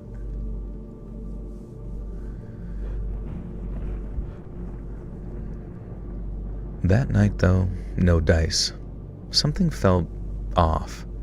Maybe it was the diner with all the lights off. Maybe it was the empty truck stop lot. Maybe it was the flickering street lamp near the turnoff. Now, I'm not a superstitious man. I can't explain it. I just had a bad feeling. Real bad. Like something about the whole place was wrong. Now, let me stress this here. I'd been to this truck stop at least a dozen times in the past. It was a favorite, but it was usually a hub of activity, even in the middle of the night. Being here alone felt like I'd crossed some kind of portal, like I was in another world. I really am not the kind of guy who falls into this type of thinking, though, I promise. I love horror movies precisely because they don't scare me. Yeah, I get a little paranoid about my cargo getting robbed very occasionally, and I guess that played into it here. But this was something else, man. It sounds like a cliche, but it was like an ill wind was blowing. And I mean that figuratively and literally. It had been a calm night, but as soon as I parked up and the wind kicked off, dust and leaves and debris billowing up around the... Wait, what? An ill wind. Is it bad to eat a sandwich at 11 p.m.? Yes, it is. If you're going to bed and you're eating for no reason, your body's not going to know what to do with all that, so it turns it into fat. Which is fine. I mean, sometimes it will take the carbs and store it in your muscles so you have it available as glycogen, but I mean, I don't want to lie to you. But at the same time, would I do it? Goddamn right I'd do it. I'd eat a fucking sandwich at 11 p.m. I'd eat a sandwich at 6 a.m. Stay up all night, eat a sandwich. Your body doesn't gain weight is a blessing and curse. That's cool. I do really like that.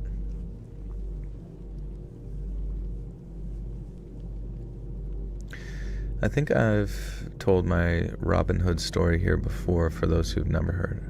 Robin Hood. Glycogen? Question mark? Yeah, I think your body takes like carbohydrates, breaks them down, and then stores them in the form of what's called glycogen in your like liver and in your muscles. And so like basically the order in which your body like pulls out energy, I'm fairly certain is like, is there energy, subparticles like carbs in your digestive tract? It'll pull out of there, and then it will pull it out of your liver, or out of your muscles and liver, the glycogen, and then it will eventually go to fat. And I think that's why some people say like doing cardio in a fasted state is pretty good. But I think most of your fat tends to be lost while you're sleeping if you're in like a calorie deficit. So that's why people just always kind of just say like stick to the calorie deficit, and your body will eventually lose the appropriate amount of like fat. You've been the same size for over 25 years. I think that's a good thing. I mean, your body does everything in its power to like maintain equilibrium. So if you're feeling pretty good. I was the same size for over a decade until I had a baby. I think my bones grew and I have given up on my old size. Yeah, it's all good. I mean, it's a tough thing. Like post-pregnancy is like you really got to lock in and like make the changes. And yeah. Food is too good, hence why I'm fat, bro. I feel you, man. Food is good AF. I think they made it tasty for a reason. What are those crown number people? I don't know. YouTube added some sort of community thing. And right now we have Valley Heart at number 1, Mon Bleu at 2, and Justin Balas at number 3. But I have no idea like how it even calculates it.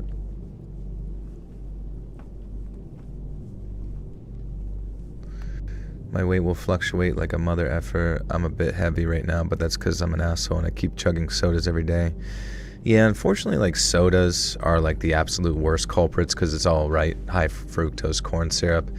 And then it's also like it's just an excess of like quick and easy calories that your body if you have multiple sodas like that.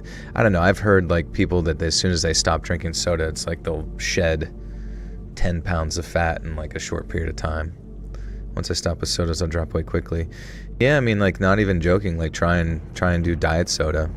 You know what I mean? Like that. If you can find like the zero sugars that kind of taste like the sodas you like, yeah, I think you would lose fat, if you're maintaining your current diet and you think that's all you need to get down.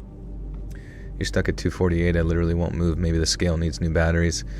I mean, it's just, at the end of the day, it's just the laws of thermodynamics, you know what I mean? Like, the more you move, the more you heat up your body, the more calories you burn, overall, the more energy you expend, and then the less you eat, your body's going to need to go to the fat stores, and then the smaller you become. So it's just basically, it sucks that it has to be so scientific and it has to be so specific, and it sucks to hear, but,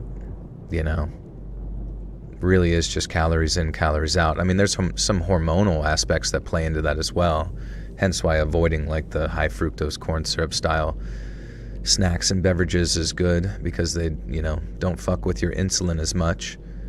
But you can do it, lift some weights, do some air squats right now, see how it feels. If you do 10 of those every hour, from when you wake up till you go to bed, I've heard that you can regulate your blood sugar even better than like a half hour of walking. I lost 120 pounds from drinking too much alcohol. I had a gastric bypass after my stomach ripped through my diaphragm during alcohol withdrawal. All bad. Yeah, sometimes that's the not so good way to lose weight. Update me next stream. Okay, sounds good.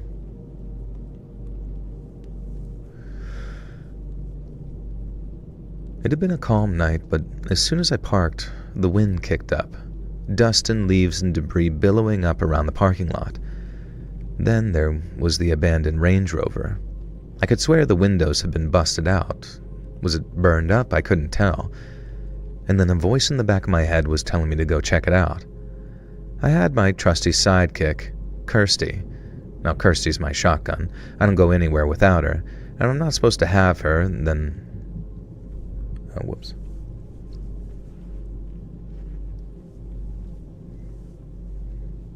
Sugar's the devil, I swear. Yeah, unfortunately, it's like, basically, you just have to think about, like, how many ingredients are in the food that I'm about to eat. And you can eat whole foods, which is just, like, shit that's one ingredient, right? Cashews, an apple, water. It's got one ingredient. Meat, eggs, avocado, lettuce. And if you can kind of like go by that rule of thumb for the shit you eat, I think your body will be a lot happier if you can figure it out. ADHD and moderation don't mix. 45-year-old, and I've never mastered moderation. I blame my HD. Well, that's tough. So if that's what you want to go with on that one, I would say maybe, what about, since you struggle with moderation, maybe you could do like one meal a day or something like that, like an OMAD thing. So like whatever you have in that one meal a day at that specific time could be like a big unmoderated meal, you know what I mean? So you're just like, like Kirby, but you probably still won't eat enough to like surpass your calorie into a calorie surplus, and you might end up losing weight that way,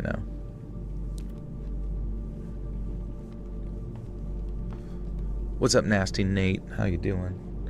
I'm an all or nothing gal. I have to cut stuff out completely to be healthy. Okay, well, yeah, I'm sure you'll figure it out. You just gotta lock in. You'll get it done. I had my trusty sidekick, Kirsty. Kirsty's my shotgun. Don't go anywhere without her. If I'm not supposed to have her, then I have a hiding place and... If I'm not supposed to have her, then I have a hiding place and, well, I'm not going to implicate myself, but she stays with me at all times in the truck. The idea of walking over to this abandoned car, though, just gave me the full-on, unfiltered heebie-jeebies, and the more I thought about it, the more it started bothering me. My mind started drifting towards various possibilities, and then it started drifting in general until suddenly I was falling asleep. I was nodding off into dreamland.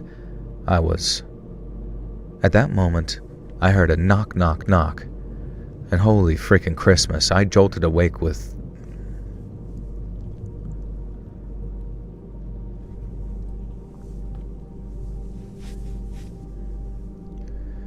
And holy freaking Christmas, I jolted awake. Was I dreaming?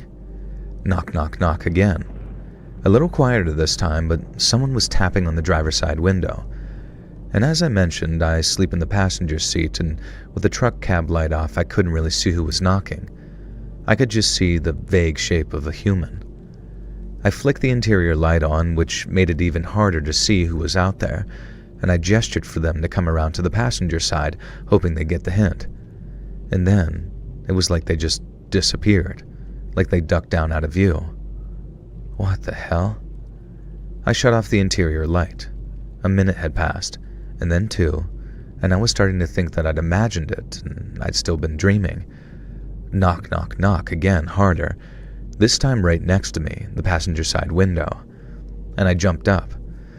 Okay, this wasn't cool. I grabbed my flashlight from the glove compartment and shone it at the visitor. He was dressed in a pizza delivery outfit. A very well-known brand, and he had the jacket, and he had the cap, brim pulled down, lowered over his face, and he didn't seem bothered by the flashing, shining right.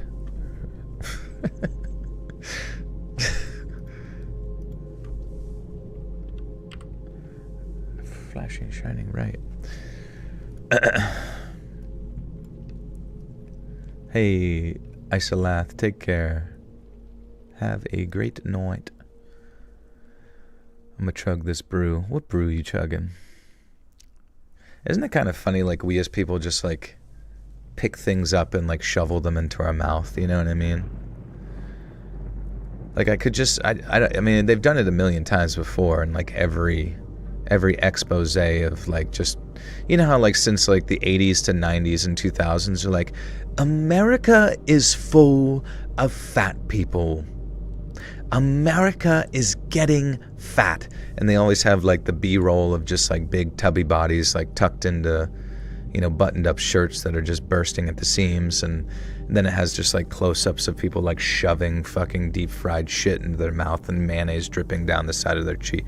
Like, I love it. I something about that just, like, I love those kinds of B-rolls where it's just...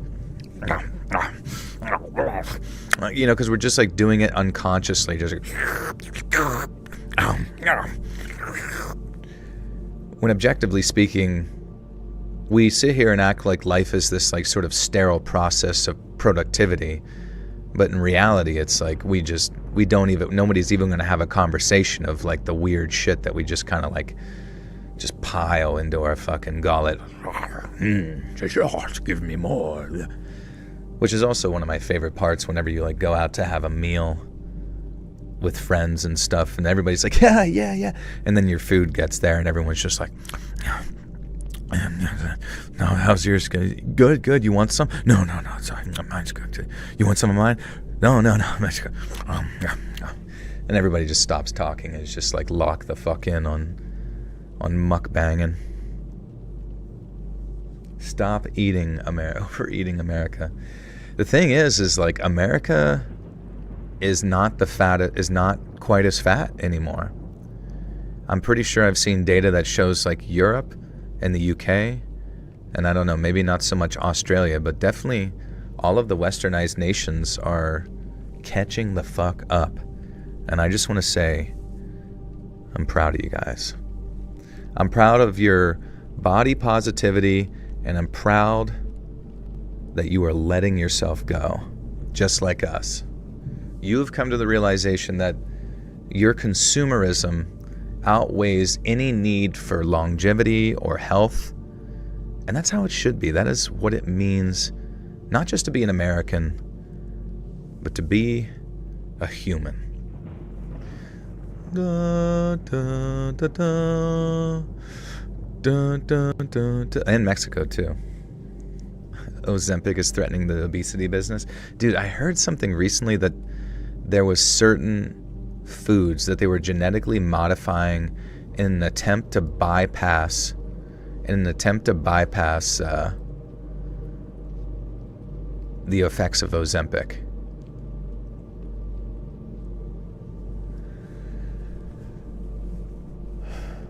And I think that's like some sort of, that to me, that's just like such, like, just imagine that. Like first we develop a drug to keep you from getting fat, but it like fucks up your ability to absorb nutrients and slowly like waste within inside of yourself. And then on top of that, after we fuck up your ability to like your essentially shut down your metabolism, we develop genetically modified fucking Doritos that completely bypass that. So you like I don't even know. It's like releasing a fucking wildcat into the forest to kill frogs or something at this point. And honestly, I'm all here for it.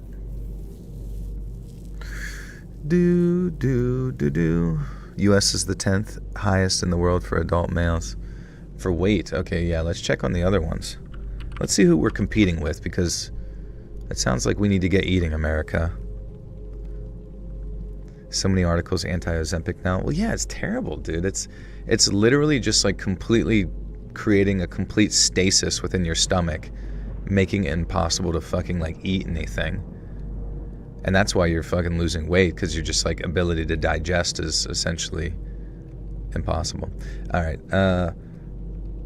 List all the top countries based on obesity. Yeah, whatever. And yeah, dude, people on Ozempic do look terrible. They look gaunt. Like their cheeks look like gaunt in. Like you saw, what's his name? Like Ethan from H3H3. Like, not to put him down, but it's like he's very gaunt. You know, he's very like emaciated on his Ozempic shit. And I'm fairly certain his buddy Hassan is also on Ozempic, because he has that like very gaunt, like sunken in cheek. Unless they had like the buccal surgery, but I can't imagine grown men having like buccal fat removal surgery. He thought Ethan was on drugs. I don't know. I just assume he's on Ozempic. It looks very Ozempic-esque. All right, let's look at the top 10 countries by adult obesity rate. And holy shit, America's not even on the top list. We got shit I can't even wrap my head around. Oh my god, these are all Polynesian islands, bro. Nauru, Cook Islands, Palau, Marshall Islands, Tuvalu, Niue, Tonga, Samoa, Kiribati, Micronesia. Holy shit. It's true. It's full diabeto out there, huh? Moana. Okay, let's do the top 100 countries. So we get a full. Yeah, Hassan's just permanently mewing. Looking good, baby, looking good. If my body is eventually not going to be able to digest anything, I'm going to eat the food now. Oh, are you on Ozempic? Yeah, shit. Okay, so... Oh, wow. Dude, America's not even fucking up there that bad, actually. Look at this. So we got all the Polynesian islands, right? And then it goes to Qatar, Kuwait. Interesting, Qatar and Kuwait. I didn't expect that. I figured they would have had, like, high test. Palau, Egypt, Saudi Arabia, Belize, and then the United States is coming in 16. This is like the top podcast charts, but it's the Fatcast charts. Bahrain, Barbados, Antigua, Barbuda, Chile, Georgia, Romania, Iraq, Libya, Uruguay, Fiji, Malta, Hungary, Panama, North Macedonia, Nicaragua, Croatia, Argentina, Jordan, St. Vincent in the Grenadines, Paraguay, Jamaica, Syria, Dominica, Mexico, Lithuania, Greece, St. Lucia, Turkey, Brunei, Costa Rica, Grenada, New Zealand, the United Arab Emirates, Latvia, Seychelles, Honduras, Slovakia, Suriname, Lebanon, Ireland, Australia. Wow, okay. I was really where's the United Kingdom? Oh, I guess we had that's what they were. But where's England? Let's find those bastards. Oh, the United Kingdom just by themselves right here. Number 80. All right, well that's not too bad. I guess they have somewhat portion control over there. What's the top 100? Cuba. Oh, well, not a lot of fat people in Israel, I guess, but they are in the top 100. What about Japan sumo wrestlers? Yeah, but I guess the sumo wrestlers probably would only make up a small percentage, whereas like the rest of the population just like actually has healthy eating habits and doesn't cook all their shit with like modified oils that like fuck with our hormones. What about Japan? Question mark.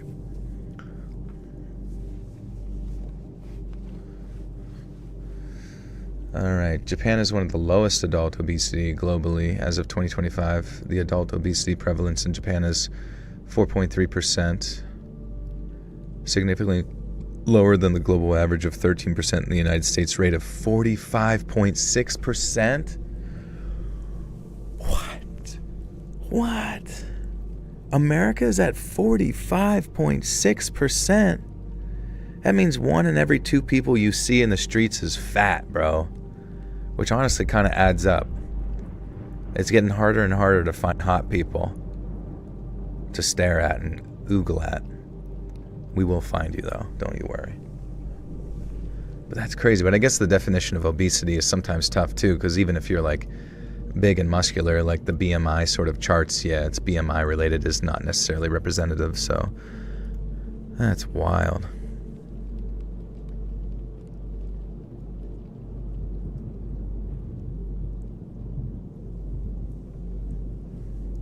All the islands are colonized, which means they are westernized. Yeah, and I guess like if the island people would be like more prone to having negative side effects to like a high carbohydrate diet or something like that, then it would make sense. Unless they've, I don't know, maybe it's always just like historically been larger people.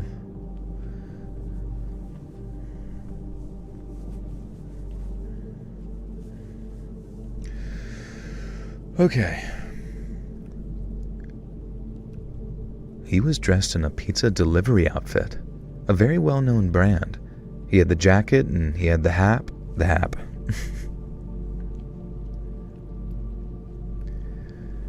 He had the jacket and he had the cap, brim pulled down lower. What the fuck? He had the cap? Okay. He had the jacket and he had the cap, brim pulled down low over his face. He didn't seem bothered by the flashlight shining right in his face, but I angled it away regardless and then, against my better judgment, wound down the window. Can I help you, buddy? Oh.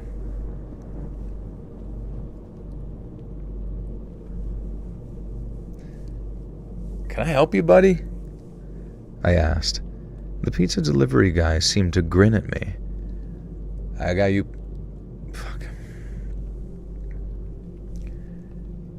I got the pizza you ordered, my friend, he said. I had not ordered a pizza. I was in the middle of an abandoned truck stop. My phone didn't have reception. The only way I could have ordered pizza was over the CB radio, and, well, obviously I hadn't. I explained this to him, and not once did this guy's grin falter. I could barely see him in the darkness, but his smile was like this bright white catching the light reflecting off of it. The pizza delivery guy reeled off some real name and said that no, definitely the pizza was mine and I'd ordered it. I reiterated that I had not and I didn't want pizza. In truth, I did, absolutely, but I wasn't accepting a strange pizza from a strange grinning guy. Now I shone that flashlight at him again, and that's when I noticed the absolute state of his uniform. If this guy was a Domino's employee, then his uniform had not been replaced since probably the 90s. It was torn. It was filthy. His cap was ripped with bits of hair sticking through places, and the logo was partially unstitched. Buddy, just move along, I said. I don't want your pizza. He told me he couldn't do that I had paid for the pizza, and he'd be in a lot of trouble if I didn't accept the food I'd paid for. I reached for Kirsty. Now, usually Kirsty's appearance caused even...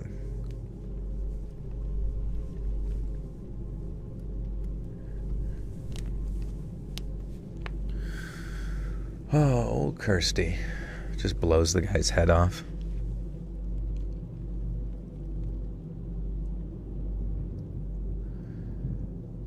back. Son had a question. Oh, no worries, Wendy. What's poppin'? How you doing?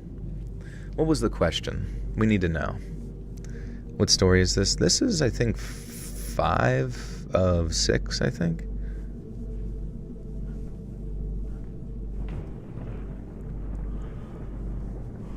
I totally forgot to put my anecdote in here. My friend got himself a Domino's pizza bag. Another friend stuffed himself inside the bag and we zipped it up. Really? He could fit in there? That's amazing. And then you guys forget about him. He just boils inside of it. Sleepy Joel Biden. I just had pizza 2 days ago. I get it like once every 3 to 4 months, but it's so good. I had to get the cinnamon sticks. Oh, hell yeah, bro. You gotta do it. What do you drink with it? Do you have Sody Pop? Diet Pepsi? He wanted to know why you're still up and on the computer. What the heck? Are they reverse the roles of parents and kids these days? It's the kids telling the parents that they gotta go to bed. What's the deal? What's my weirdest pizza story? Just a big hot sausage pizza situation that I got in 2 years ago. Justin was the delivery driver. Fry was the delivery driver's assistant.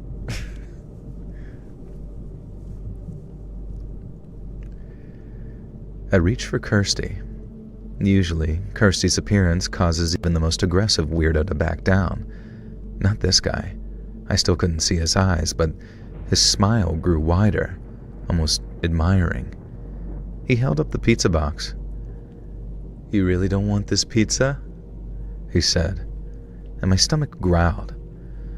And that's when he tilted his head back and I saw his eyes, or more accurately, his eye. His left eye was bloodshot, wide and staring, and his right eye was just missing. It was covered, not by an eye patch, but by something else.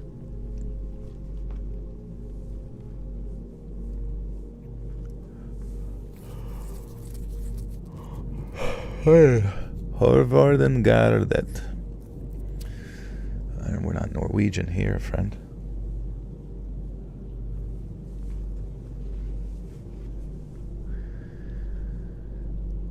It was covered, not by an eye patch, but gauze. And for a moment he stopped smiling, and somehow that was a relief. And then I cocked Kirsty. Fuck. And then I cocked Kirsty. "Listen, buddy, I'm gonna drive off now. I suggest you step back," I said. In no way was I staying here any longer.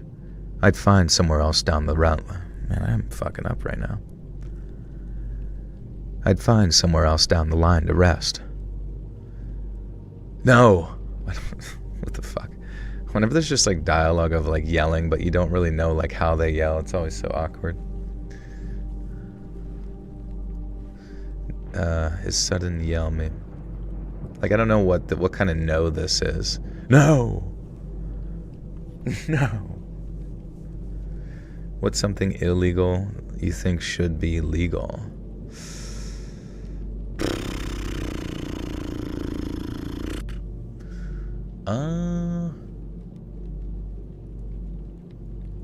What's illegal? I mean, I guess marijuana is always like an easy go to, right? Because it's like, it's medical in some places, decriminalized in others, but it should just like not, should just be completely legalized everywhere at this point.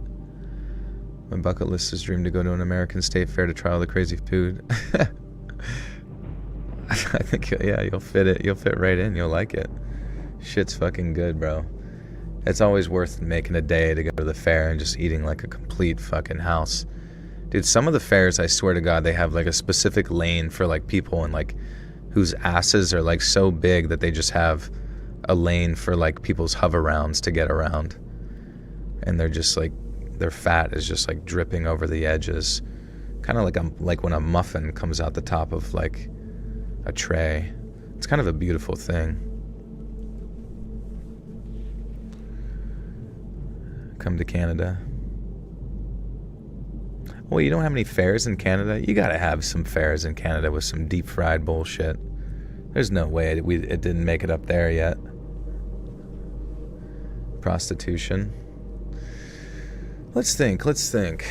Would prostitution be good if it was legal? I don't know. I mean, I guess the fear would be like the human trafficking aspects of it, because you would almost be like incentivizing that. Or would it end up not being? I don't know. I guess it would have to be like, I don't know. You know what? I wouldn't be surprised if they invented at some point.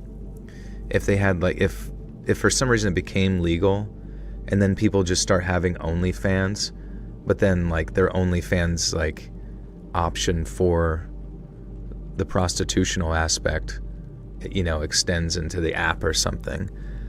But honestly, I don't know if that would be like create like an erosion of culture. You know what I mean? Like, obviously some places in the world do have legal prostitution, but if you were to just like, in the same way they just like everybody has an OnlyFans now, suddenly like turned everyone into like a, you know, pay for sex prostitute on an app, I don't know if that would be good, honestly.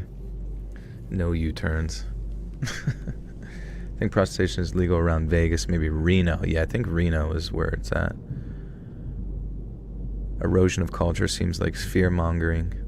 Yeah, I guess that's kind of generalized what I mean by that. I guess what would the negative consequences of it be, you know? Because I feel like you would have to put like age limits on it to like at least, I feel like it would have to be like at 21 instead of like fucking right as soon as people become adults and shit like that, you know what I mean? Because then I don't know, the exploitation or like the human trafficking concept seems like it would just like really take off, and the, you know, I don't know, man. I have no idea. And then yes, the spread of like STDs and all that kind of stuff might be more rampant in like your little town or whatever. Did I look it up, Joel, the no U-turns thing? I did not, no. I just thought someone said something about it's telling gay people like no sex here. So I don't even know what it is. Adult film industry is in trouble with OnlyFans taking over. I mean, if you can make more money just like on an individual basis, if you're going to work in the adult industry, most of those, it's sad. Like the whole thing is like people getting taken advantage of anyways by like the producers and making like next to like no money from like some of the more insane scenes that you do. So if you could just exist as some influencer within a independent space, I don't know how much many of them make, but would I work in the adult industry? I don't know. I feel like I'd much rather have like a oh wait, did the stream go down? Oh no, we're good. We're back.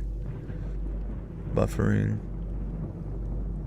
It's back. Okay, cool.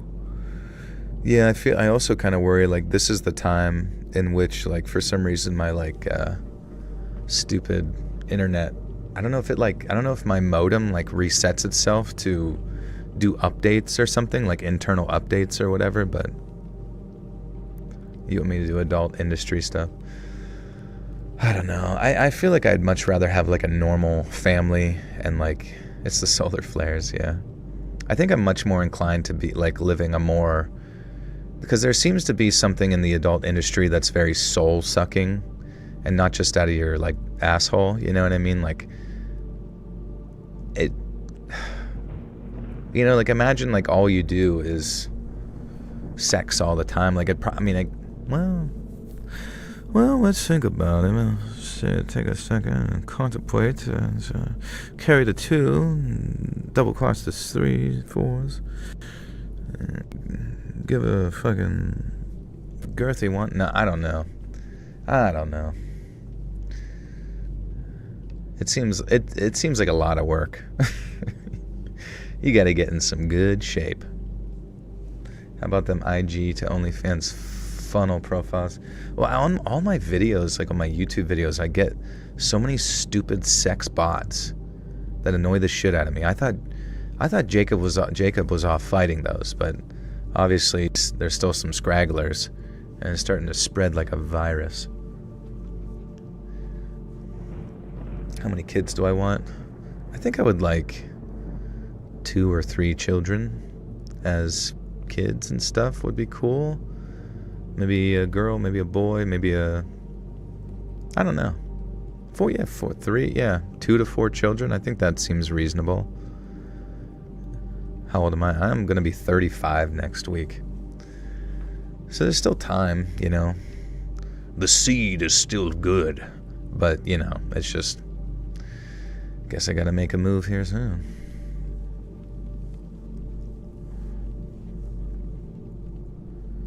You have a cat. You are good. You can't... What are you telling me to do with my cat, bro? I'm not Shane Dawson. A girl I grew up with has her main page linked to her OnlyFans. Her parents and mom are her friends, too. Yeah, it's just like...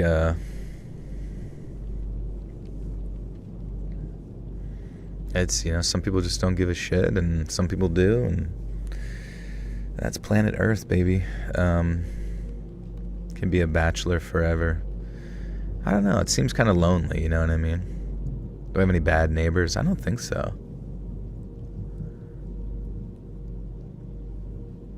What's my ideal type for girls? I just like nice girls with a good sense of humor, you know what I mean? Like, I really don't think I could deal with somebody that's just like too much, you know what I mean? As far as like, they don't like if they really have a really just argumentative personality all the time, I don't think that would be fun to deal with. But I guess it depends on if we have a lot to cross over with. But I just like people that are like open-minded, kind-hearted, very like old school, sweet, like someone that you interact with and you're like, I want them to be the grandmother of my grandkids, you know what I mean? I've come to terms that it's not meant for me to birth an heir. Well, I guess you never know. Nice girls or nice girls TM? What's that? Hey bro, the collab with Mr. Ballin was awesome, the Civil War episode. Thank you, Diego. That one was sick. That one was actually intense. There was like a really cool like battle scene in that. Trad wife.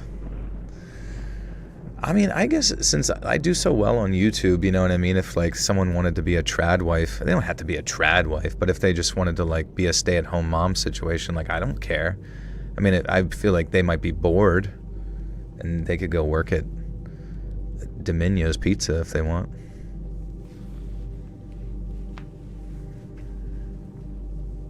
I plan to be single until I die, and I'm cool with that, but I know I'm in the small percentage of the world. Yeah, I just don't,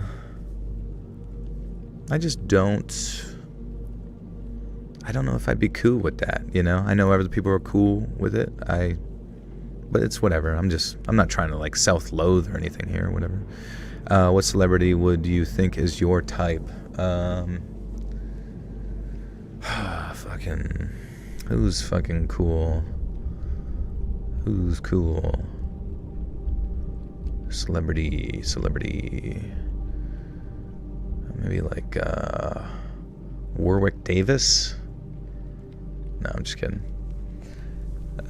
Jennifer Aniston is beautiful for sure. Sigourney Weaver, she's beautiful. Tim Robinson for sure.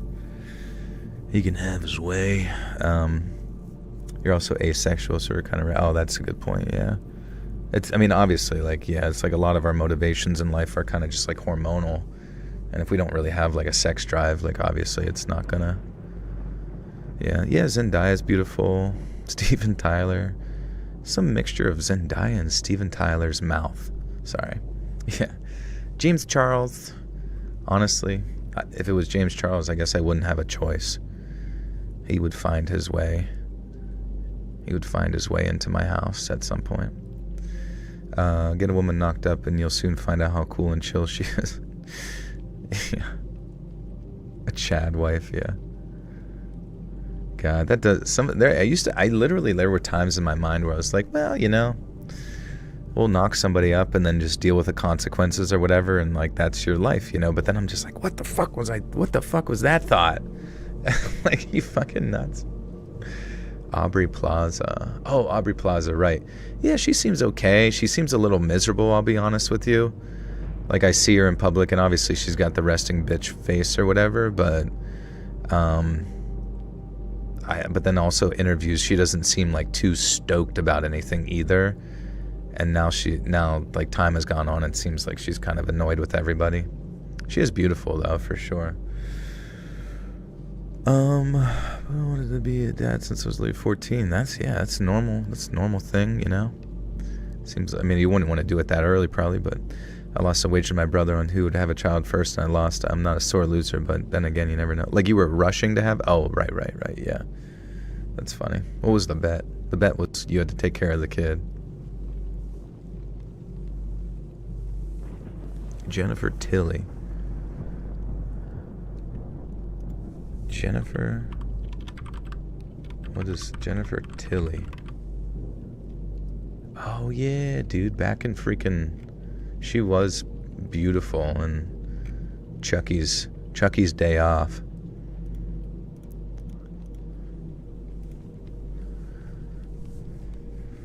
Okay, okay, listen, buddy, I'm gonna drive off. I suggest you step back, I said. No way was I staying here any longer. I'd find somewhere else down the line to rest. No. His sudden yell made me jump, and I cursed myself for showing fear. The smile did not leave his face. His eye looked almost sad. Okay, so that was the emotion that came out of him, was like a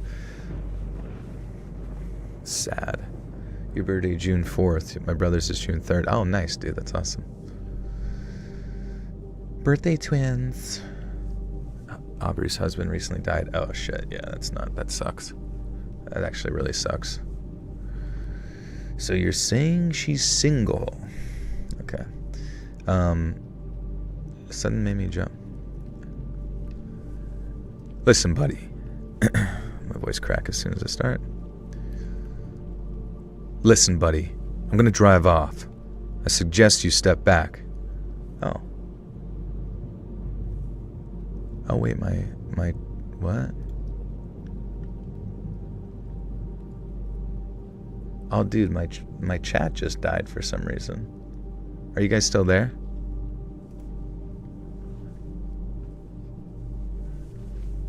That's weird. Okay. It just crashed for some reason. Probably because of my terrible voice acting. Listen, buddy. I'm gonna drive off now. I suggest you step back. I said. No way was I staying here any longer. I'd find somewhere else down the line to rest. No! His sudden yell made me jump, and I cursed myself for being fearful. The smile didn't leave his face, though, but his eye looked almost sad. It's your pizza. You have to take the pizza. I'm gonna put it on the ground and leave, and then you can get it. And with that, the pizza guy in the filthy uniform walked straight backwards, placed the pizza on the ground, and then continued to walk backwards towards that Range Rover, never once taking his eyes off me. Finally, when he was far enough away, he did turn and got in the car. I heard the engine start and he drove off, and sure enough, in the glare from his vehicle's headlights, I could see that all the windows had been smashed. I know I should have just driven off, but I was curious. Clutching my shotgun, I climbed out the truck and walked over to the pizza. I picked it up, opened the box, and reared back. There was a pizza inside, but it was clearly about a week old. It was moldy, rancid, reeking. Maggots crawled all over the surface, and I recoiled and tossed it across the lot. Then something occurred to me. I went to the back of the truck to check the doors. Had I been robbed or scammed somehow? No. The truck was still locked up tight, but scratched onto the paintwork.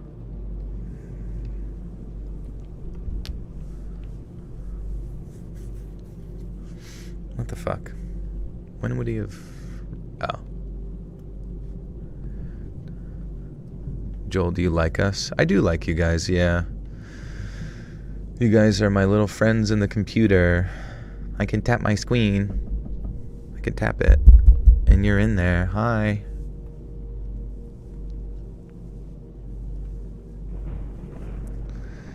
I mean, Yeah, I mean, I genuinely do look forward to the streams, honestly, because, you know, who else gets to say they get to do this? And you guys are always nice to me. I don't think you guys are ever mean. Or really even, like, that rude. And even the people that are, like, rude to me, I find it kind of funny, you know what I mean? Because it's, like, it's just, I kind of like the trolly nature of humans. What's the best lesson you learned when you started this channel? I say focus on, like, a niche. Like, know what niche you're going for and kind of stick to that niche. I mean, obviously you might evolve as time goes on, but don't spread your channel out too much to, like, different, don't spread your channel out to too many different, like, topics, if that makes sense. Like, some people might do, like, oh, I'm going to do a narration thing, and then I'm going to do gaming, and it's like, no. I mean, even me doing the live stream, sometimes I wonder if it, like, hurts the channel because, you know, you have people come in, they're like, wait, is he going to read? You know, because it's, like, clearly they're not, you know what I mean? You subscribe to the channel, and you subscribe for, like, the reading and the stories and stuff, not me yapping about blargledy goop, you know what I mean? Thanks, Christine. Good to see you. So, yeah, I like banter and all that kind of stuff. Joe, F you, you F and F. What the F are you even here for, you F and F? Ah. Do I hate clingy girlfriends? I mean, it's kind of just par for the course at this point, I guess. In my mind, like, I've never really had one that wasn't just, like, in need of constant attention and validation. But I think, like, I don't know. I guess eventually just, like, yeah, I don't even know. Everybody starts to chill out. Do you seem normal? I mean, I feel like you don't talk that much tea time. I know you do talk frequently, but I feel like you don't talk that much to determine, like, a normal value on the scale of 1 to 62. I love live streams. The stories are what brought me here, and Joel's personality, Buttersuck culture, what made us stay.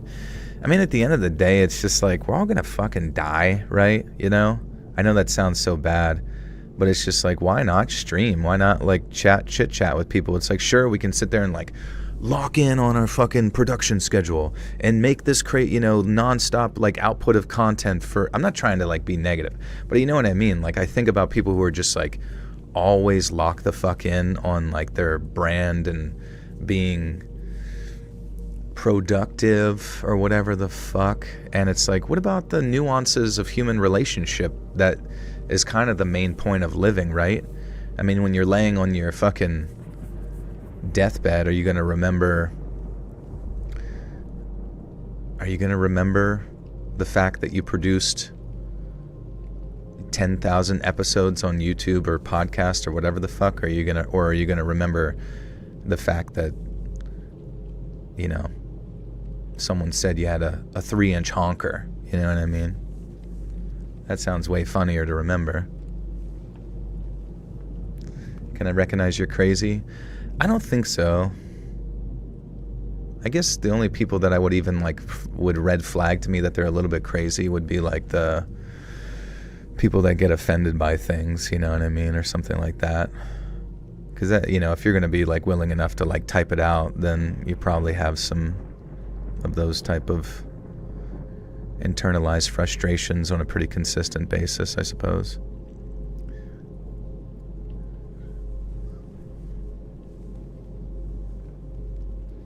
All work and no play. Yeah, this is play for me. All right.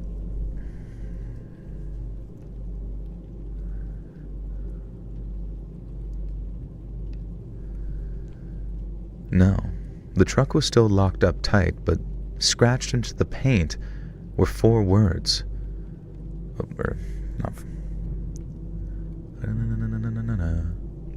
Not 4 words, sorry.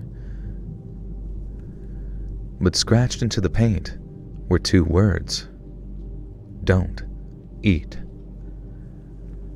I hopped into the driver's seat and hightailed it out of there. I didn't stop until I reached Albany. Kirsty did not leave the seat next to me for that entire trip, and I have no explanation as to what happened. Now, I don't believe in anything supernatural, and the man clearly was flesh and blood. I'm pretty sure it was just a couple of tweakers who wanted to put the spooks up some hapless trucker, maybe rob them.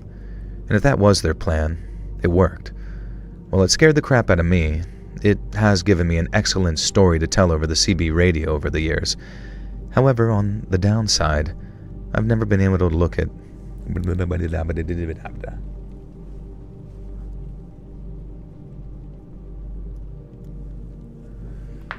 But I can also be your philosophic debate partner too.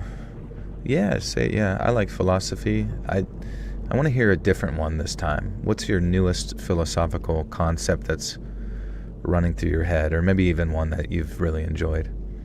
Wait, does that mean your ideal girlfriend wouldn't be clingy? I don't care, I guess, you know what I mean? Whoa, shit, 1 second.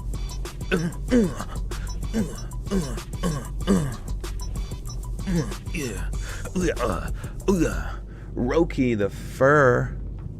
Holy shit, with a $50 room says stuck at the mechanic with $2,700 tow bill just to find out my engine is toast. Quoted about $29,000 to replace the engine. Can't be doing any more nights like the last few live for a while, unfortunately. Hope everyone enjoyed the memberships. We did, Roki, very kind, and no worries either way, but even with that, thank you so much for donating such a big amount. And I'm so free. We're actually just, I don't know if you got to hear, we just read a trucker story. I was thinking about you as we were reading that, and damn, dude, what the fuck? Towed, engine is toast, $29,000. Is that how much it costs for a fucking engine in like a big rig? $29,000. That is insane. Guys, we're gonna do a GoFundMe for Roki so he can deliver us our PS5s.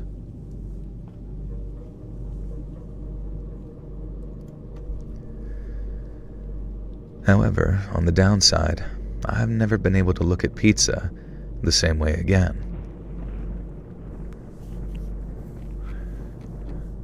Okay. I guess we got 7 stories tonight, so we got 2 more after this. Hey, Arturo. On your way to a flight to Seattle. Nice, dude. What are you doing there?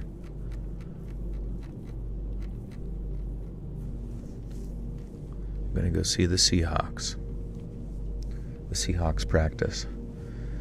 Salver Quick, what's up, dude? Oh, vacation. There you go. Are you going to that, like, autonomous zone? I forget where that was. Wasn't there, like, an autonomous zone where there just was, like, no police or something for a little bit? Back when my boy worked at Audi, yeah, S4 V8 engine cost around $40K new. Crazy, dude. Crazy, crazy. Brown or blonde hair? Oh, I don't care. I don't care. I think everyone's so hot, dude. Every chick I ever look at, I'm just like, God, you're so beautiful. Oh my God. And then it sucks because I always say it like right behind them in their ear and like line at the gas station. Oh my fucking God, you're so fucking hot. Oh my God. And they're like, excuse me? I'm like, oh, sorry. And then I just have a big old boner.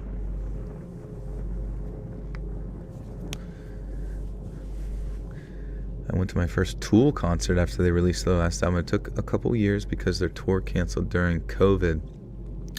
I went and saw Tool with a friend. He invited me, and I think it literally was in like 2019, like before COVID, that I went and saw that. I think it was in like Philadelphia or something. And yeah, it was pretty intense, very loud. Anyone ever around you do lives or do Pradeep just think you're crazy and talk to yourself nonstop? He must. But it is funny because I used to like start streaming and then he would get like real excited. But now that I'm inside like this little enclosure, I don't know if it's like he wakes up and sees me and thinks, oh, I better go get attention. But now it seems like he doesn't really have any desire for attention now that I'm in my little nook. Go Birds!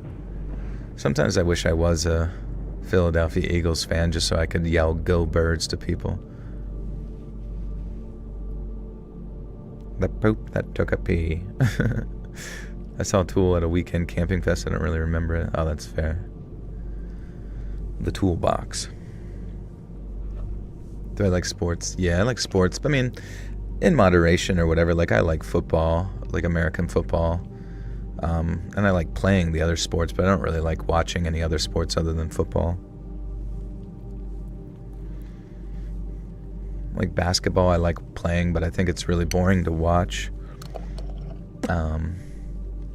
I kind of want to get into hockey, but because every time I've watched it or went to a game, it's always really intense.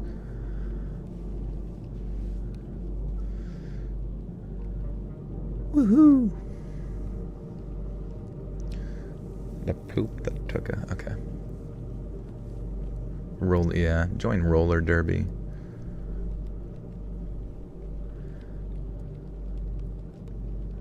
Oh, did I confront my witch friend? No, I haven't had the chance, honestly. It was kind of funny. They become the friend that I only hang out with lately when they need something. Because, like, the last, like, multiple times they've asked to hang out, it's like, hey, can you help me with this? Can you help me with that? And, like, this other one, I, like, just recently, they need me to go, like, out of town with them for, like, 30 minutes to go pick up a fucking stove. Which I probably would have asked them about the witch stuff then, but I couldn't because I had a few things going on that day. Any PRs recently? No. I am trying to just like get to the gym like daily now though instead, and just do classes. Instead of sitting there worrying about like some strength program, I'm just like gonna go in and just do whatever the fuck they're doing and try to survive. You're talking about basketball and hockey. How tall am I? 5'10". But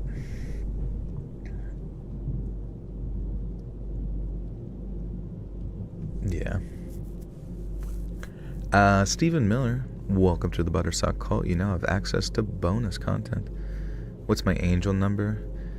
I think it's like two-ish. 2.5. Yeah, I'm gonna join the Lakers. That'd be so fucking funny. Just like out there like covering LeBron James and just look like a fucking like little dwarf. Hey man, pass me the ball. Pass me the ball.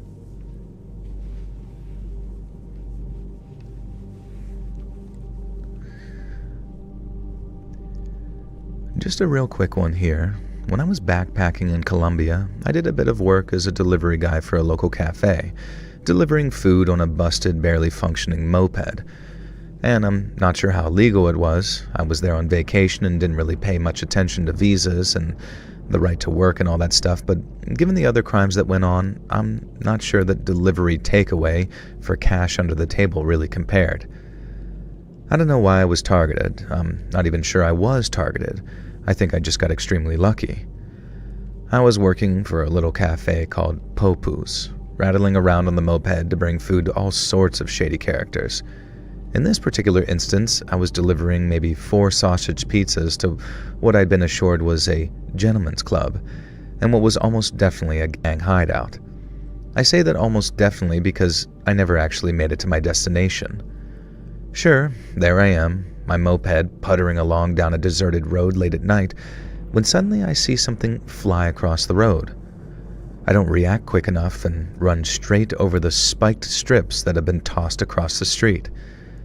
Next thing I know, multiple voices are yelling variants of "get him, kill him, butcher him," etc. in Spanish, and then 4 masked men come bursting out of the trees, charging towards me. 2 of them are swinging machetes, one of them has a freaking scythe, and the other has a baseball bat. Now, surprisingly enough, I don't want to die for no reason in the middle of nowhere, Colombia, so I run for my absolute. Colombia.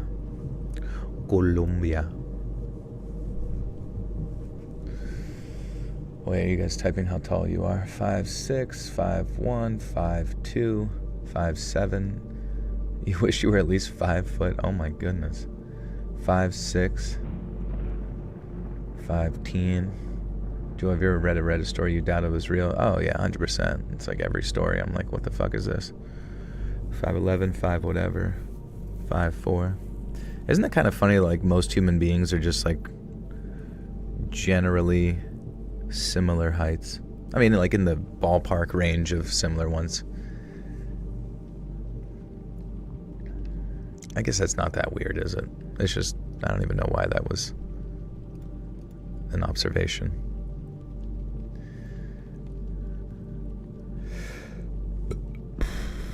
Your sister's 4'11". Shouty, 5 feet and shrinking. Soon I will be living in a shoe. Joel, give me validation and say nice things about me now. Alright, you are not a threat to anyone. Or yourself. I think. You dated a guy that was 3'11". No, you did not. Who was 3'11"?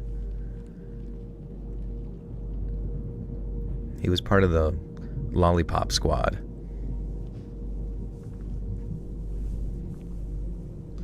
An actual dwarf? It was, Hasbullah. You know, it'd be really funny if, like, what if, like, for whatever reason, like, Osama bin Laden, instead of being, like, this tall, like, gruff-looking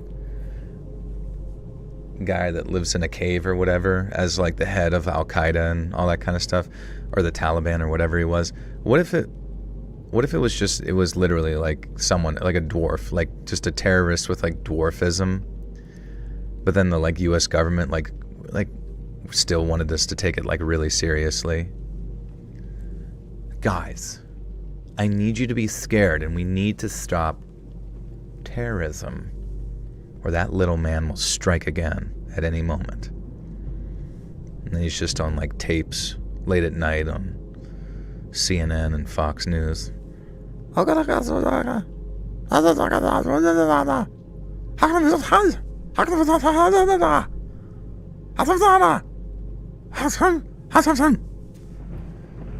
Which means you have 30 days to deliver the stilts, or he will cut a little mouse's head off with a little butter knife.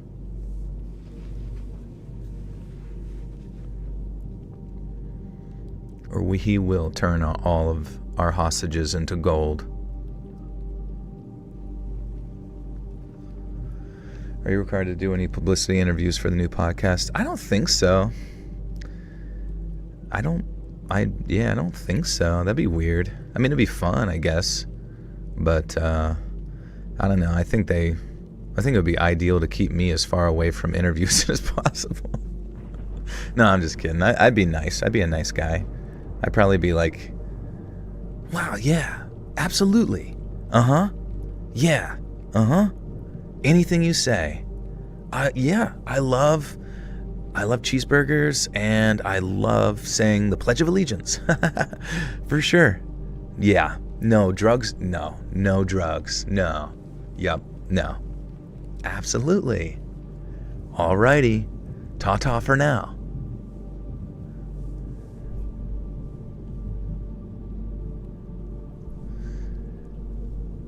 Now, surprisingly enough, I don't want to die for no reason in the middle of nowhere, Colombia. So, I run for my absolute life. Genuinely, I ran through the forests and scrubland for a solid 40 minutes, and these guys would not relent.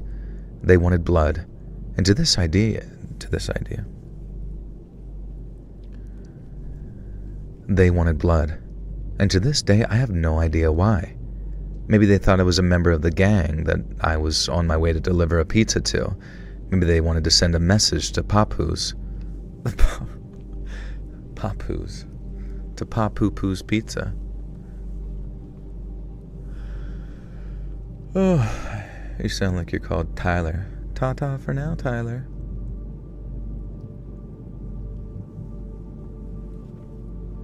Catalina, what's up? Is the new podcast scary to be a part of, like anxious? Yeah, a little bit.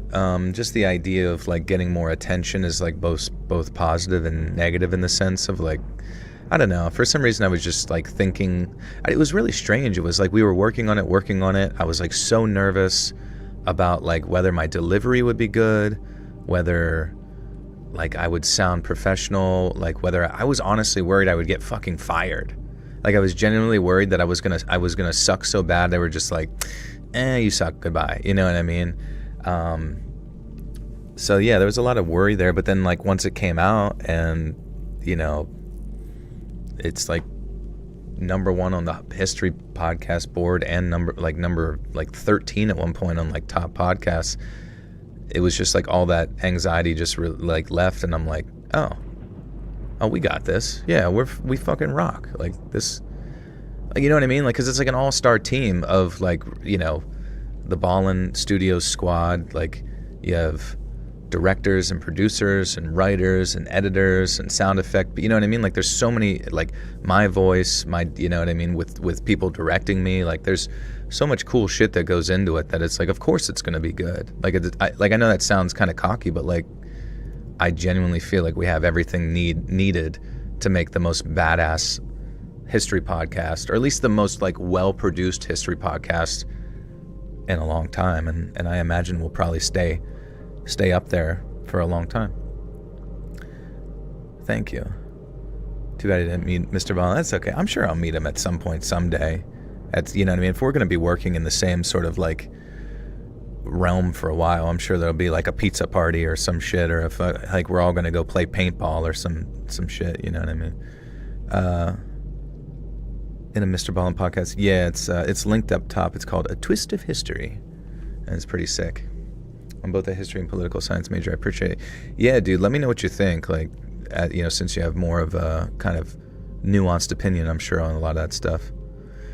Audrey, you graduate Sunday. Congratulations. That's awesome. Are you all done with all the finals and last prep stuff and all that crap? I dream of you guys, Alan, you and Nexpo sit down for a podcast. It'd be fun. It would be fun. Also going to be in another Blame It on George video here at some point when he's done editing that, and he's going to do a shout out for the history podcast, so I think that'll be really cool to just get more eyes on it. How does he run things and not meet his talent? It's just, you know, different people. Like most of the time I've been communicating with like the producers of the show, because it's like a team of folks, and he is the head of the dragon, which is fine, honestly. Judith, welcome back for 59 months. Says Joel, you got this. Mr. Ballin has been very cleverly recruiting a lot of good creators. Sorry, I've been gone for a while. Been taking care of my mom. No worries. I hope she's doing okay. And yeah, no, he's creating an empire, and I'm stoked to be a part of it. It's honestly so many like high quality, high caliber podcasts coming out, and they're all like doing really well. So I'm like super happy for him and the team.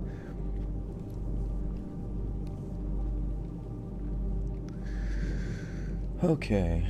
Do you all think the cigars with the note was left on purpose or divine intervention? The cigars with the note was left on purpose or divine... Oh, right, yeah. I don't know. Like, I heard that part, and I was just kind of like... Was this, like... You know what I mean? Like, was this a made-up story or something? But at the same time, the guy that said he found it... I don't know, he like wanted money or something after that or whatever, so I didn't know if it, like in the same way that sometimes you tell stuff to the media or intelligence to like throw one side off, right? So I wasn't sure if it was just like a falsified story back then to make it seem like they didn't have really advanced manners in which they like gathered data or gathered information and stuff. He's gonna grab B or Nightmare or just Joel. I don't know. I don't know. Maybe he would grab Mr. Nightmare for something, or hopefully he does like some at least promos and stuff on those larger channels. James Charles is trending again. I believe it was us. Yeah, one mention of James Charles and I made him popular, and now he's inside of my crawl space. Can't believe how fast Mr. Ballin grew. Yeah, it was definitely the like there's a lot of people during the TikTok era that just like popped off, you know what I mean? And that was like such a smart time to jump in, and I'm happy for him. Do I not talk about myself enough? I'm trying to become better at conversations. I don't know. I'm trying to remember what do you reveal. I feel like maybe you don't reveal too much about yourself, which is fine. You don't need to. I'm just trying to think. YouTube announcing memberships in months. Memberships in months makes me think of gentle parents who still describe their kids in months when bro's 6 years old. Yeah, that is really funny. He just turned 59 months old. He still suckles from the teat. He's in a big controversy right now. He's sitting on a big controversy. It's a perfect night for him. Whatever. I don't even care. I literally don't give a fucking flying poop about any YouTubers' lives at all. Like, all of their lives are so stupidly boring and dumb. Mine is too, but it's just like, they can fucking, like, James Charles could like light off a fucking nuke in Seattle and I'd just be like, just, hey, probably just trying to promote his makeup. He's Lazy Boy's 2025 model. Hell yeah. He's just sitting in a Lazy Boy naked. Why do you keep nuking Seattle? I don't know, honestly. I think it's subconsciously buried into my mind, like through MK Ultra, that's probably going to happen. It's just such a prime target. Maybe they wanted to send a message to Papu's, the cafe. Maybe they just really enjoyed killing tourists, who knows. Eventually I came across a farm. I was dead tired, it was pitch black by now, and I followed the sounds of oinking into the barn. Inside were at least a dozen huge pigs, and I won't lie, I'm a bit scared of pigs. They bite and tug and crash into you, and they're generally pretty intimidating beasts. But it was either the pigs or the machete-wielding maniacs, so I slipped inside one of the pig pens, crouched in the corner, and tried to cover myself with straw. Then, the biggest pig I'd ever seen in my damn life came over to me, and for a moment it looked like it was going to sit on me. I'd escaped being hacked apart just to be crushed by a piglet. But then, the pig laid down in front of me, it grunted and snorted, and a few other pigs joined in, and they created a sort of pig shield, hiding me from view. The machete-wielding gang members burst into the barn. Some of the other pigs started grunting and honking. Honking? A honking pig. Dude, I hope he rides out of there. I hope he bursts through the front door of that barn riding on a pig in like a pig stampede. And he's like, go, go, go.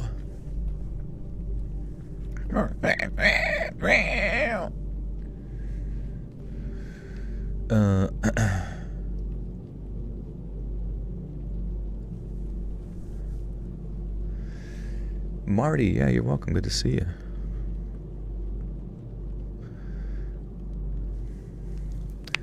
I should say still be a thing. We know it was real decades ago, might still be operatives out there. Yeah, what do we officially know about MK Ultra to this point, and what continuation of it do you think is still going on? I need to know what you know so I can report back to my masters about it.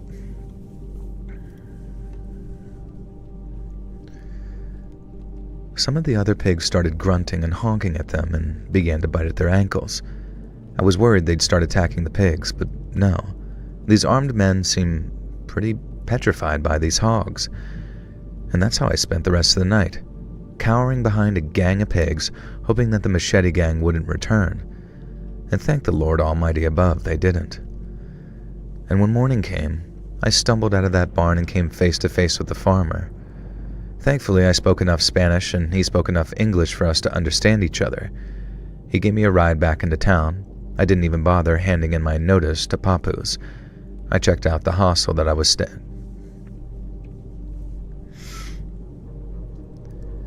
I checked out of the hostel I was staying at and got the hell out of the country as soon as I could. I'm never going back to Colombia. Never will. And you know what else I've never... And you know what else I've never done?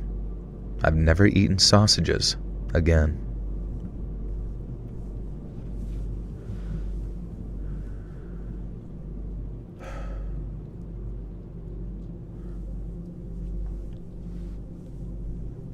What's on my intimate bucket list? I guess probably like beating someone in Super Smash Brothers so badly that they don't even get a single percentage hit on me. Not a single percentage hit, not a single life lost, just so I can like establish complete dominance at my abilities at Super Smash. All right, I will be right back, guys. This is the last story. After this, I'm gonna go make some tea real quickity, and yeah, talk amongst yourselves. I shall return. BRB.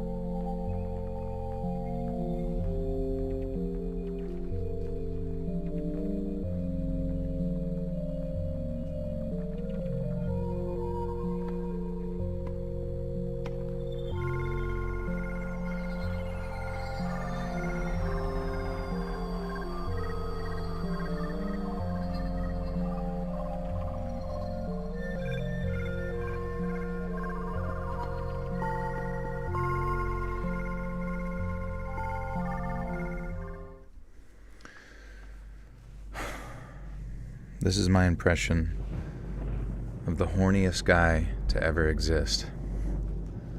Whoa, that's sick. What's a project manager entail?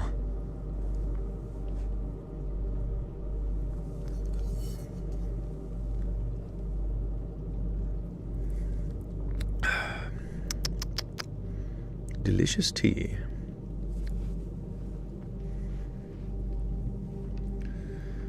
I'm an artist, my body is my... Oh. Great. Great impression. Joel is shitting, smoking, snorting, pooping, boofing, and injecting everything he can all at once. True. I have no regard for my silly little body. I just go for it. Yeah, guys, click like. I'm starting to think that what's holding me back on YouTube is the fact that nobody be liking the video. Come on, man.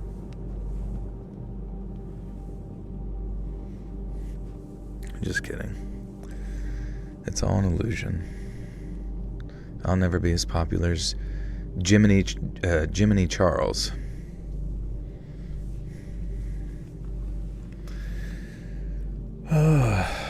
Who starred in High Fidelity in the 1990s? High Fidelity. Who stared? Were you staring at it? You stared at that movie. Is he making Skittles great again? He's getting rid of the red 40 out of all Skittles products. I also saw something where it was like they vowed to remove all of those like ingredients within like a month, and it's like, so you're telling me they could have removed this shit within a month for all the, you know what I mean? It's just, I don't know. I don't know how like they make Skittles or any of those like abstract products or whatever, but you would think if it ever crossed their mind that maybe we don't need red 40, you think they would just get rid of it. Red 40 is good though. It does taste really good. It helps me focus. It has helped me focus ever since I was little. I should write in personalized review of all your active members in live stream. Okay, tea time is first. Least likely to know how to drive a motorcycle. I'm just going to throw that out. Next time you do a magnesium minute trivia question, that will, while we're gone. That's smart, honestly. I wonder where we get the trivia question. But you can't look it up. It'd have to actually be like an actual good question I could pin. I mean, the trivia would be good, but I'm like, I wonder if we did something more philosophical. Do I play golf? I'm really bad at golf. I've golfed with some friends before. And it's weird. It's one of those sports, like, I wish I was good so that it wasn't so annoying to have to go get my ball that's, like, in some eagle's nest somewhere in the side. But it does seem fun. Like, I can only imagine how cool it would be to, like, be Tiger Woods or Rory whatever and, like, just absolutely crack a fucking 300-yarder. And everyone's like, hell yeah, dude. And you're like, hell yeah, let's take a shot. I come off as a tennis type of guy. You mean pickleball? Okay.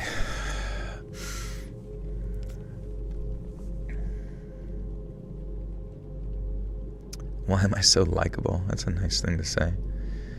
I don't know. I guess because I was fat when I was little. So, like, I had to develop a personality to, like, make people interested in me. Joel, pin this. If you have a biological child who is 9 years old and you adopt a child who is 10 years old, the adopted child was adopted afterwards. Who is the eldest? Who is the firstborn?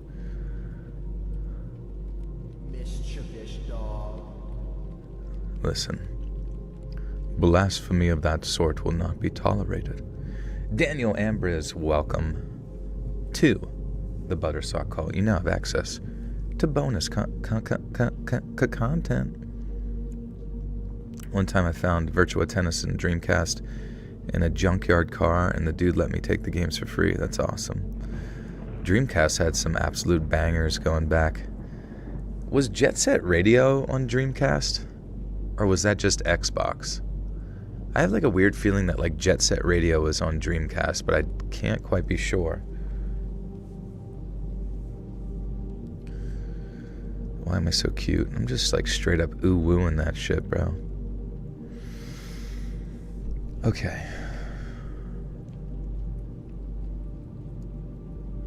You always find yourself here every live stream.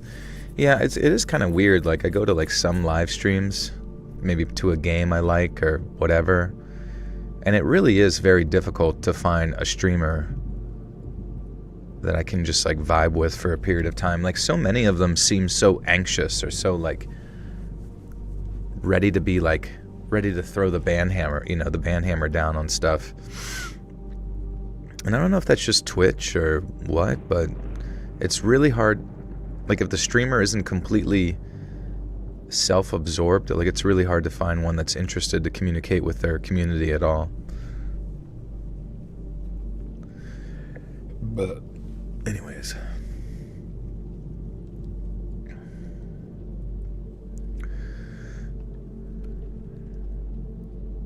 so no need for a preamble or anything. Just know that when this played out, it was the early 2000s, and I was a 20-year-old woman working a pizza delivery job to help pay my way through college. I was based in base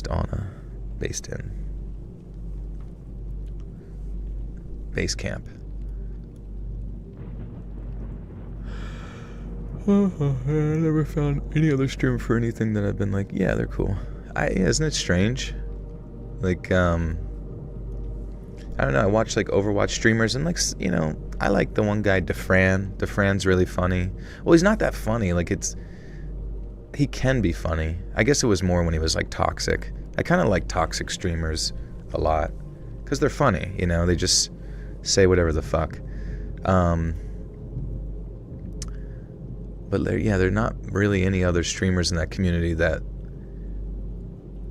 seem like, well, the one guy, what's his name, who plays Lucio, who's from Australia, he seems pretty like funny. It doesn't fucking matter. Anyways, and then like sometimes I'll watch like Hearthstone streamers. They're like super, super boring. Like the chat is like completely dead. And they have like thousands of people in there. I don't really understand that. Maybe everybody's just like taking notes or something. And then, you know, you go to the other streams and I don't know. I guess I don't give them enough like context, like time or understand the context of all their shit to really like fall into it. But it seems like on YouTube you can at least like be familiar with the people in the chat and like maybe at them and say something. But on Twitch it's like impossible to like make a friend because everyone's just like locked in on the person streaming the whole time, and I feel like that's just like kind of weird to me. I don't know. You cheated on me with Booze and Booze stream. It was a little sad. There was like 34 people like this channel. Yeah, no, he's awesome, man. It's all good.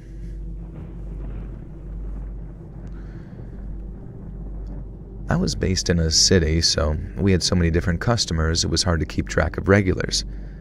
One regular order I did remember, though, was this really sweet old couple.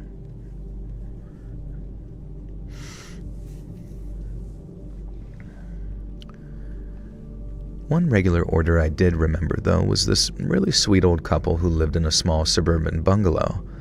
They usually just ordered a pizza and some stuff on a Friday night, so I was a little surprised when one day we got an order to their address for these, like, 8 huge pizzas.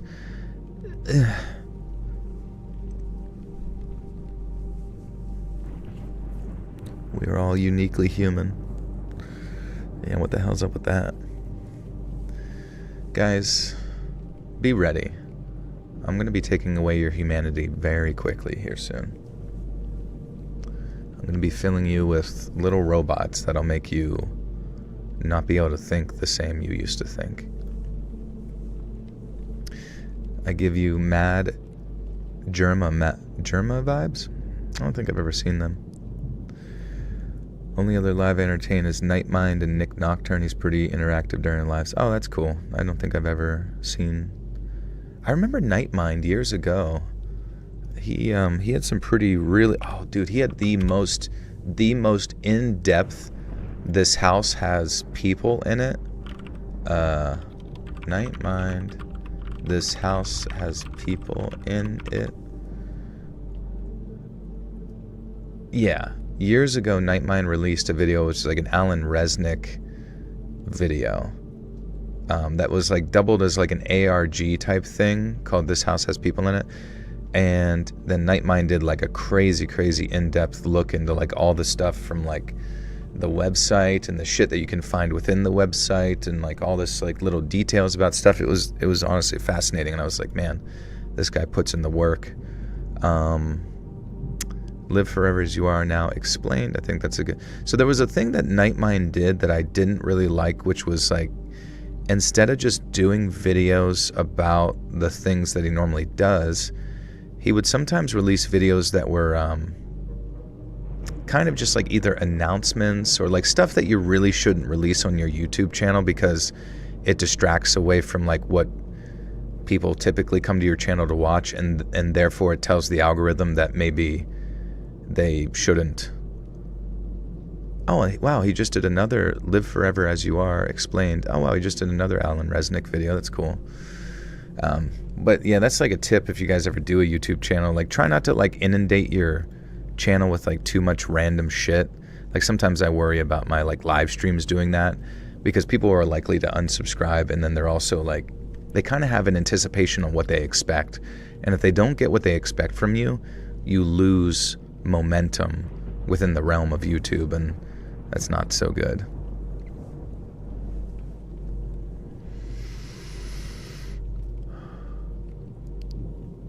The funniest clip I've seen was Jerma threatening to throw his chat into a meat grinder to explain Elden Ring bosses. Let me see if I've seen this guy Jerma. I feel bad. I need to be more terminally online, man. Oh, yeah, he looks familiar. Looks familiar. Sorry.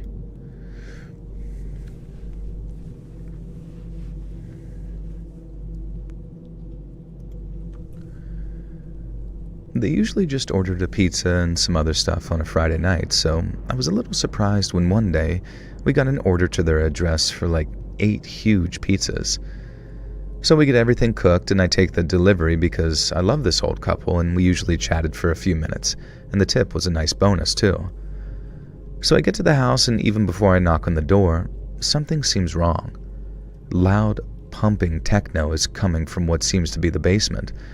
I knock, and the door gets opened. I'm not 100% sure, but I am 99.9% sure that the person who opened the door was Anthium. Aaron Wilson with a 5 says, just want to say I love your stories. Keep up the good work. Big Daddy J, thank you, Aaron. Always good to see you. Appreciate you.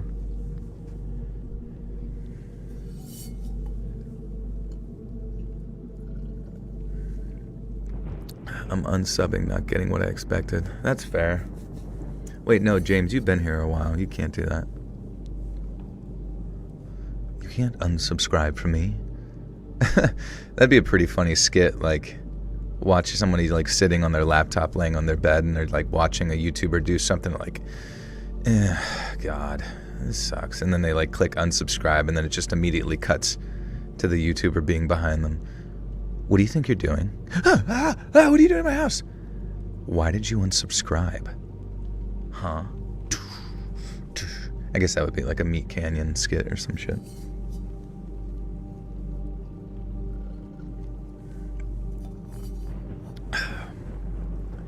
Big Daddy J. Hitler, JFK, or Lincoln? Who would be the best YouTuber? Well, Hitler would get canceled. JFK would probably get attacked by a crazy fan. Lincoln, I think he'd be like the most lovable, like a Markiplier type. But then he also would be killed by a crazy fan.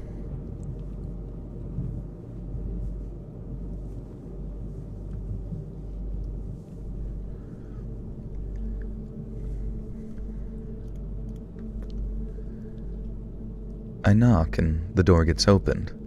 I'm not 100% sure, but I am 99.9% sure that the person who opened the door wasn't either of the old people. In fact, this person was dressed in a black and white wolf fursuit, and I guess he was nonverbal because he gestured to the pizzas, pulled out his pocket to show it was empty, and then did a sort of fake crying gesture before pointing for me to come inside. Now, going inside a customer's house is usually a huge no-no, but I normally would drop in on this couple, and I was... What the fuck? Are we actually getting a furry story right now? Holy shizzers bizzers. Yeah. Yeah, Hitler would have become like the Bob Ross of YouTube if everything worked out in a different way.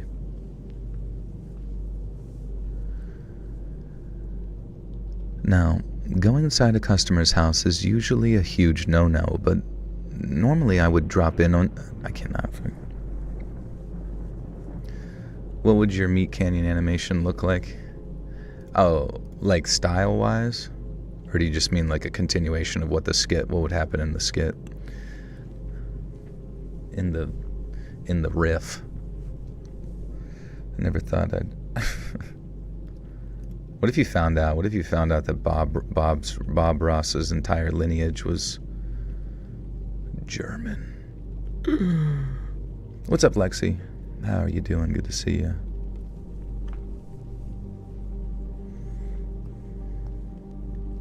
Your XP has been 200 the whole stream. Shit's broken. Yeah, I gotta be honest with you, I don't know how it works because Justin has 375, Darla has 375, Sam has 375, Mon Bleu has 375, Valley Heart has 375, but at the same time, I don't really know what gets you points specifically. And I think whoever has the most points at the end does get home invaded, so be prepared for that. Where was I? So we get it cooked, empty, and sort of fake crying just now inside the customer's house. Okay. 375 what? I don't know, YouTubias or something? YouTube coin? Tube coin?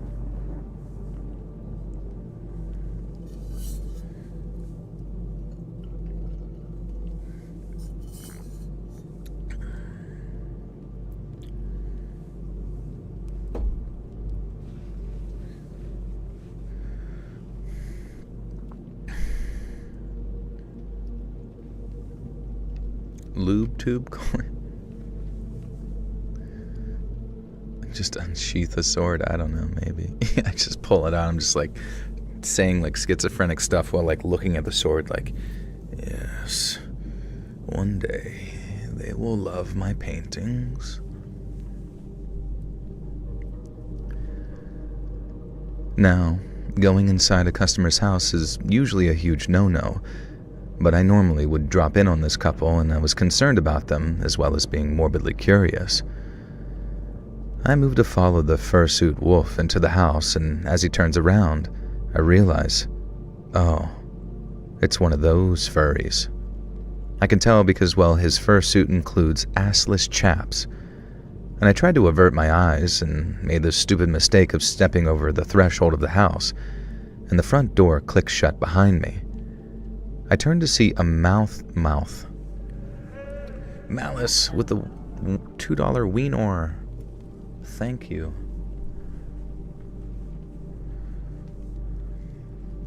I don't know what the fuck's going on. It's a fucking haunted furry house. Thank you, Malice.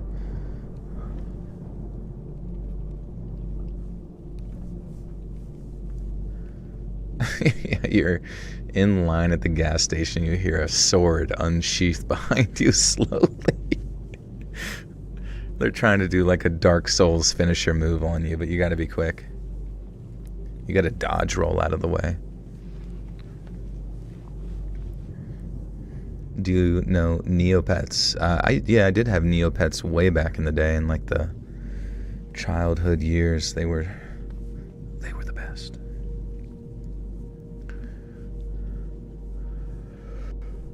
Let's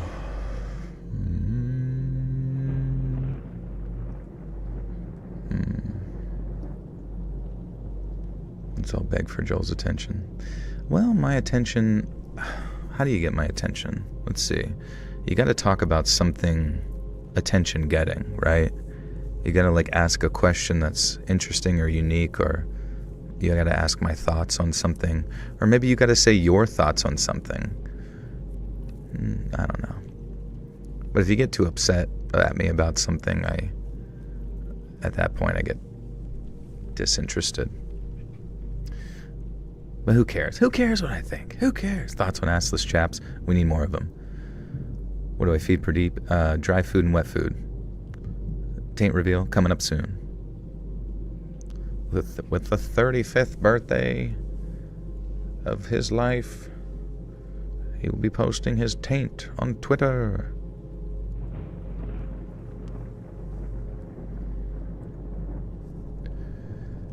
I turned to see a moth-eaten looking bear standing there. And I swear to God, you know that creepy blowjob bear from The Shining? This guy made that character look like Yogi. The way I can describe this fursona was a bear wolf. I just wanted to know what happened to my old deers. What the fuck is going on? Hey, Roki with the 20. Someone here searched for my username and found me on another app and started demanding and threatening me to do things and send them money? I just laugh at them and hope they're watching or listening. Search for your username and found you on another app. Was it from the stream, or did they reveal who they were or anything like that? Because I'm very sorry to... Wait, that's crazy. So someone saw that you donated a lot of money and then looked up your username, found you on another app, and started demanding and threatening me to do things and send... Okay. Wow, so it must have been from the stream because of the amount of money that you donated and stuff, but that's... I guess that was me on another account. No, I'm just kidding, but like...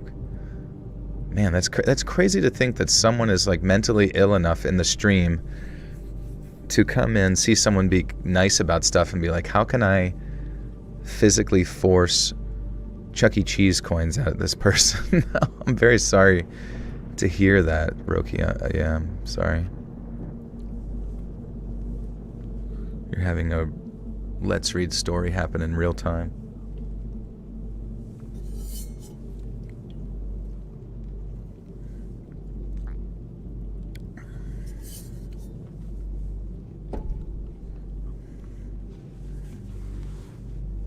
Yeah, do it to Mr. Beast. Okay. Let's read on Joe Rogan. Oh, did you see Y-Files? What's his name? From Y-Files is on Joe Rogan now. AJ Gentile. AJ Genitals. Isn't that sick? Now, he's kind of like the perfect guest for it because he can go on and tell us, stories and talk about conspiracy theories, and he's obviously very knowledgeable while, like, maintaining a sense of, like, reasonability to the presentation of the conspiracy stuff to Joe Rogan, which is, like, kind of more in his wheelhouse, though I would say Joe is, like, he's not quite like his friend Eddie or whatever it is with the crazy conspiracy stuff. But, yeah, I don't think I would ever really fit into a Joe Rogan episode unless they just wanted someone to read them, do an entire three-hour episode where I just read them stuff and people fall asleep to it or maybe they do mushrooms. Here, I got an idea, Joe, if you're listening. You do loads of mushrooms with your buddies, Ari Shafir, Shane, the other guy that talks like this all the time. And then I just sit there and read spooky stories to you guys while you heckle me, and we got it figured out. We got our episode coming up. Creepcast dream episode. Oh, that would be good. Oh, Joe Rogan says white rice is better than brown rice. Interesting. Yeah, I don't really know, like, objectively if there's too much of a difference, other than I guess like brown rice has like a lot of the starch still present on it, and there's maybe some more vitamins within it, perhaps, I think, or something like that. I don't know, but I guess overall it's still just like carbohydrates going through. I want to see Theo Von on shrooms with Rogan and you. Oh, the Theo Von would be so, he's like, man, this guy's scary, dude. Or like he doesn't say like a single thing. He's just kind of like zoned out like, holy fuck, man, should I have a boner?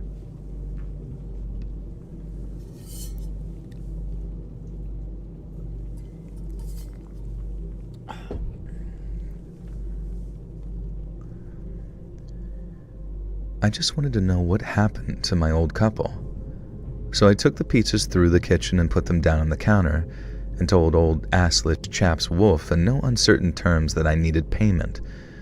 And also, I'd really appreciate knowing where Mr. and Mrs. Smith were. The wolf and the bear both mimed laughter, as if this was the funniest thing they'd ever heard. Now, I know, please don't scream at me for this next bit. They gestured toward the basement where the techno music was coming from, and against everything I've ever learned from every horror movie and listening to Let's Read, I followed them. And Christ almighty, there was every kind of weird animal you can imagine. An owl dressed in leather bondage, a unicorn showing almost... Okay, there better be a slug in this basement, bro. If there's not a furry slug, then I wasn't invited.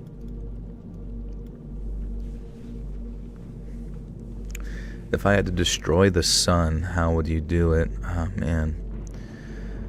I remember, like, Futurama, didn't they suck the sun up and... What movie was that? There was, like, a cartoonish movie where they had something that just, like, absorbed... Was that Mars Attacks, where they absorbed a nuke into, like, a little comedic ball? But I feel like it would have to be something like that that's sort of... Well, you would have to disperse the energy of it, or absorb it and condense it into, like... I mean, would you consider that destroyed if you condensed it down into, like, a black hole? I don't know. Isn't it weird that we even, like... like, what the fuck? Like, what the actual fuck are, like, suns? Suns and stars and life... How the hell did this all happen, dude? That is so crazy. We just have these, like, massive fireballs, like, floating in space that... They don't explode or go... I mean, they explode outwards, but, like, they just, like, slowly condense over time or something? That's insane. It just seems like nothing you could ever possibly comprehend. Joel, do you like... Cuban cis, science scenes, penis envy, golden teachers, liberty caps, or Acerenson's mushrooms the most? I've never taken them. There's a penis envy mushroom? What is that? I feel like I wouldn't want to take that one. It's God, brother. Maybe. I mean, honestly, at this point, it's just like... I don't know. It seems like a lot of people that are within academia seem to kind of lean towards a creator of sorts. But I can also understand why some people would just be like, it's just a grand accident, whatever. You know, who's anyone to say other than when you get to the great beyond?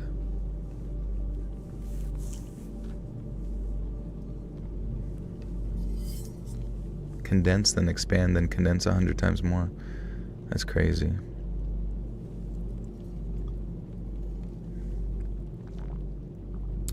Joel pronounced 3 of the mushroom species correctly. That's not too bad. That's a solid start.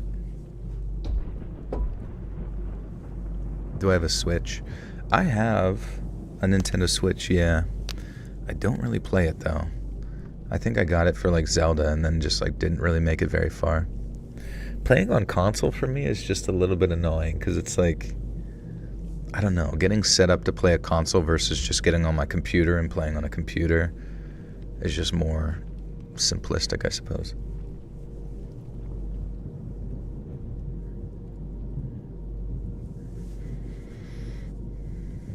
Favorite Creepcast episode? I don't think I've actually watched any of their stuff before. I feel bad saying that, but I haven't, you know what I mean? unfortunately, and it's not any disrespect, I just don't really watch a lot of like horror content in general. I just make it.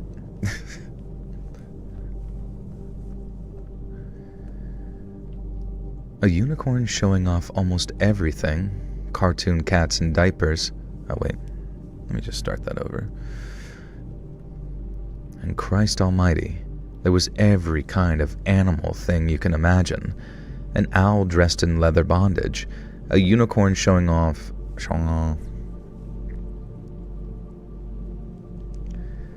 A unicorn showing off almost everything.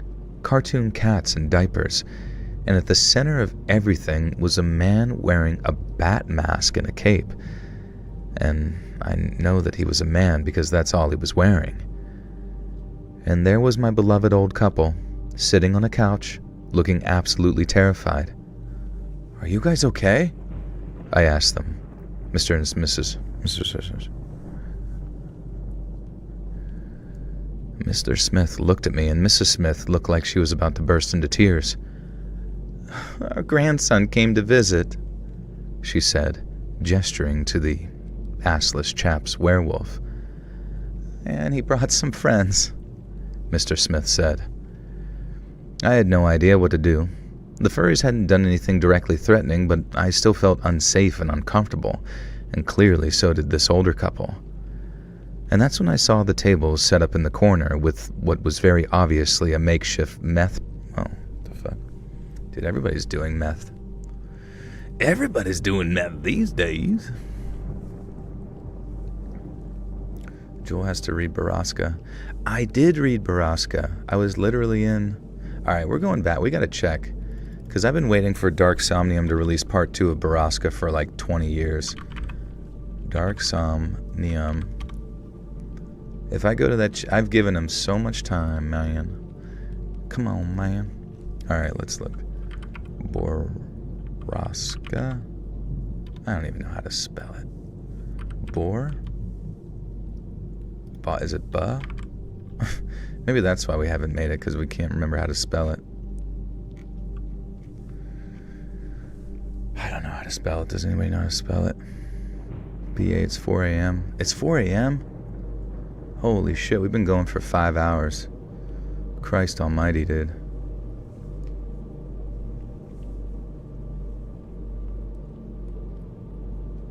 Well, I guess that's whatever.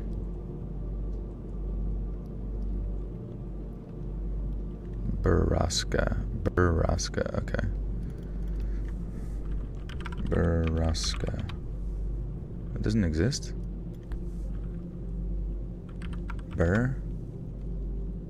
What the fuck? Where is it? Maybe you had to take it down. Maybe the author didn't like it or something. What the fuck? 1 year ago. I don't even know how far back to go, to be honest with you.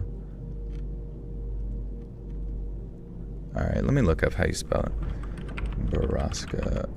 Creepy poster. Oh, that's how you spell it. It's with an O. My bad.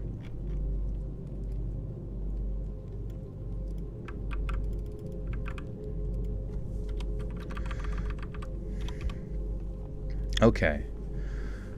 So 1 year ago, Baraska, scary stories from the internet. Yeah, I think that's all we got. Why didn't he release part 2 though? I recorded all these voice lines and it was really cool. I don't understand. Maybe it's sitting in his computer somewhere and he just forgot. He is kind of a forgetful guy, I guess, but it just seems random. If you got good content to put out, why not put it out?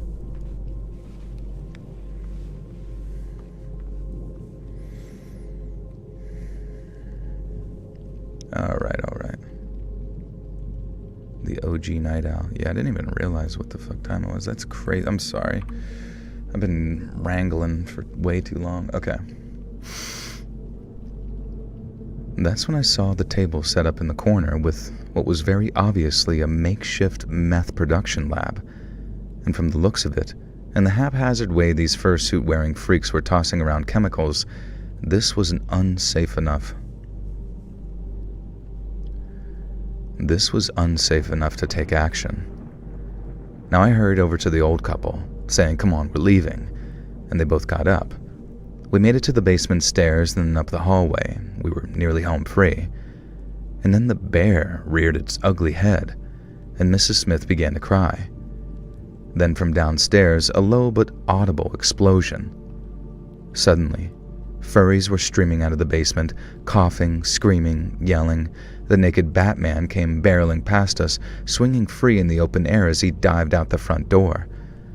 The grandson, the assless chap's wolf, literally shoved his grandmother out of the way to get to safety.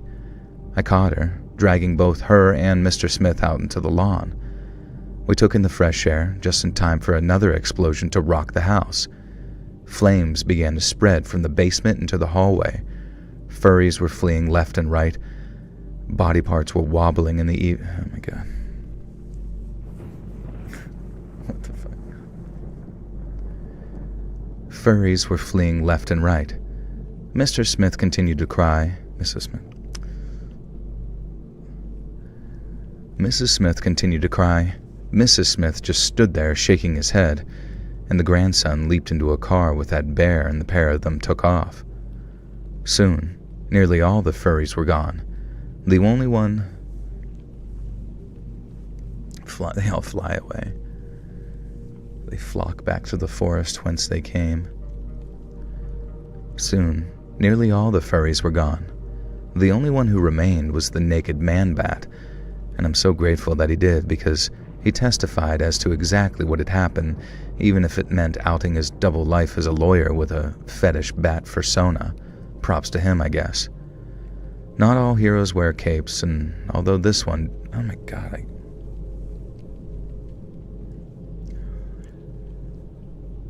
And I'm so grateful that he did, because he testified as to exactly what happened, even if it meant outing his double life as a lawyer with a fetish bat You want Pradeepi? Yeah, I don't know. He's probably just chilling. People saying they love you is kind of weird. I don't know. I don't mind it, man.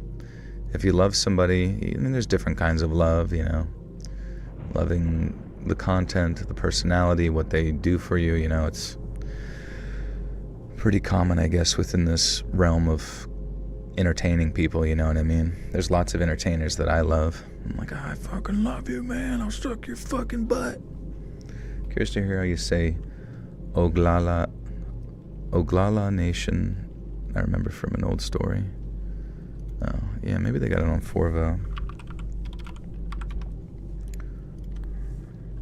Oglala. Oglala. Oh, okay. Do not redeem. But you're not creepy, you're nice. Yeah, it's fine. It's all good. We literally had someone harassing someone to extort them for money, so I think you guys are doing just fine.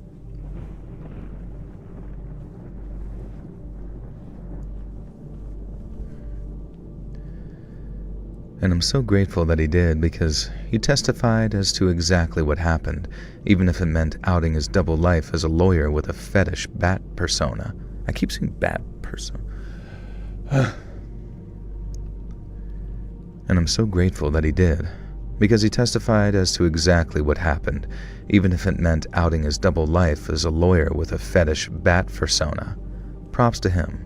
Not all heroes wear capes, although this one did, and only a cape. I did stop delivering to that old couple, though. Things just felt different after that, and while the story may seem almost comedic, it was genuinely one of the most terrifying moments of my life.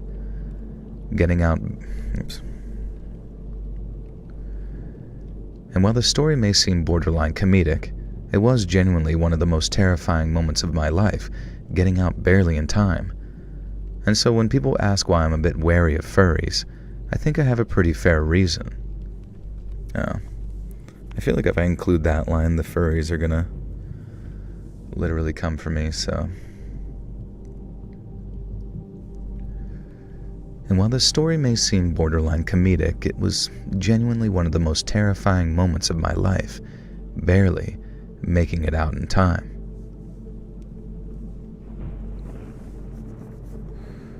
Oh my god. Okay, we did it, dudes. We made it.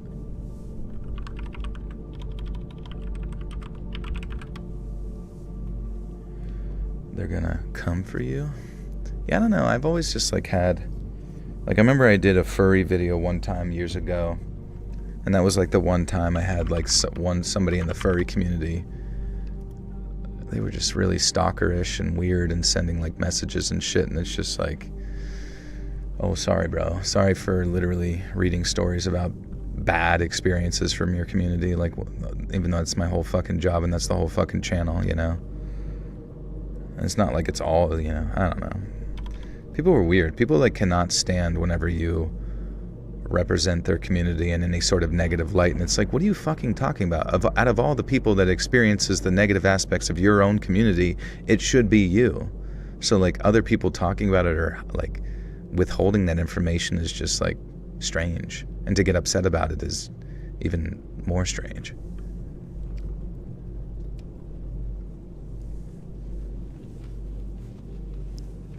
Yeah, I don't know. I have no fucking clue. I can't wrap my head around it. I can't wrap my head around fucking anybody from Twitter. Get the fuck away from that website. Alright,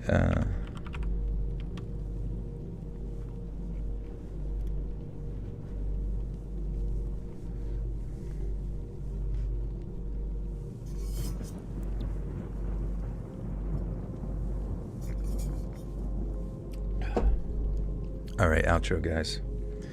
Think of something funny to say. Why does Superman wear underwear on the outside?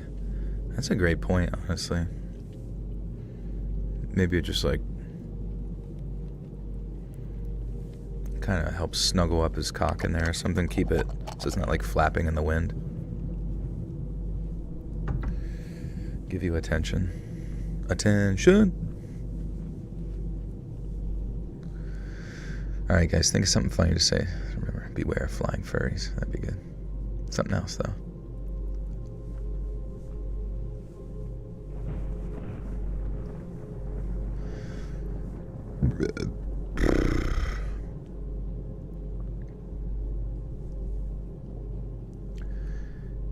Hey, friends, thanks for listening. Click that notification bell to be alerted of all future narrations. I release new videos every Monday and Thursday at 9 p.m. Eastern Time, and there are super fun live streams on Sundays and Wednesday nights. If you got a story, be sure to submit them over at my email, letsreadsubmissions@gmail.com, and you might even hear your story featured on the next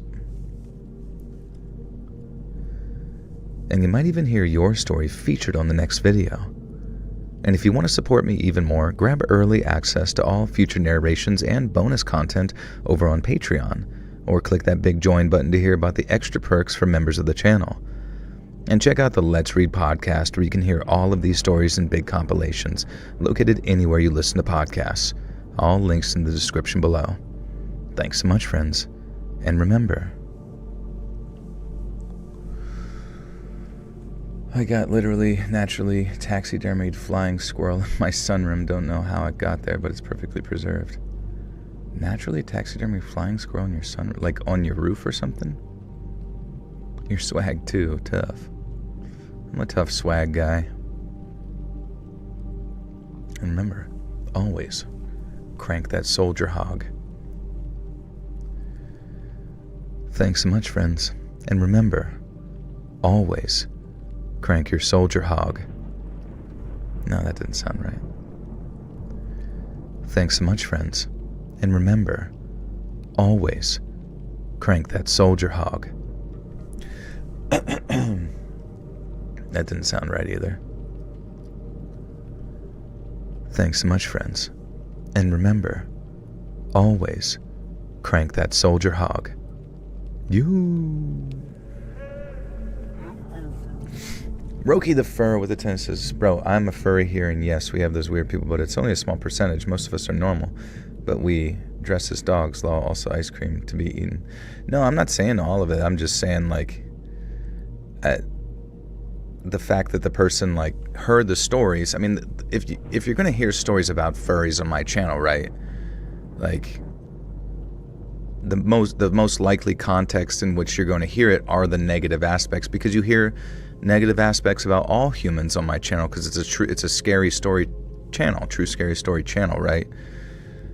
So like the fact that person got mad because furries were represented in like a negative light, and it's like, my brother in Christ, what other light is a human represented ever on this channel as? You know what I mean? These aren't angelic stories or the time that a furry helped an old lady cross the street with assless chaps. Like this, you know what I mean? Like it was weird that that they were so pressed about the fact that I had stories. You know what I mean? It was like they wanted the video down. It was weird, you know? Just made no sense. And I'm not being negative to you or anything like that at all, or the community as a whole. I really don't give a shit what people do. I don't understand it, but I don't give a shit what people do.